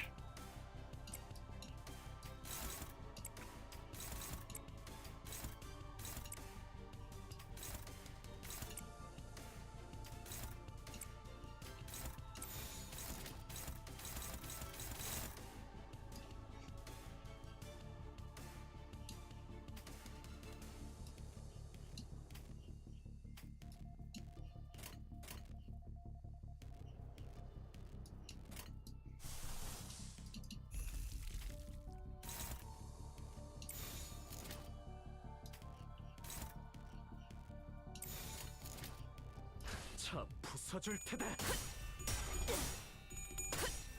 산초류 경혈온 라샹글 끝을 낼 시간이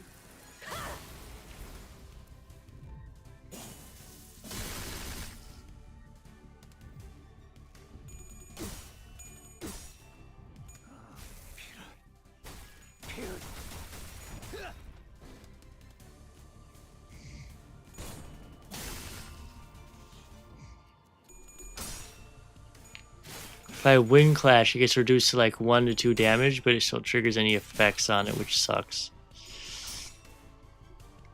Only so much you can do.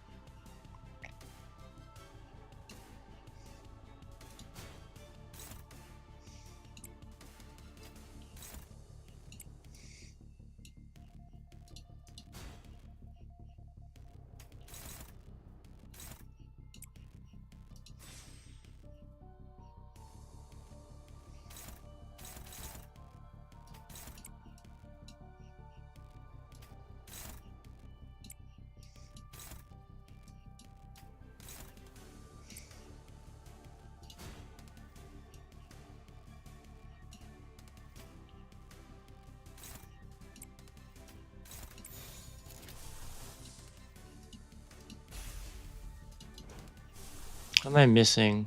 More gluttony and more pride. Okay. Which is what these two have. And they're sitting right here. They're right in front of me. Does this take away from that? No, this is only that, so we're fine.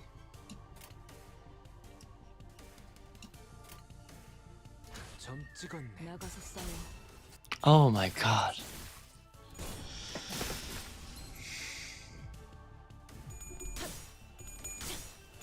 I hate you. This night sucks. 먹지.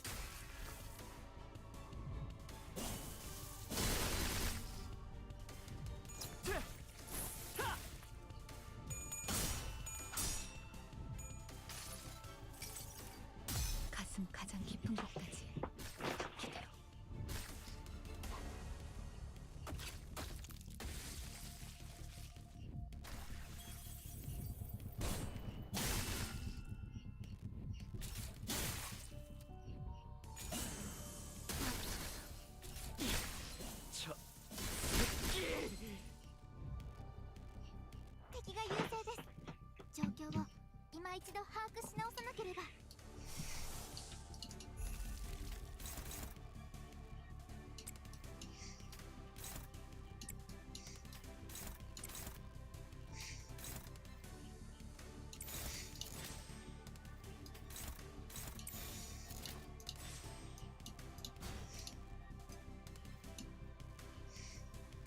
점 찍었네. 나가서 싸워.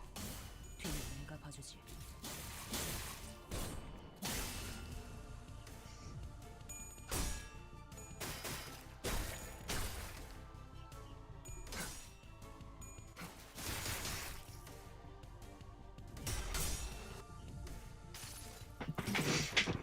환락에 삼켜지기 전에.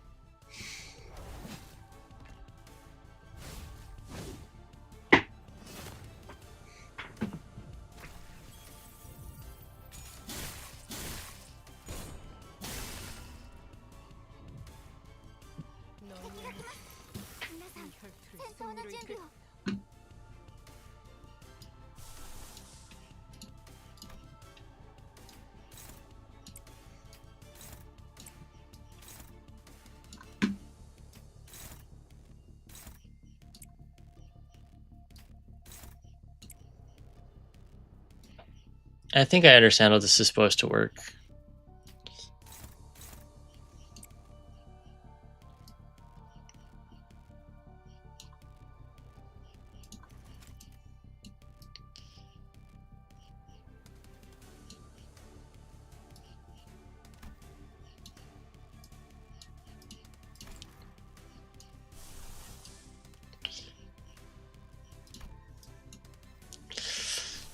much do I need? I need 3 more of that. Can I get away with... No, I can't. Next turn.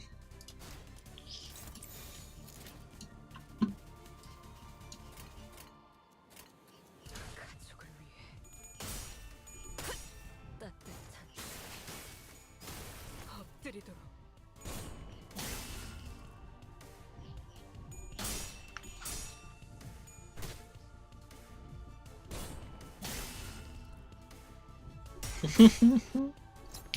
Roll a 0, stupid.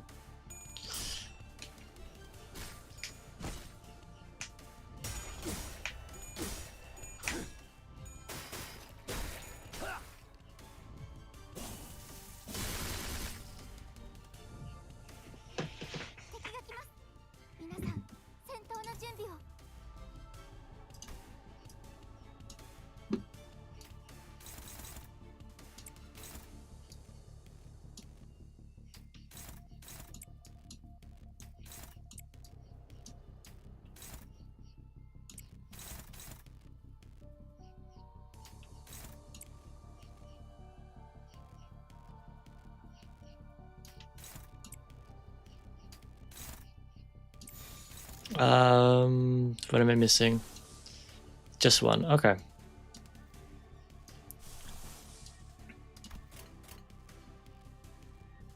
거치적거리지만 마. This is fine.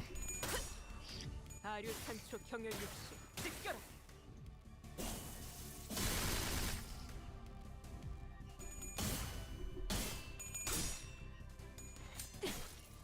저는 개인적으로 It's staggered. Oh shit. It's staggered. Oh shit. Oh shit. Oh shit. It's staggered. Let's go.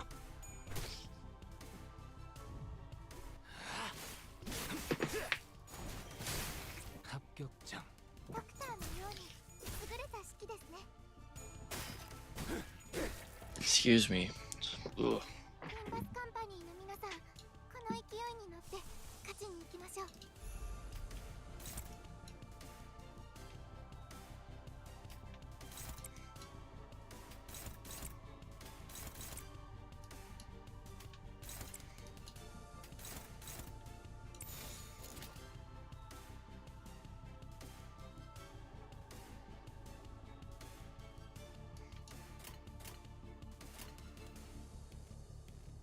갑니다. 아류탄초 Ha. 경혈 육시 찢겨라. Phase 2 time.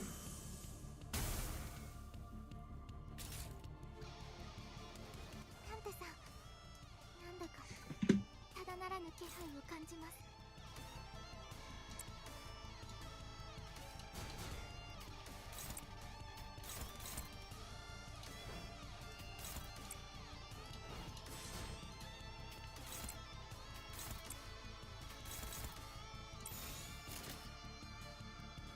정화. 나가서 싸워. 뒤는 네가 봐주지. 남은 가족 부탁하지. Don Quixote died. Knight rides upon the violently whining steed. Lance rises skyward. The knight races across the sea, splitting its waves. We won't succeed at this rate. Stall him, please, even for a second. Irene directs her hand cannon towards the knight. Her aim and will undulates on the same frequency with the waves. We need but a moment to recover. Topple the waves. Go for his legs, not his lance.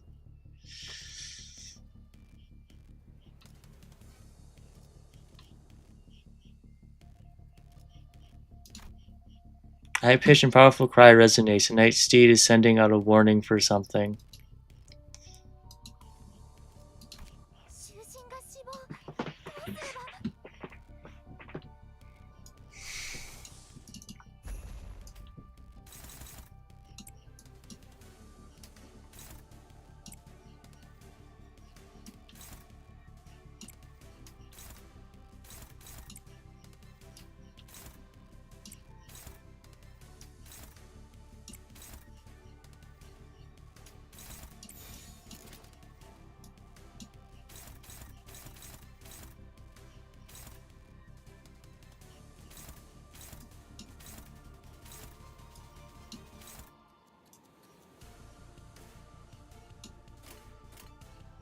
정화.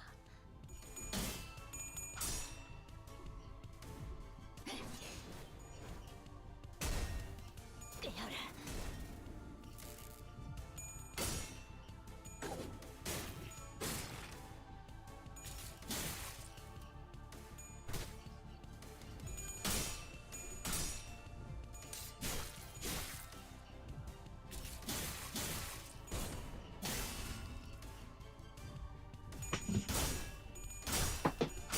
I want to see this. Oh.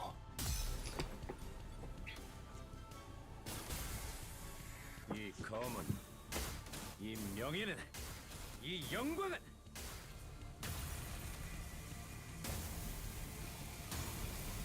이빨이지 않을 테니.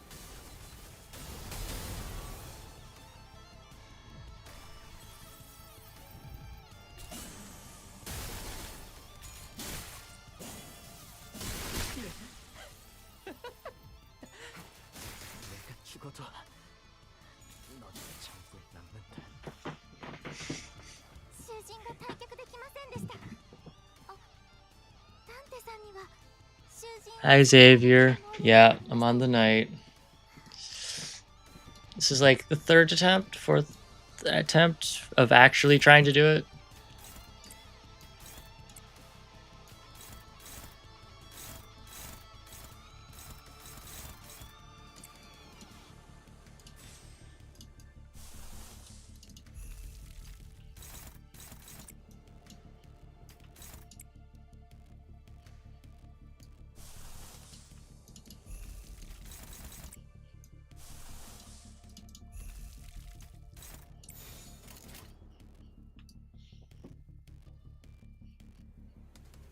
Everyone's at 2 because the maximum was 4, right?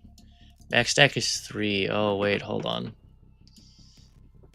You can't. You're fine. You can't.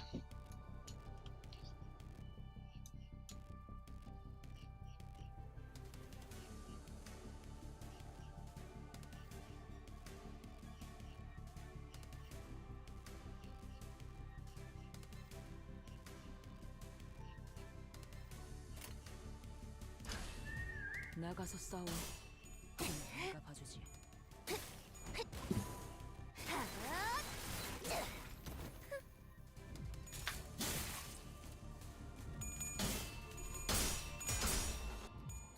This night's actually really hard. 작품을 만들다 죽을 수 있다니. 그야말로 이상.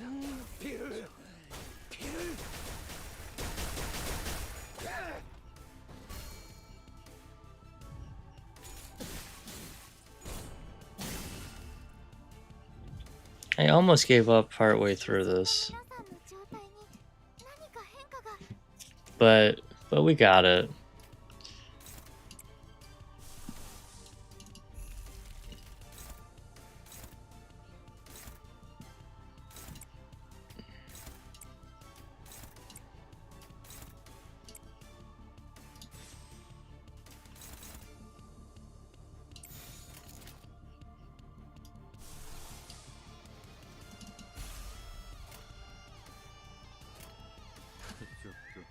죄인인가? 자, 맛볼 시간이다.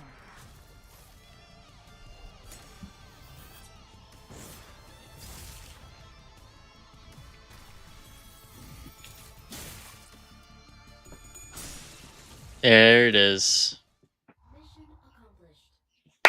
Let's go.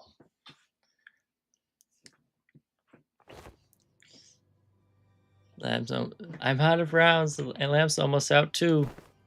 We're holding him back for now, but we won't last much longer. No BS, I can last. The lighthouse, not so much. Okay, Ryoshu. What difference does that make? Sometimes we're reeling from the battle against this enemy, who is more like a force of nature than human. Without giving us much time to breathe, the knight fixes the spear and begins charging at us again. Didn't take very long for the severity of the situation to dawn as I quickly began to rack my head with desperate wish. What can I do? What can I do here? That's when through the mist, the black space began to envelop my vision once again. Wait, this is just like from the dark, light shines again.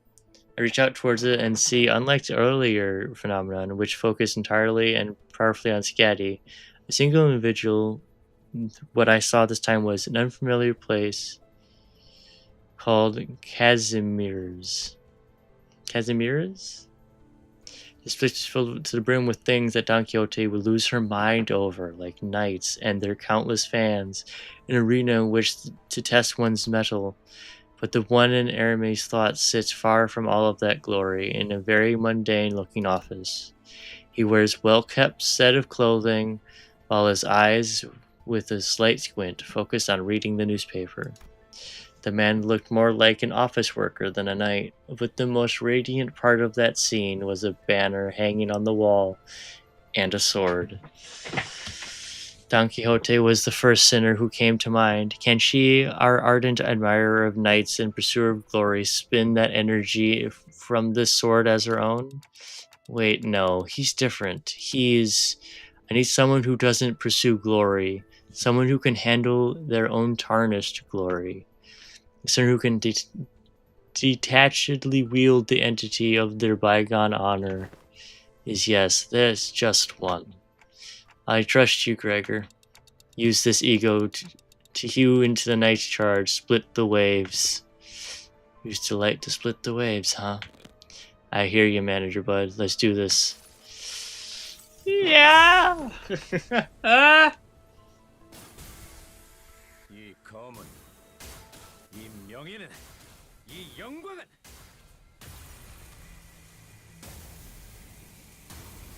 빛바래지 않을 테니.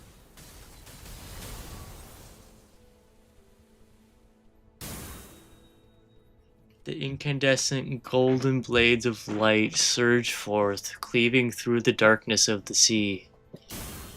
The knight withstands and parries each of these lights away, but he comes to a stop when the last of the golden radiance cuts across the sea and looks in our direction as if to admire it. And finally, the lighthouse makes a low, resonant creaking noise before firing a bright light towards the ocean horizon. Mayers has completed the repairs. Oh, the light returneth to its house once more. Silence all. Mayers is saying something. Like Otis said, Mayers was peeking out of the window and shouting something at us. Vessel Mass is still near the shores, somewhere in the coastal sea. It's moored somewhere by the beach, somewhere quite a bit of distance away from the village coast. Confirmed. I'll radio doctor immediately. Phew, that's all well and good, but what about that monster? Yeah, what if it charges at the lighthouse again and destroys it? I heard it talk during our battle, but I don't think that creature is capable of actually communicating with them. This'll be a problem. Don Quixote, wait, don't get too close to it, it's too dangerous. But before we could stop her, Don Quixote had already approached as close as she could to the Seaborn, her eyes twinkling. She takes a brief moment to admire the knight and his steed, before asking in an energetic tone, O mighty knight, what is the name of thy noble steed? Rocinante? Rocinante? Are you kidding me? 'Tis quite the coincidence then. My noble steed is also named Rocinante. One who is not a comrade. They are a steed, you say. Forsooth, a steed most fine indeed. It hath served me well over countless adventures of mine, despite its appearance. Yet I must inquire thee, noble knight, where dost thou strike this lighthouse so? Wherefore dost thou? A Charmel. It was not the waves. The waves are darker, more raucous. Perchance there was a tad inconvenient misunderstanding here, then. Good night, I and my compatriots are now embarking upon an adventure most important, yet, with thy obstruction, we are unable to do so. Prithee, wilt thou return to whence thou came? Don Quixote regarded the knight with a stance that was at once courteous and brave, and the knight and his steed Rocinante stared wordlessly back at Don Quixote. I wasn't sure if she managed to get through to the knight, or if the knight just lost interest, but they both departed the lighthouse, looking out to the far distance. So they really exist, Seaborn who hope for something other than survival. Such powerful Seaborn lurk at sea. Are you alright, Donkey? You should be thankful that it somehow yielded a positive outcome. When are you going to fix that habit of rushing towards things without thinking? Mine apologies. Well, Don Quixote returned the knight with that bizarre conversation. Emilia raised her voice happily as though she just received good news. Is that true?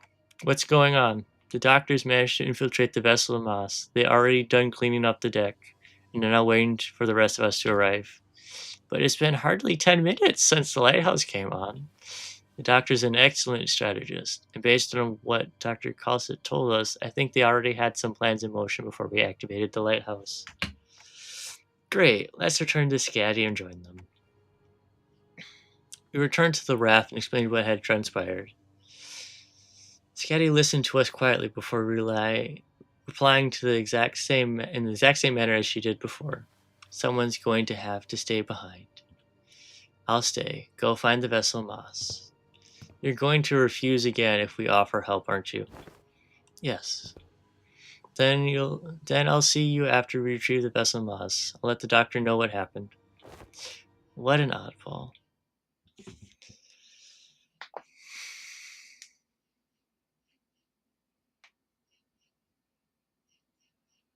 걸작을 자아냈나. Yeah. 마에스트로님이 어떤 That felt 정보를 good. 알려주실지 I bet it's just story. It has to just be story. At this point. Oh, it is fighting. I'll go back to this. 군주가 나. 시스. 내 바쁘 원하신 주군께서 의로움을 세우기 위해서라면 필두 출진. Cause I don't. Oh. Do we need to resonate with the other two still? Is that why? Do we need to have Faust resonate with Doctor Girl and then Hong Lu with the Dragon Lady in the last two? Is that what needs to happen? This is the doctor, researcher at Rhodes Island. Nice to meet you. When after everything we went through, finally had the chance to meet the doctor of Rhode Island, I realized I had been building a vastly different image of them in my mind based on the name alone. I was thinking they were going to be someone like Yisang, Faust, or Hohenheim from LCE, but the first impression of them was similar to what I felt when I met a K-Corp employee. The clock just ticked. And this is Dante, a manager at Limbus Company. That ticking just now was nice to meet you. Okay. Thanks for accompanying Amiri. Honestly, I'm pretty worried. I was pretty worried when she was separated at the border. I should thank you and Amiya. I said her name wrong every single time. Amiya, actually. We would have been in a real pickle without her, so it's a bit embarrassing to repeat that myself. Dante says that we wouldn't have been in a real pickle without Miss Amiya. Sorry, manager, but can't talk human, so don't worry about it. We'll take over the translation. It is incorrect to state that the manager cannot talk human. A more accurate assessment would state that this manager is incapable of accessing sonic means of communication, which includes verbal communication. However, they are able to produce repetition of multiple sounds that may register on a similar scale to the ticking of multiple hands, second hands, minute hands of a clock. I don't know, something about the way Mersault puts it sounds worse. Don't worry, it's not a difficult task when only a single individual has to be translated. Doctor, let us move on to the next step of the plan. Next steps? Thanks to Limbus Company's efforts, we obtained the exact coordinates of the vessel Massis, and managed to capture the decks with ease. However, Fabius, who is suspected to be a bishop of the deep, and his followers have barricaded themselves inside the bridge's control room. While it may seem as though they're hiding, I believe they're trying to bait us. As in they're waiting for us to enter the bridge before summoning a reinforcements from elsewhere. To trap us in a pincer attack? Something like that. The elsewhere is most likely to be the sea, as their reinforcements are probably more sea terrors. Fabius is a Seaborn, and the ocean will answer to the call of their kind. Limbus Company and Irene will head to the bridge and neutralize Fabius. Emiya and I will accompany you to provide support and identify the situation within the bridge. In the meantime, Calcit and the other operators remain on standby on the ship's exterior at the pre-designated locations. I'd like to avoid getting surrounded by sea terrors before we manage to take down the Church of the Deep within the bridge. I observed several entry points leading straight to the bridge while we were working on repairing the vessel. Your force doesn't seem numerous enough to close off all of them. It's true that there are many entry points here, but we don't need forces guarding every single one of them. Especially here, the hallway is narrow, long, and straight, so makes sense to me. How about here? Are you sure you're not overly focusing your forces to a single checkpoint? Let's see. But on closer look, looks like Commanding Officer Otis is finally in her environment. Got any questions, Manager Bud? I have no idea what they're talking about, if I'm being honest. Really? I saw you commanding the Sinners earlier. You seem pretty adept at giving orders and making strategic decisions. Indeed, they seem quite adept at making on-the-spot strategic commands and identifying exploitable weaknesses and patterns in their enemies. However, the Doctor and the Outsider are operating on fundamentally different fields. No further elaboration is necessary. Agreed. That particular aspect of strategizing is not one of the Manager Dante's obligations, and even if there's a chance for them to engage in such elements, it may be too early to do so. Is that so? It is. At least that is what Faust has judged. What are they on about? I was about to ask that myself. I don't know. I have no idea. Having finished her discussion with the Doctor over the plan, Otis returned wearing a grim look. Is there something wrong with the plan?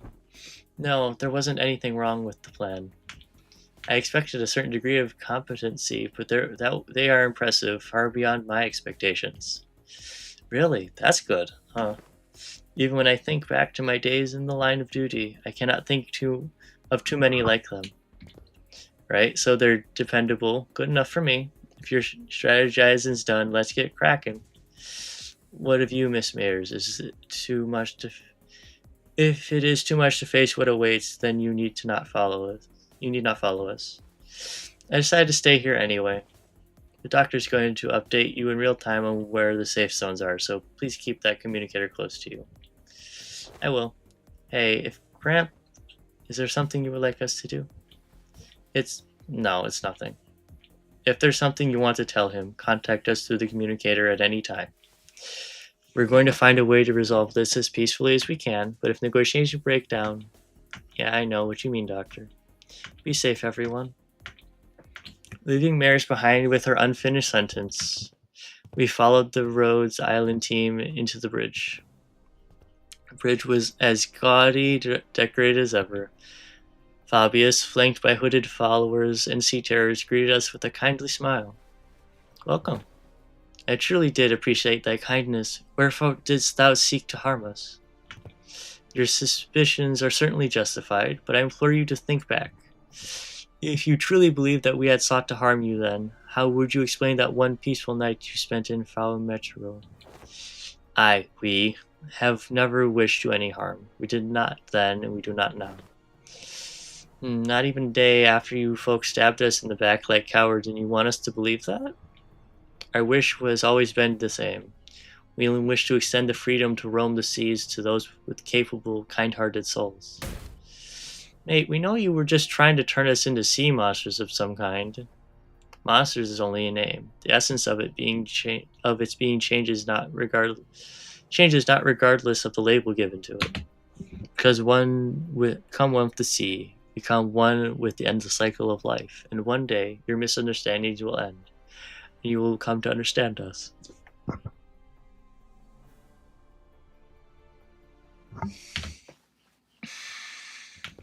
Looks like this fight between us is going to be unavoidable. I pulled out the identity cards the moment I saw Fabius raising his hand. The doctors seemed to have finished their preparations as well, as they and Amaya stood opposite Fabius. Incoming, get ready everyone. Let's stop them here for good, no matter how long it takes. Their strategic formation prioritized reducing sacrifices to the absolute minimum. Their commands sought to protect, sought to defend, and their forces were quick to follow them. Rhode Island's operation was certainly impressive, but that's not exactly our style.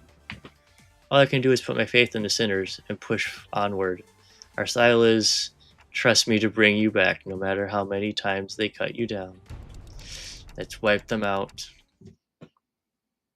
Yeah!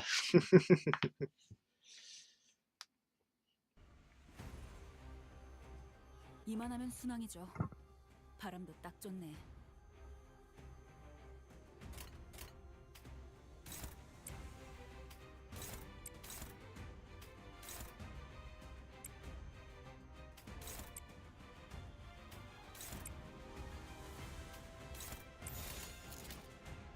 그쪽도 죄인인가? 이 앞에 숨쉬는 자 누구 하나 살려보내지 마라.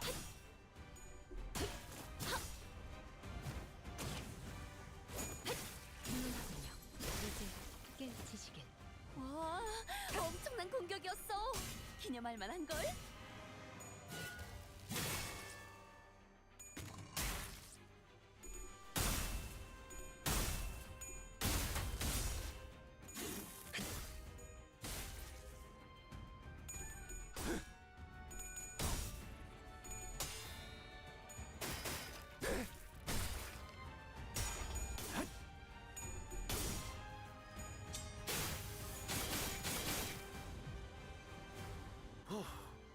방금 건 제대로 안 꺼냈어.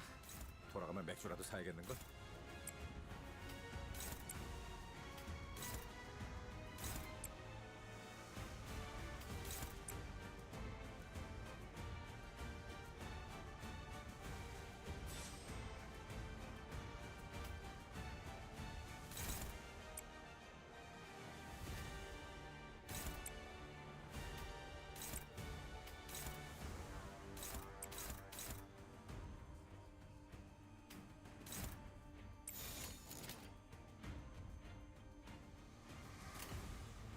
꿰뚫어 퍼지리.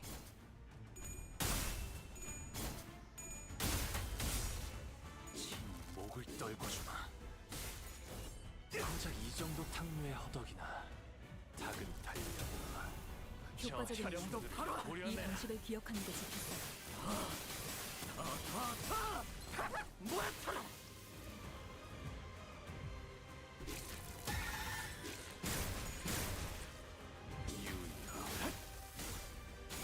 길에 넌 푸름을 틔울 수도 없겠구나.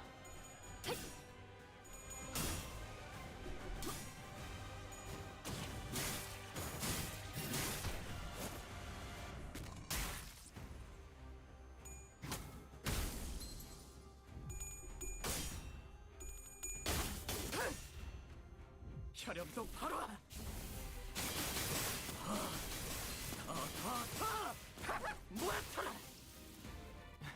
이 공격은 꽤 먹혀든 것 같은데. 나이스! 하나 잡혔다.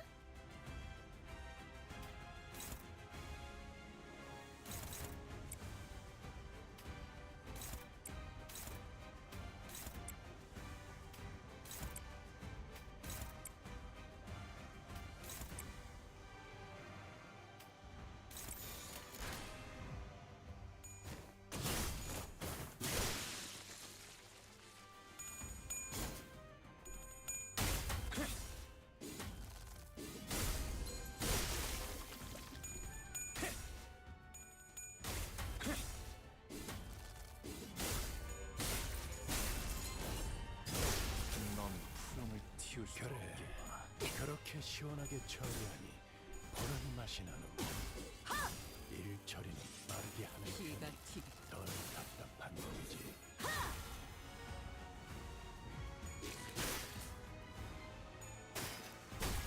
영원히 잠들. 오늘이 방금 뭘 본 겁니까?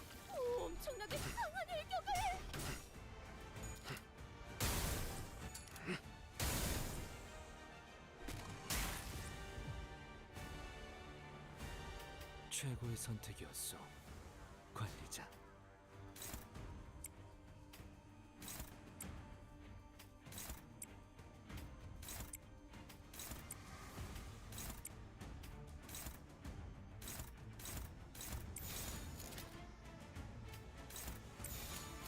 그쪽도 죄인인가?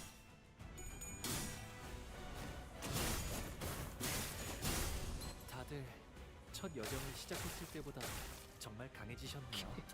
이대로 네 매일 총알을 보아하는 맞는 것도 것 나름 예술이지. 감회가 새로워요.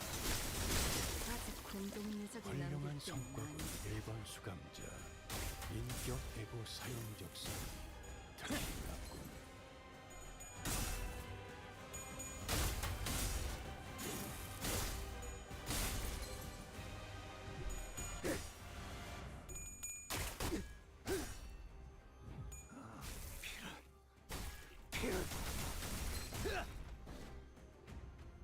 훌륭하오. 이외에 특별히 첨언할 이유도 없군.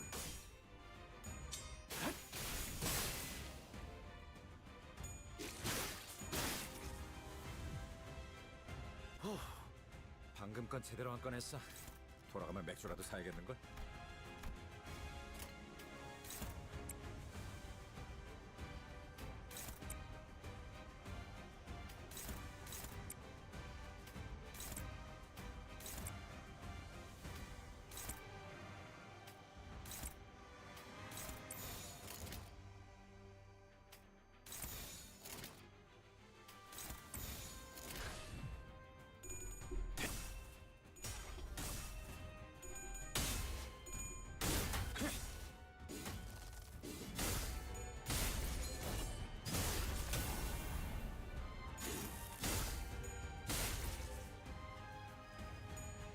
벗어날 수 있다고 생각했는데 마침내 깊은 숨에 빠지니까 죽었네. 다소 유리하구려. 어디로?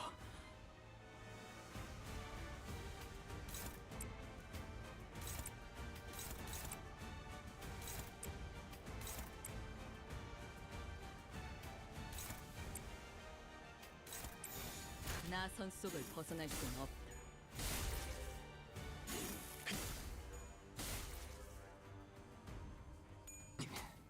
마침내 깊은 숨에 빠지시는가. 다음은 어디로? 나이스! 하나 제꼈다.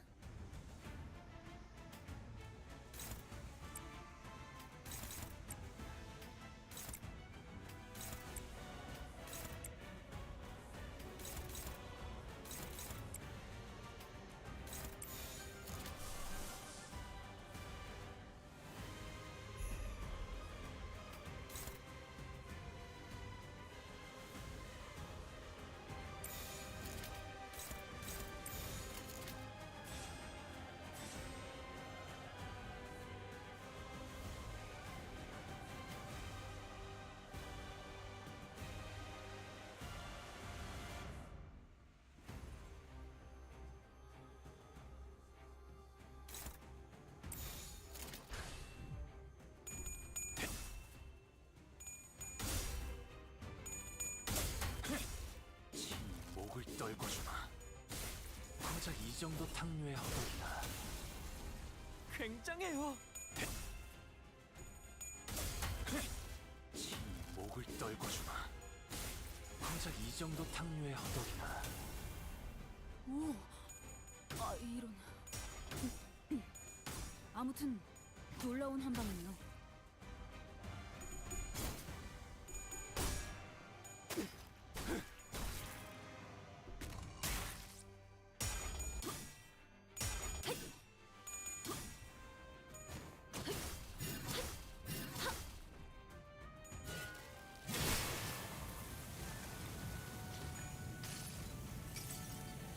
더는 하늘에 오르지 못한다 해도 당신의 품 끝없이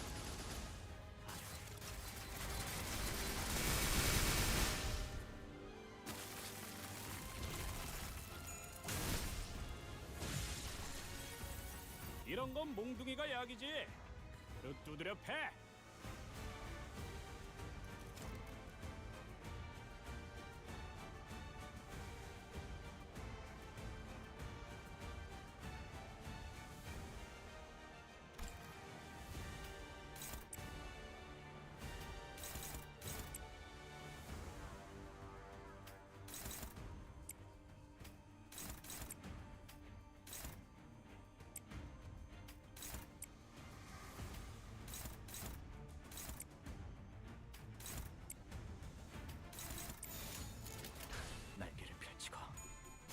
무릎을 걸어. 토끼를 보내라. 놀라운 저 명령이네요. 해충들을 도려내라. 적을 완벽히 파악하고 있으신 거군요. 바로 묘야. 좀 똑똑했다. 옛날에 조직에서 길을 열어라. 싸우고 눈에 바로 적을 다 밀어버리는 놈이 있었지. 감동적이지 않을 수 없네. 몸소 보여주지. 자, 나라도 그렇게 했을 테지. 이만하면 훌륭하군요.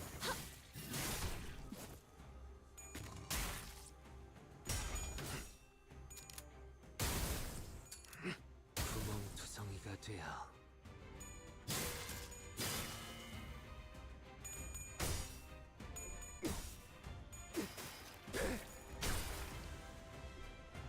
혈압도 바로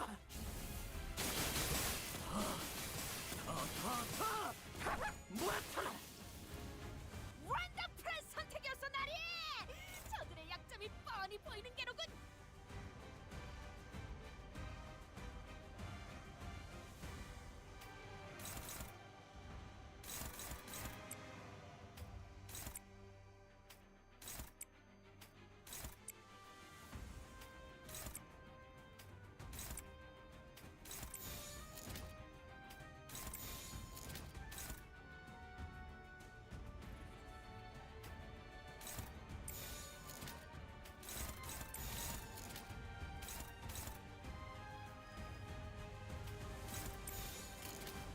불가 위야 막아내지 못하리. 훌륭하군요.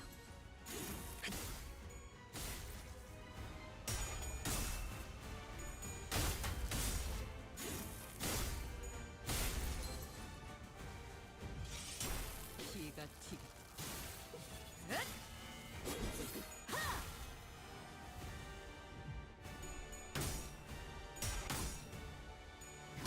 구멍투성이가 되어 예사롭지가 않은데 아주 작살을 내놨어.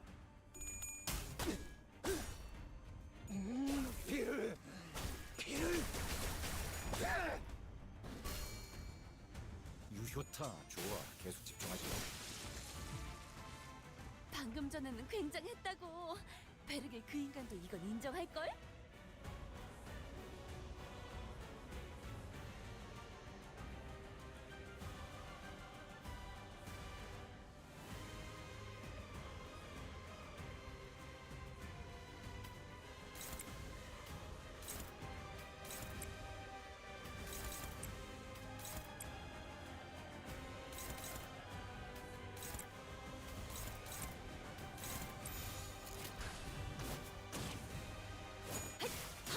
틈새끊어.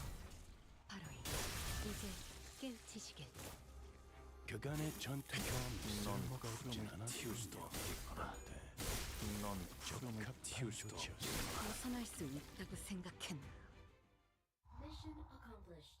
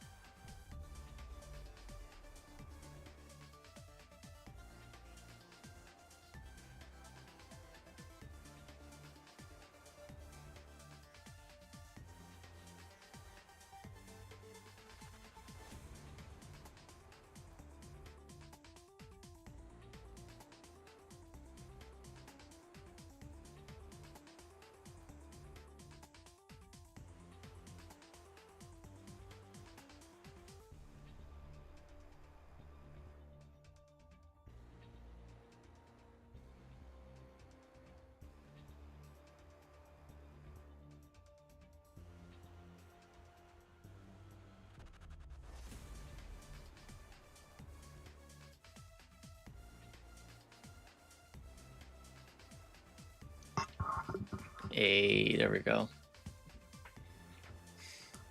They're pretty persistent.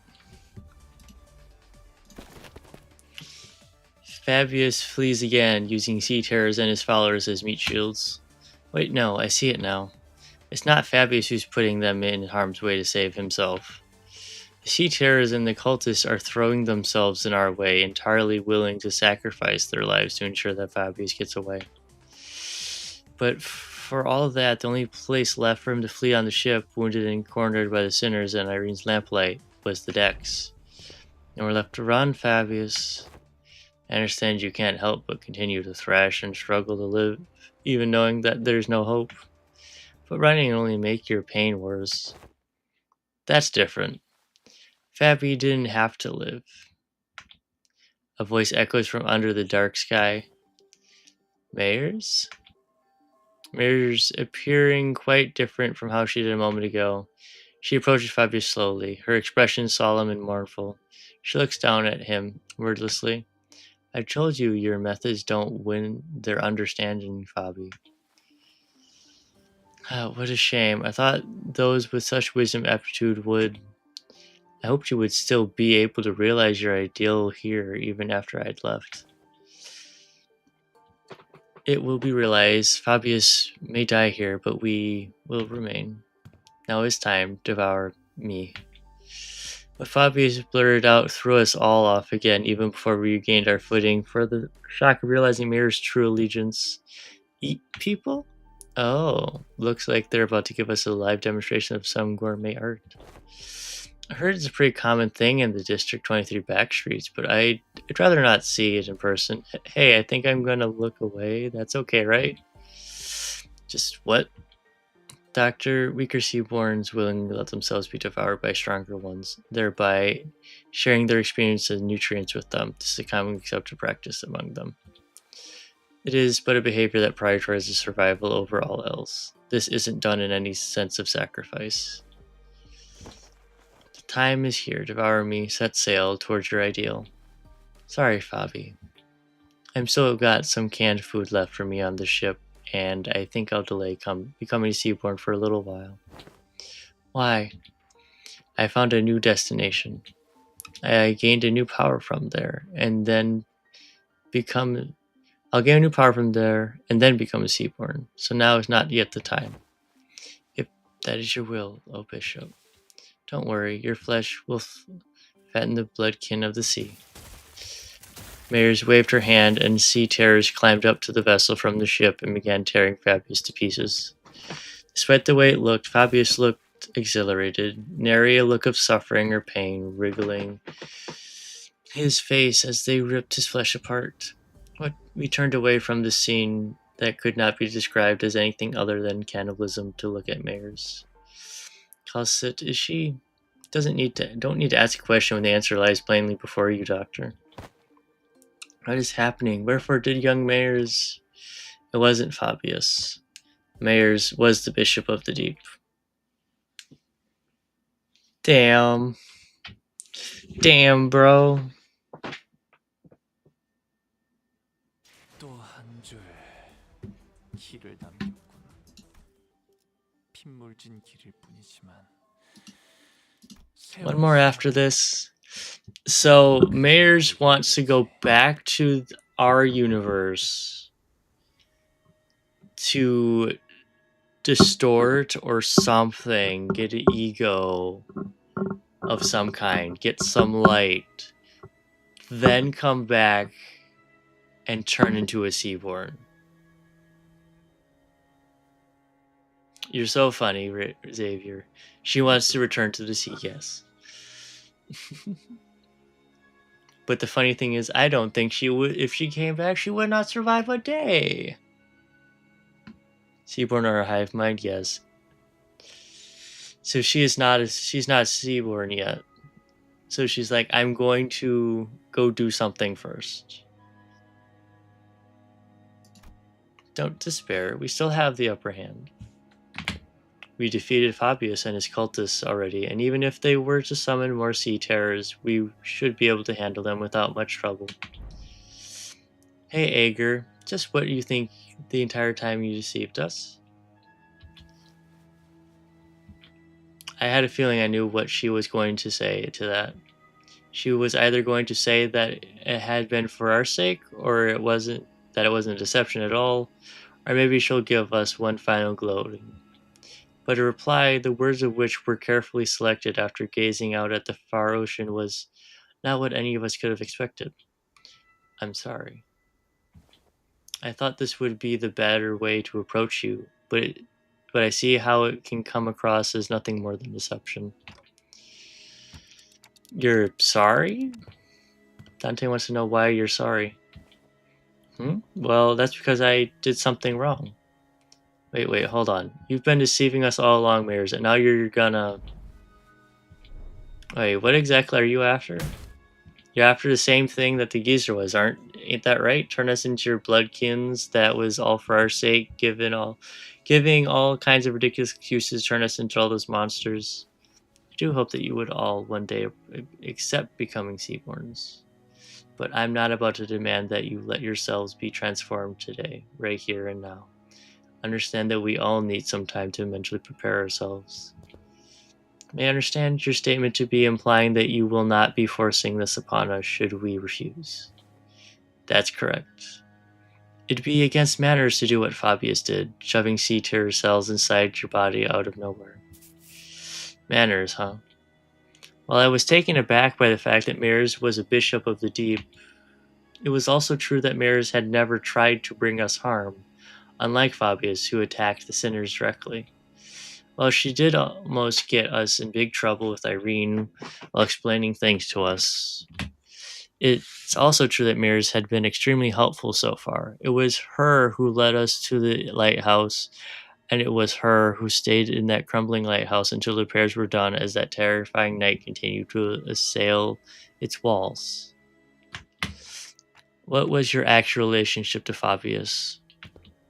Just someone who also once strove to realize the visions of our ideal worlds. Our goals once converged, but not now. I was pretty taken aback too when they attacked you back at the village.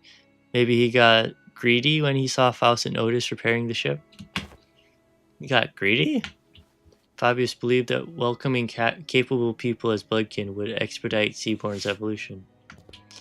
Cool. So you're like some cult leader, but you don't necessarily want to antagonize us. You still haven't told us what you're after, though. I'm going to the city that lies beyond the dimensional door. So you're trying to flee to a different world where the Inquisition will be able to chase you. This isn't running away. I just want to help the people of the city, that's all. So I'm bringing the Seaborns with me to the city. Don't tell me you're going to invade the city alongside those monsters, then. Then the foghorn suddenly blared and the ship shook as it began to move. Valsamassus has begun to move. Is this an automated sailing program? Valsamassus will now sail towards the dimensional door. I'll let Rhode Island and Irene go right in front of the door, so don't worry. Did you seriously just tell us not to worry? Faust, please calm yourself. Dante, it has not yet been determined if this is indeed the dimensional door connected directly back to the city. No, it has to be. The warm, shining light and the voice from within. It's getting clearer and clearer. Why don't we just let them into the city? The battles thus far have done well enough to demonstrate the level of danger Seaborns pose. However, I doubt they'll get very far even if they were to enter the city, don't you agree?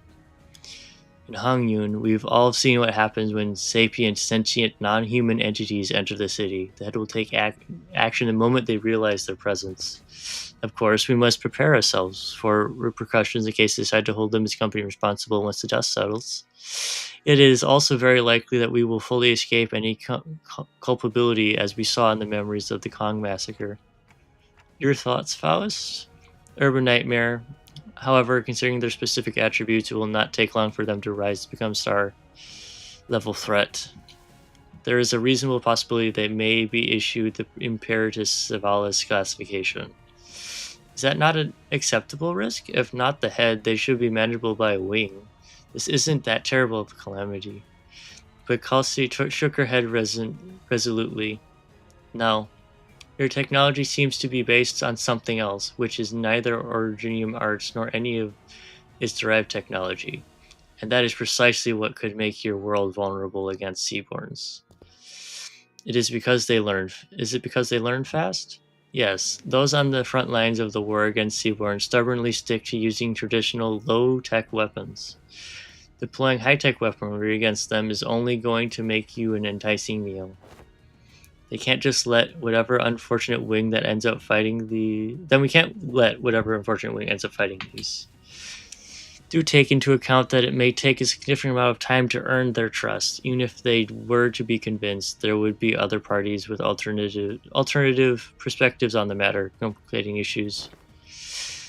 The situation will rapidly grow out of control if backstreet syndicates or fixers get involved, unless the head designates a taboo to prevent it. Even then, considering what she has been saying, yes, we must consider the possibility they may be capable of absorbing the head's technology as well, before they're expelled from the city. How do you plan on helping the people of the city, mayors? By giving them a chance to become Seaborns. What are you on about? Become Seaborns? She ain't all there either. What kind of help is that? Mayors, you know that's no different from what the Church of the Deep is doing here. No, it is different. Because someone showered the city with the light. The light? The beam of light from the white nights and dark days incident. How do you... Could it be? Becoming a Seaborn is to become a part of a greater will called We May. By doing so, one can be reborn as an altruistic life form, but at the cost of ego, the sense of self. And that's always been my issue with it. Everyone has belief in their own, dreams of their own. It feels too empty to lose all of that when they inevitably lose their sense of selves as they become Seaborn. Look, I want each Seaborn to have their own wishes. But the light shining through the dimensional door to our world is too faint. The world is too faint to push them towards that evolution. If only the light of the city could become more tangible. It just might be able to give every Seaborn an identity of their own, to remain uniquely themselves. Then why is it that you advocate towards those of the sea to join the Seaborn when one could simply learn more of the light before returning here? At first I thought all I needed was the clue to a better evolution, but Don Quixote's tales of adventure changed my mind. Mine adventures? You don't understand just how precarious you all are. And how would you, when you were born in that kind of world from the very start? A place where life has become a commodity and gold one of its few religions. The city has abandoned its yesterdays to survive today, and by doing so has given up on its tomorrows. Just as I needed the light, the city needs Seaborn. It needs their tenacious hold up to life and their absolute unconditional selflessness. But at the end of the day, it still means that everyone has to turn into monsters. People ostracize the other. Something that isn't like me, something that feels alien to me, something I don't know or understand. So that fear is natural, because Seaborn are not human. But you just have to cross that threshold once. Miss Maris, do you believe the nature of humanity to be evil? Humans are selfish, but that's not necessarily a bad thing. Good things can come from selfishness, that's for sure. But the side effects have become simply unsustainable. Doctor, you've been to countless battlefields where Rhodes Island has fought tooth and nail for the right of the infected. But what came of it? Peace? No, it's the same. We're all still getting better. It's little by little. I'm not trying to deride those small incremental steps and call them meaningless. Change takes time, and should it continue, I believe your efforts can be a beacon of light that will lead humanity towards a brighter future. But what about everyone who is sacrificed while you're taking your time? That's how a drill works! What about everyone who sacrificed while you're taking your time, taking those incremental steps? Every single day of that incremental change is marred by unjust deaths. Some are enslaved for no other reason than their difference. People live in that despair that seems to have no end. I agree with what the light had told me. People are diseased. They're so sick that even in that far-flung future, even on the day the world ends, they will continue to fail to look forward, obsessed with scrutinizing each other in search of those differences. Then even when every Ager returns to sea, they're still going to bully and hate everyone with pointed ears, labeling them Agers. Even when an Oropathy is truly eradicated, people are still going to suspect and prosecute someone as the infected. People aren't perfect beings. You're right, there probably isn't anyone out there who can really sacrifice themselves for the sake of others with nothing but perfect selflessness. But not when it comes to Seaborns. They don't suffer from all this absurdity, nor are they coerced to sacrifice against their will. I did, yes. I did hear that bell. They have the power to progress towards a better future built from mutual understanding. Is she going to? Oh god. No, she can't do that. Oh no, she's not a Seaborn. So she can distort. That's okay. That's okay. She's not a Seaborn. She's still a human.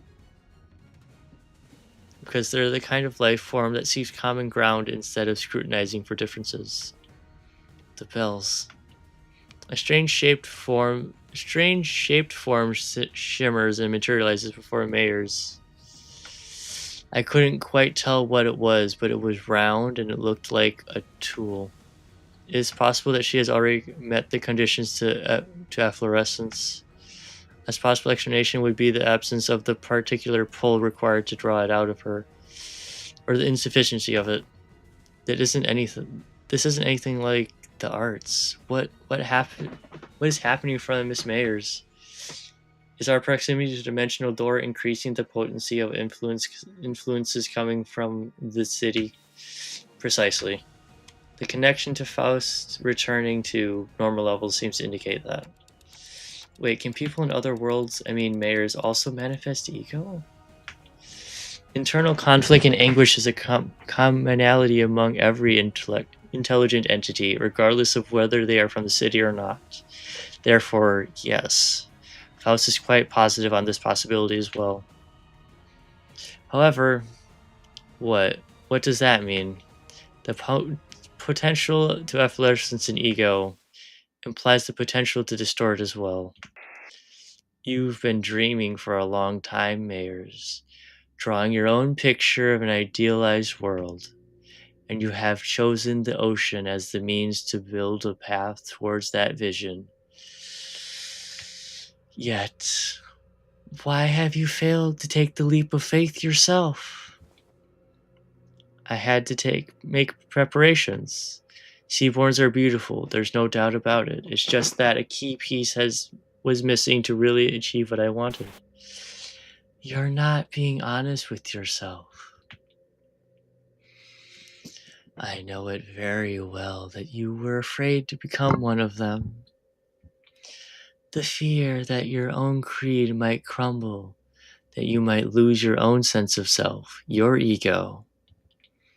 The fear that you might end up becoming nothing more than just another thing swept up by the ineffable, overwhelming will. Isn't it terrifying that this hope can just disappear in a blink? Who's she talking to? Is that something Limbus Company has experience with? If so, I'd appreciate an explanation. She's hearing that voice. When the singular faith that one had absolute confidence in breaks in one fell swoop, and their ironclad will is shattered, people of the city have the potential to distort into a monstrous form at any time. It is said that these phenomena are often accompanied by the distorting individual hearing a disembodied voice. Indeed, those who distort would oft behave as though they are engaging in conversation. Of course, the same could be said for those who awaken ego. At first, I thought it was Kathy, but it wasn't her. The voice was beautiful, comforting, and even cozy. The kind of voice that pulls all deep contemplation to sleep. So calm and so warm. Mersal, do you want to punch her again? No. There's more to the sunshine than its warmth. The sunshine? Wait, has Mersal talked to Carmen before already? Oh god, no. You don't share your interest with the other devotees. Survival isn't what you care about. What you really care about is giving everyone a chance to experience what it feels like to live in a world of warmth, ephemeral it may be. Carbon stock's going up. Right, we have to be about more than just prolonging our existences. What really matters isn't survival, it's what we leave behind for posterity, our legacy. As long as there's a guarantee that the light can indeed protect the sense of self, it'll be more than enough to convince people to become Seaborns. Please, you don't have to concern yourself with what other people might think, Mayors. But everyone has their own wishes. I can't just bulldoze over theirs to force mine upon them. But that's not what you really believe, is it? You know what? You know that better than anyone. While you hesitate, countless people who are bound to the inescapable bridle will continue to suffer.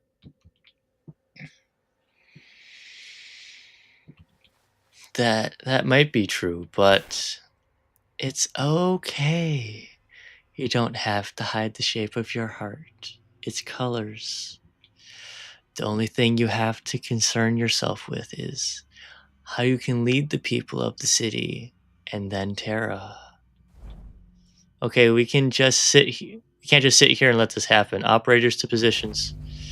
Operators unable to approach. She's surrounded by a strange field, Doctor. Whenever someone would distort due to reasons other than the monolith, a strange presence would prevent our approach, as though to stop us from interfering. Looks like that applies here too. All the way over in another world.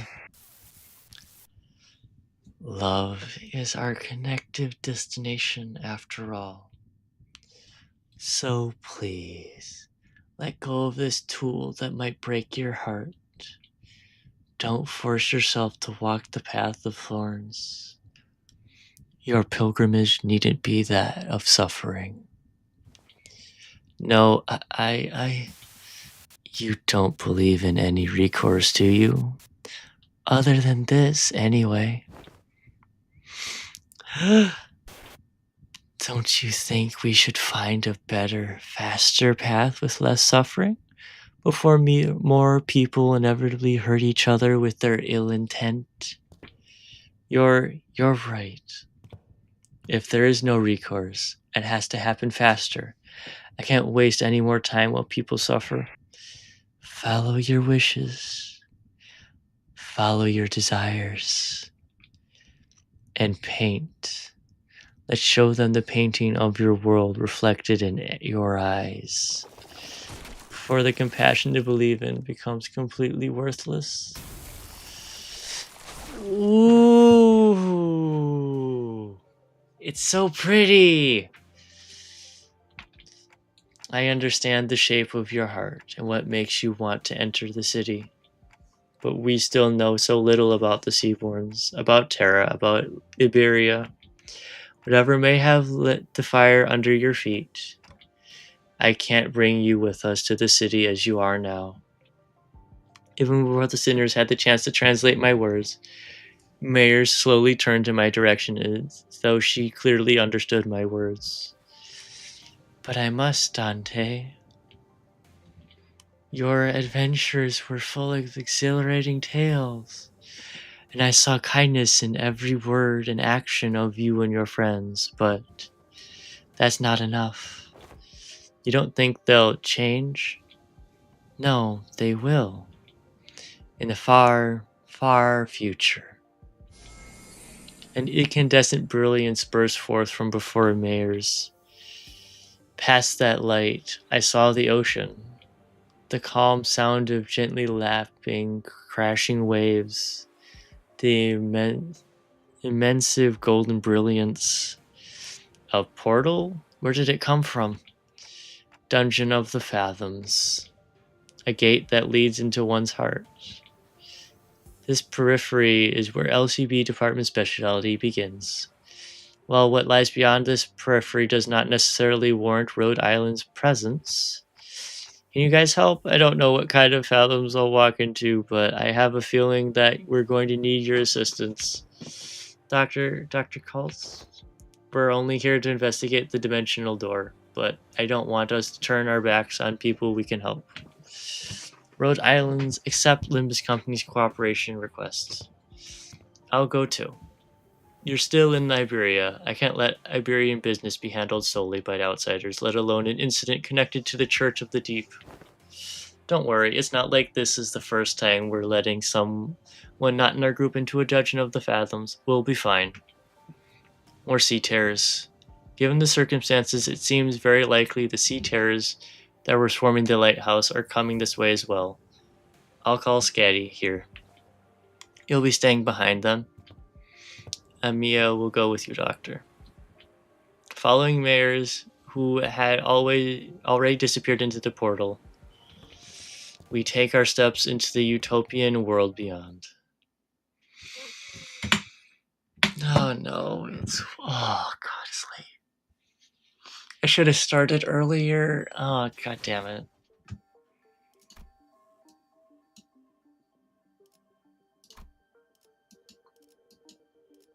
I'll do normal, and then I'll do hard by myself.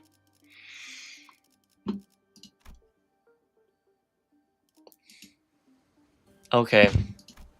Okay. Boss is hard? Oh, I have 1,000. I'll take this. Thanks.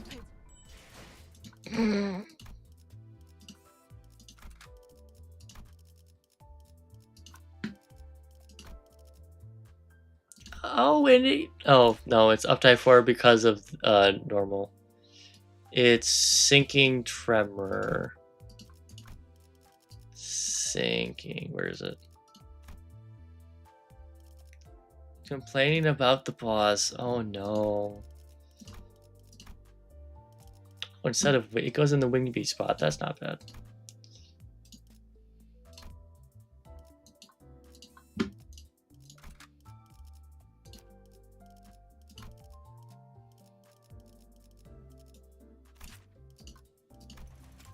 Oh, right.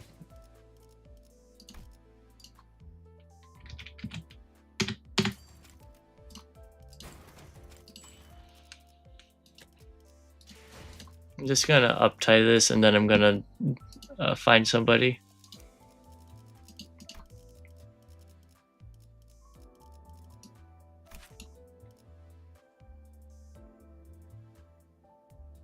Okay, I see.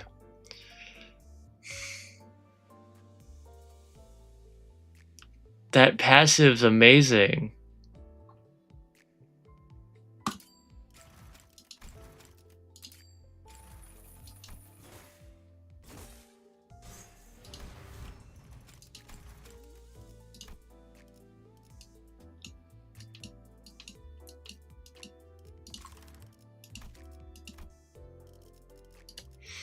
Yeah.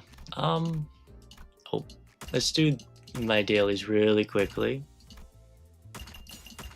We'll do that, and then I'll Gotcha. Is it really? Is Honglu's good? Am I missing anything by not having it? 목표 위치로 돌격 중. Is that Faust? And then I pulled enough for Gregor's, and now I have Ishmael's, so...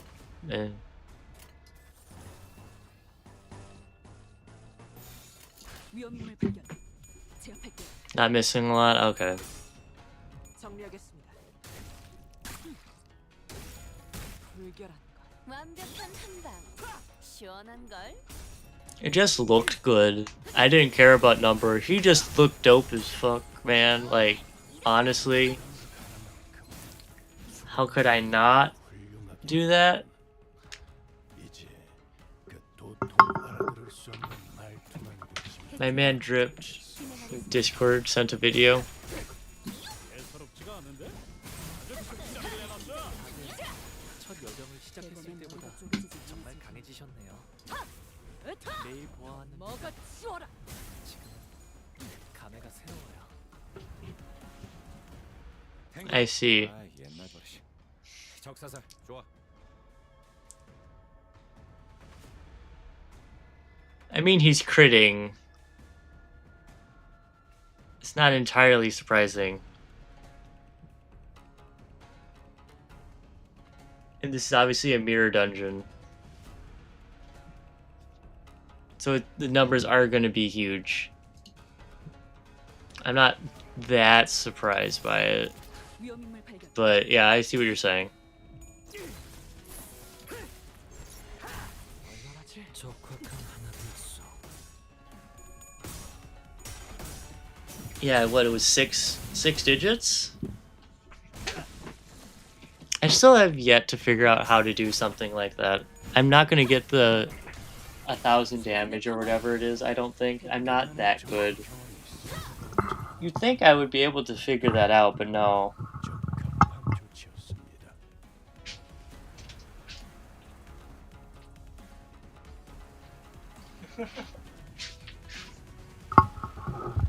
Do you know how to get those numbers?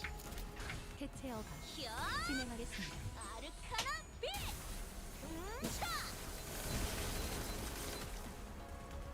굉장해요. 지금이다. 해골바가지 거미 대가리. No ideas. 기념할 Yeah. 잡을 수 없이 치워버리고. Honestly, so Xavier, between the option of ego and identities, which one are you happy we got egos, or would you have wanted Arknight IDs instead? 차 부숴줄 테다. 'Cause I kind of wish we got like a Scatty ID. That would have been neat.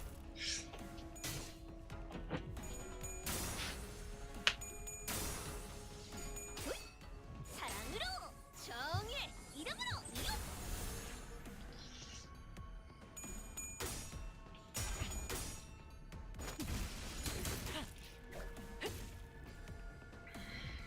정리하겠습니다. Wouldn't it?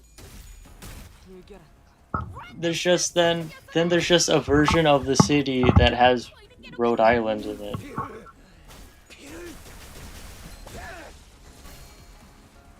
훌륭한. It's just a Hewitt. Like that's all these are. That's all it is. Like 오 기운이 솟는다 단테 가서 빨리 때려 눕히자고 so you think if we have other collabs, we're not gonna get IDs either. We'll just get 만만찮겠군 just get egos. 소각되었습니다.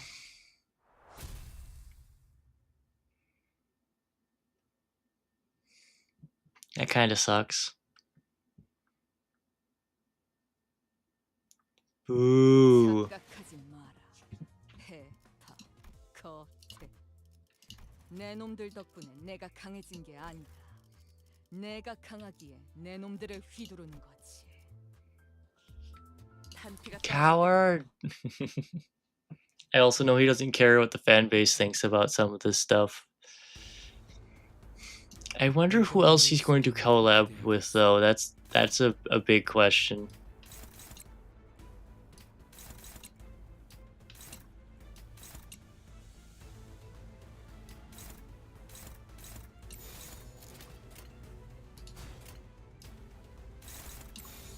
된다면 서울을 건다.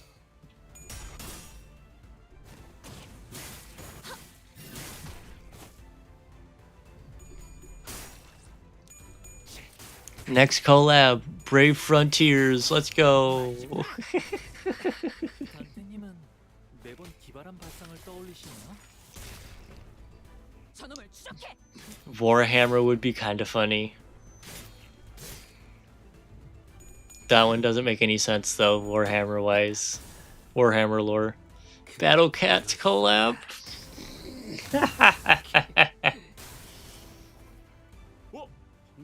Do you think Kim Ji-hoon likes Magic, The Gathering? That could be something, maybe. That one might actually happen.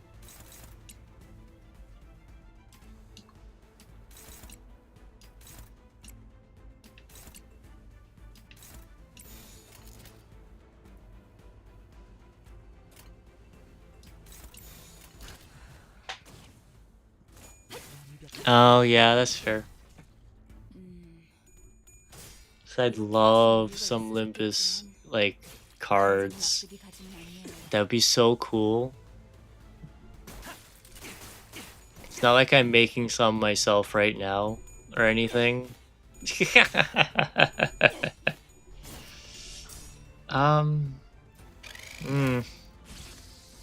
I was gonna say maybe Destiny, but then I was like, no, probably not. Darkest Dungeon would be neat, but I don't think that makes sense for Darkest Dungeon to do that.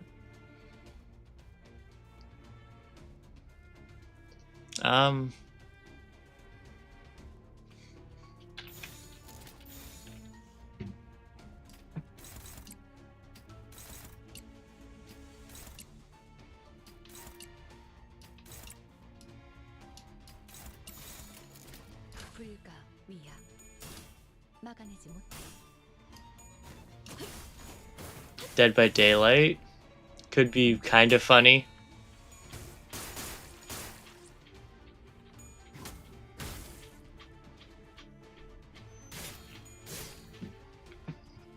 Dead Cells.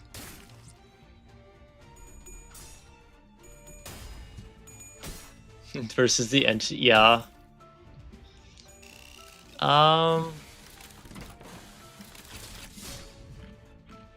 선원들, 나를 보호해라.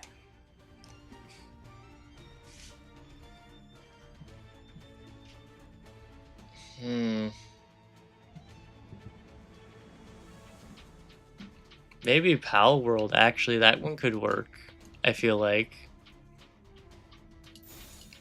Also, it'd be more happy, but it could work. 꿰뚫어 퍼지리.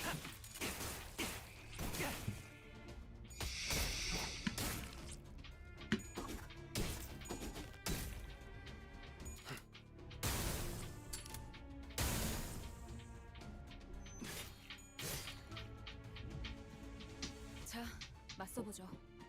우리들에게 입값 하도 별것도 아니잖아요.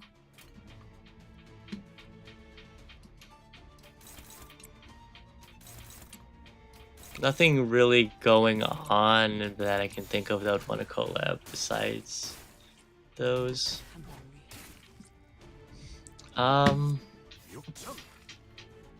직접 싸워보질 않아서 그게 효과적일 것이라고 생각했나? 관리자의 전투 교육도 선원들, 위에 나를 제시해야 보호해라. 할 수 있겠어. F and H. Unabbreviate that for me, please.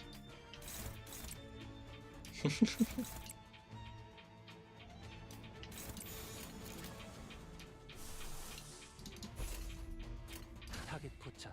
Oh, Fear and Hunger. Did they do any collabs? Like, the issue is like single player games aren't gonna really have anything to do. Or, yeah, because Inscription would fit, but I don't think he'd want to do something with that, you know?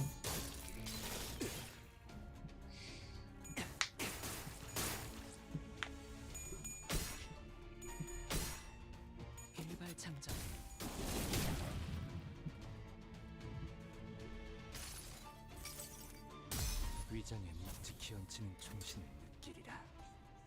흉악한 총탄이 Bang. 관통이라. 전열을 지켜라.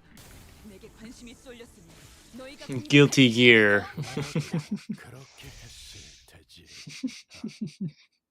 이만하면 훌륭하군요.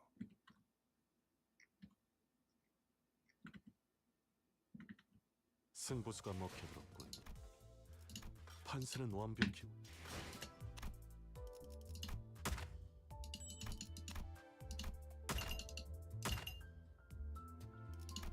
Have enough for another poll? Do I try for him, Xavery, before we end stream? Do I try?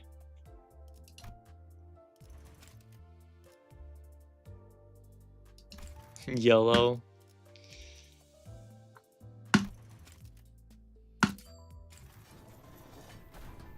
Blue. Wait. Xavery, what the 흐릿한 곱게 적은 종이에 얹었습니다.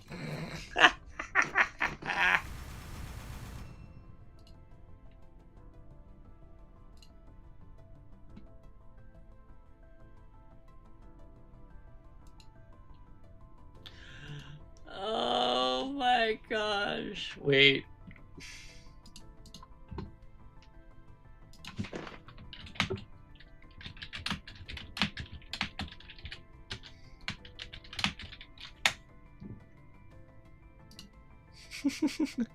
Yep, that's all of them. No more need to pull on this anymore. Bye-bye. Now I need to keep saving for you, and you're the only thing I don't have. Yep. Do I have enough Hong? How much Hong Lu is that? Actually, that might be enough.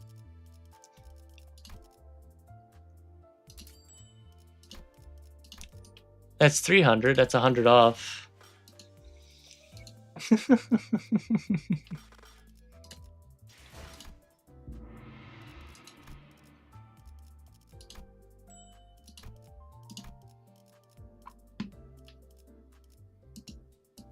I want to do more of this, but I feel like it takes so long.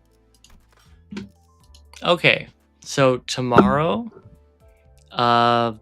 we'll finish the dungeon, and if we have time afterwards, we might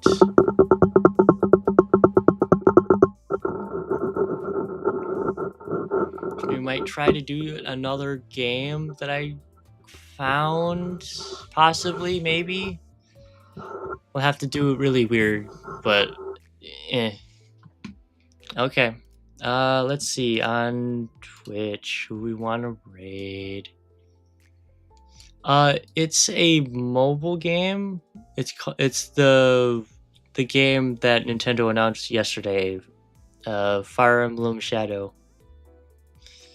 I'm actually having a little bit of fun with it, as stupid as that sounds. I just wish I could play it off of the Google Play Store. I need to find a way to stream my phone or something.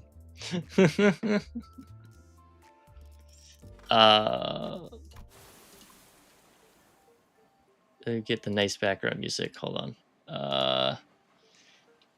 Maybe.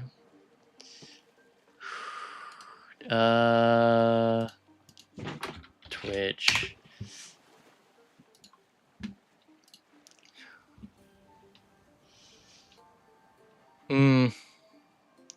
Actually, Xavery, are you going to do anything after this, or are you getting off?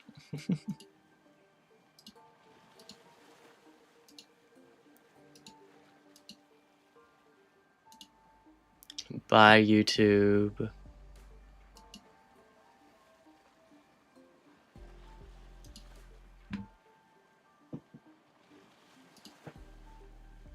Okay, well then I'm not gonna raid, because you're the only one here.